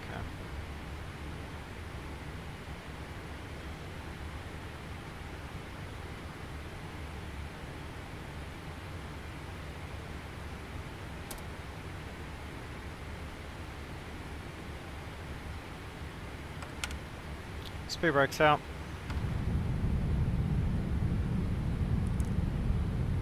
Come over, and what was, we're looking at 1031 now. 1031, 1031, this is 1031. Awesome. Why are we so violent with the descent?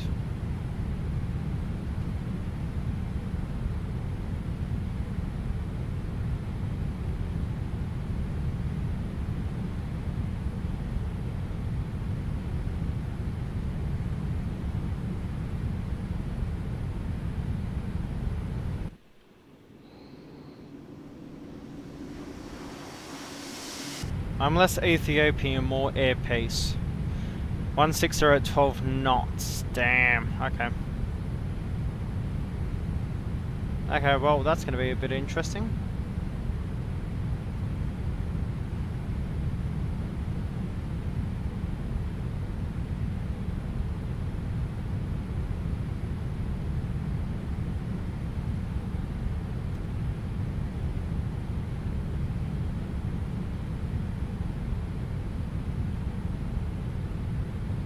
Why is the speed not there?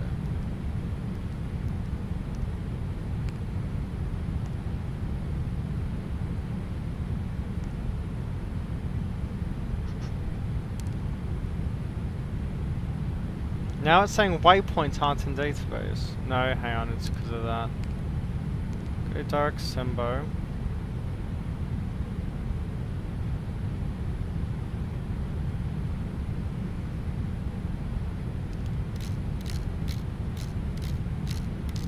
This thing's well and truly glitched out.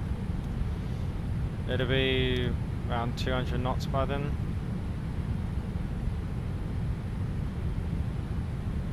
Okay, approach checklist altimeters are set, yes.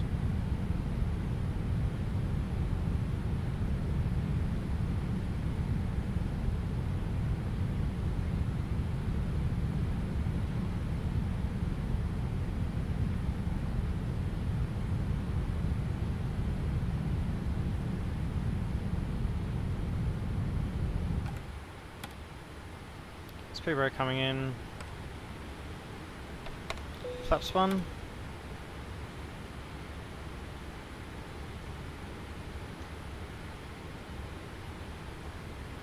And we'll get our perf up. 137, so 141 still for landing.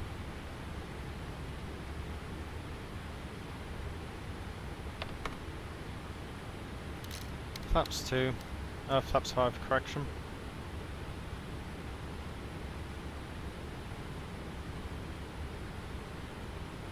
.170 by Dir2.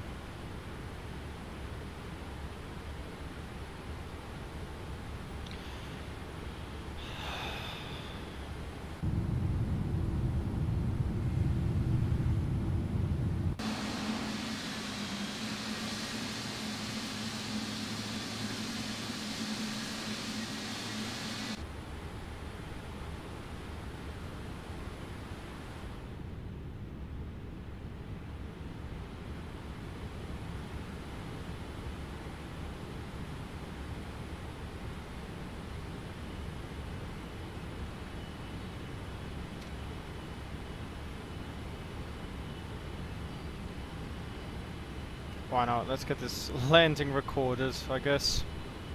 There's no traffic anyway.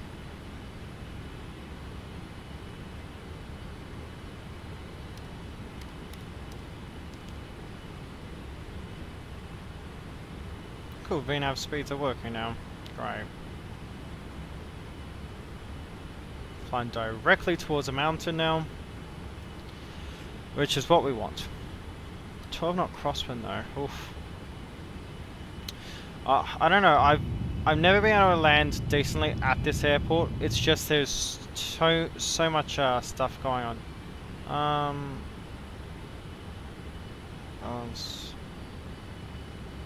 One 2309.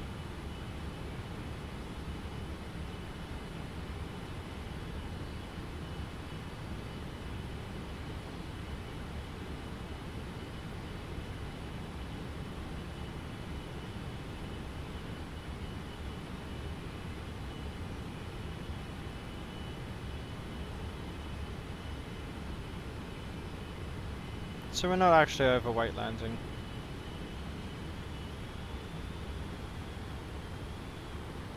Approach speed will be 150.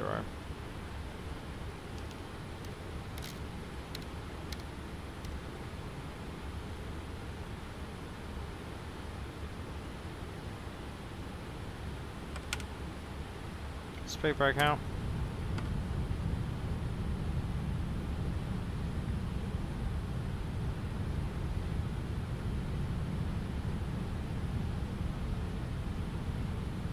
Auto rate 1 is set, yep. Flaps 15. Speed brakes armed. Flaps 15 set.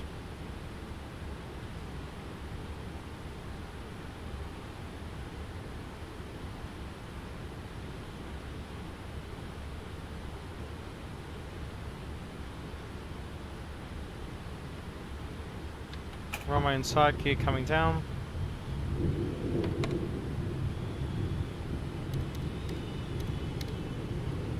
Flaps 20. And give me flaps 30.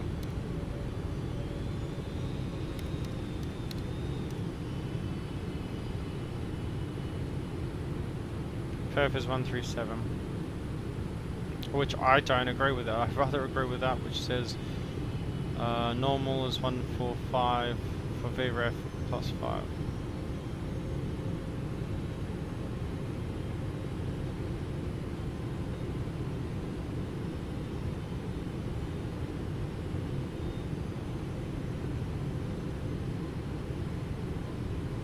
Okey-doke, we'll keep in mind that crosswind component.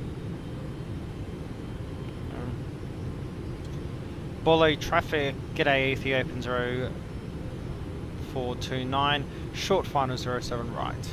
Bole traffic. My aircraft. Go around altitude is set, and the correct heading is set.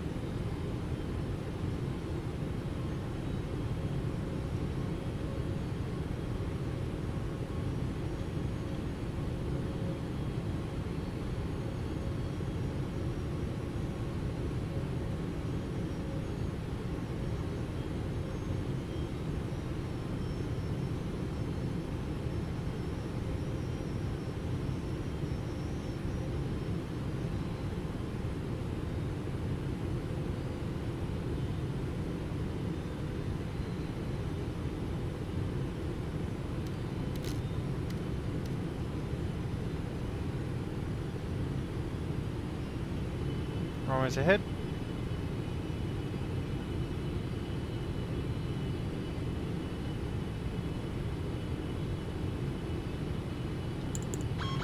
My throttles.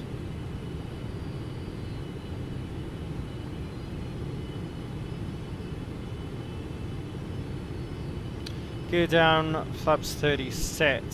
Speed brakes 1,000. armed, auto brake on. Altimeters are already checked, and we're ready for landing. Minimums, stable, landing. Oh, I'm not even getting the minimums call out.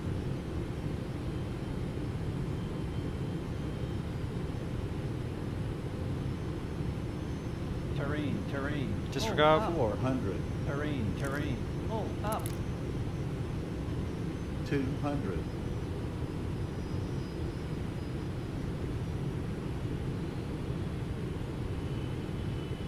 100, Kick some rudder rim. 50, 40, 30, 20, 10, Lot better. Reverses. Reverses green. Full reverse.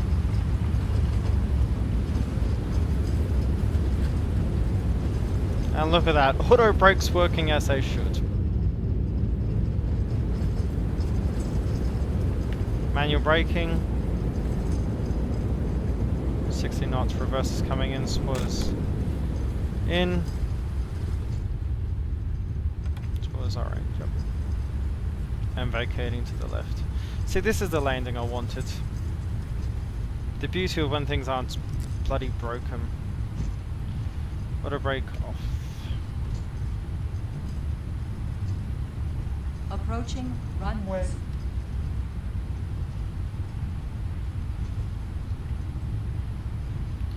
Below traffic, Ethiopian 429, backtracking 07 left. Any lights coming off, strobes coming off, taxi lights coming on. Approaching runway. That's a lot better landing. That's the landing we need.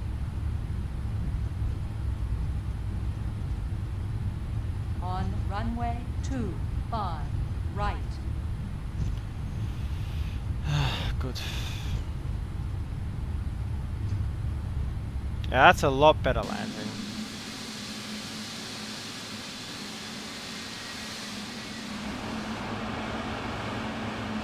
But we, as a 777, actually used some of the runway, which is what we're supposed to do.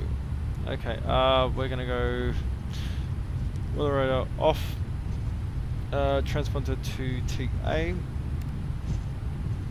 only, and I want to go look at the gear. What are the temps? Temps are okay.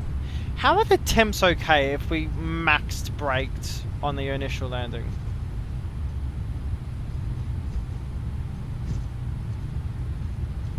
Knowing how Addis Ababa does it, turn right here.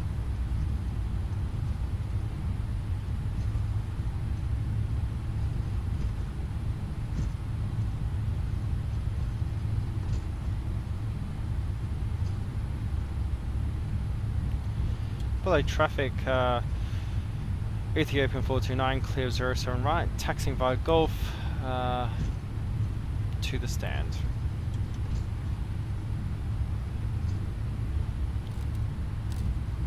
Zero that out, zero that out, zero that out. Auto throttle disarmed, and flight directors coming off. Taxi lights come off, don't want to blind anyone that's in there. So I'll, camera please. Get that initialized, and then we shouldn't be too bad. Replay is going to look interesting for this.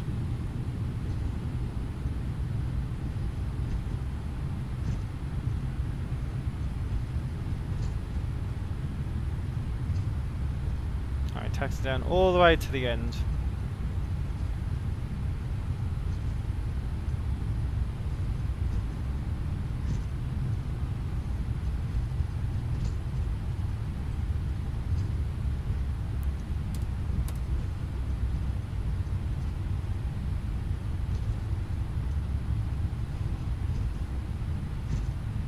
reset the chronos because there's no point in them being on.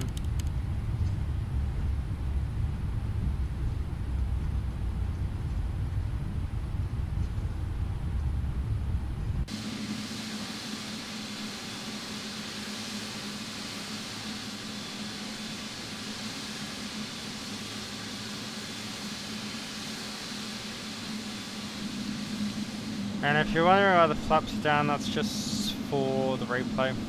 Actually no, I think you can bring them up now. We'll check.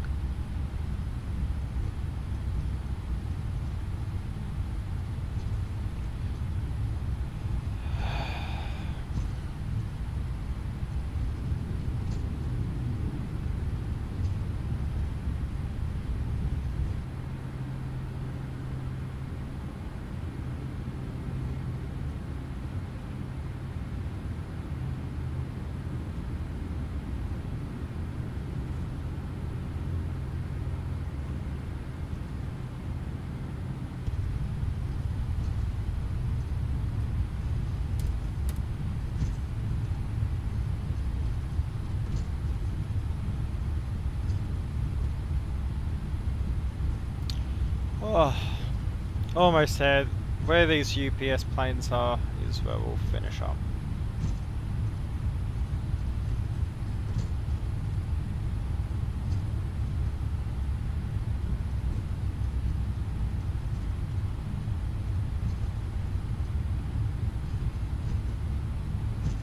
Turn left here.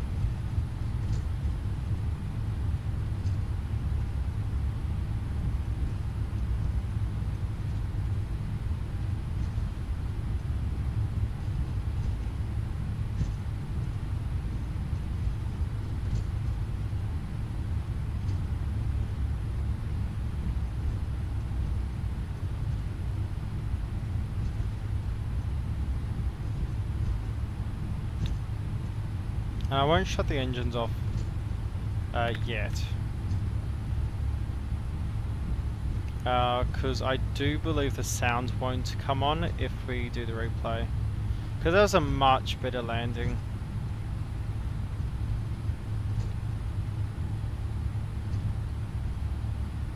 And you know what? This stands as cool on my name.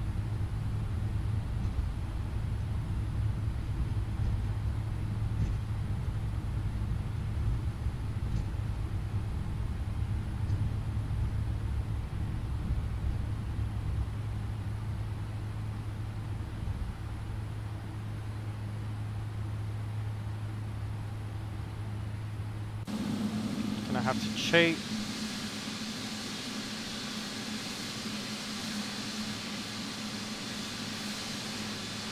Those markings make no sense given that this is where the 777s park.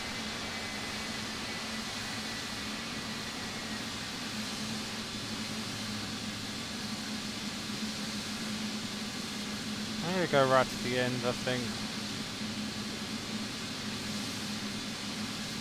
And hold the brakes, perfect. And parking brake can be set. That everyone, we are in Addis Ababa finally. So we're gonna get the replay sorted. There we go.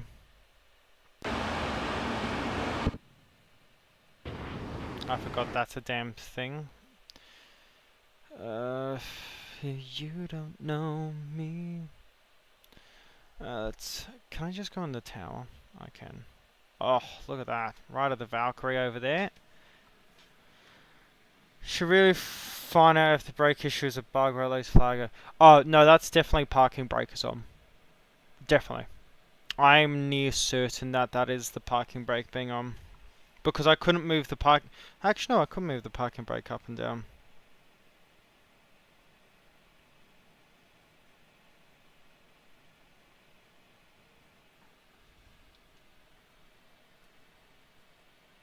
Because auto brake 2 I've used before, it doesn't stop you like it's bloody max auto brake. I mean, we stopped in 100 feet, for goodness sake.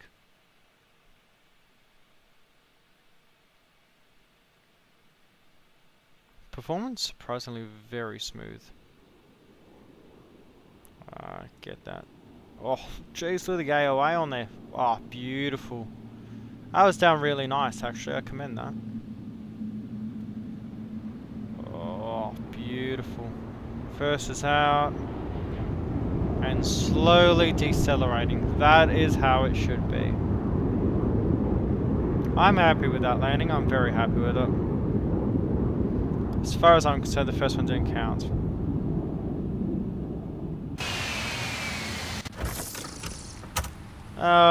We'll do another replay. We'll get a wing view, why not? Seeing as we're here, you know.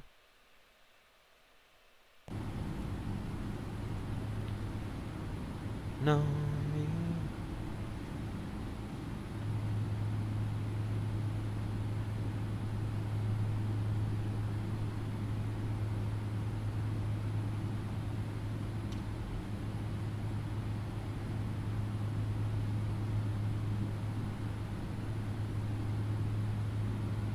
Oh, you've got to pull back early on this bloody landing with this aircraft.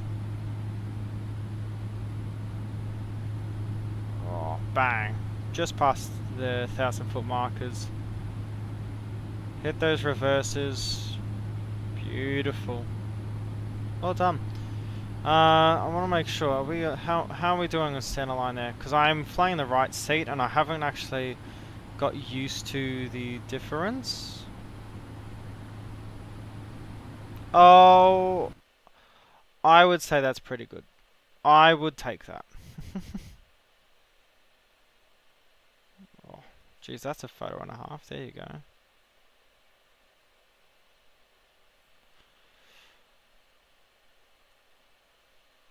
Gee whiz. Oh, that's another good photo there. I commend this airport though. It's really bloody photographable. Oh, look at that. With those mountains in the background. Ooh la la, ça se fait fifitement.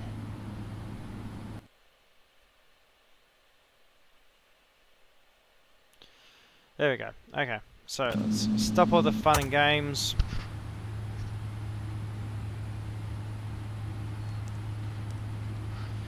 APU's bloody running, APU gen coming on, APU bleed coming on, left and right engine bleeds can come off, and fuel for those engines can come off.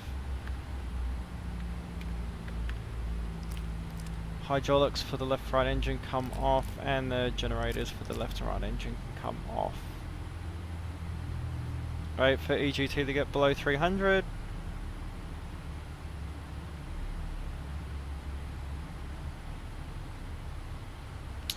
And beacon coming off. Awesome, now that that's the case, are these? Yeah. They don't have state saving. Okay, so the nav light is on. We're going to go to airplane, ground services, set the chocks please. Ground power units can come on.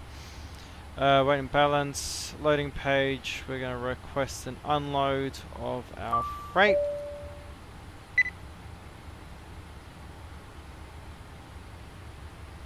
Just give that a little bit of time.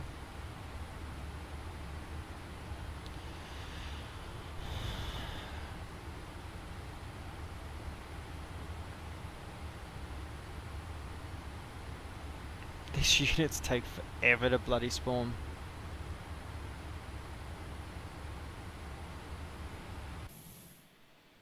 Ah, the door's already open. Gee whiz. They were quick with that one. There you go. Well, that door's there, so we can go doors, disarm, and one left can be opened. Awesome, now with that door open, nav light can come off. And let's walk out here. Have we got our loaders and that? We sure do. It's actually setting up now. Oh, beautiful. Anywho, everyone. Look, unfortunately, it didn't really go the way we wanted it to. As the APU can come off. Obviously there is problems with this program, or the 777F, and I will be having a conversation with the guys over at Flight Factor about it, because obviously it was captured on stream, so it'll be easy to get all the stuff for it and all the information. But yeah, I mean, it was annoying. Oh look, there we go, Max Verstappen's getting off. Max Verstappen Addis Ababa edition, there you go.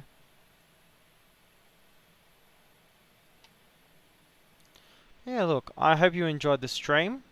Regardless, I mean, we got a good landing at the end there. With that, I'm ready to go to bed.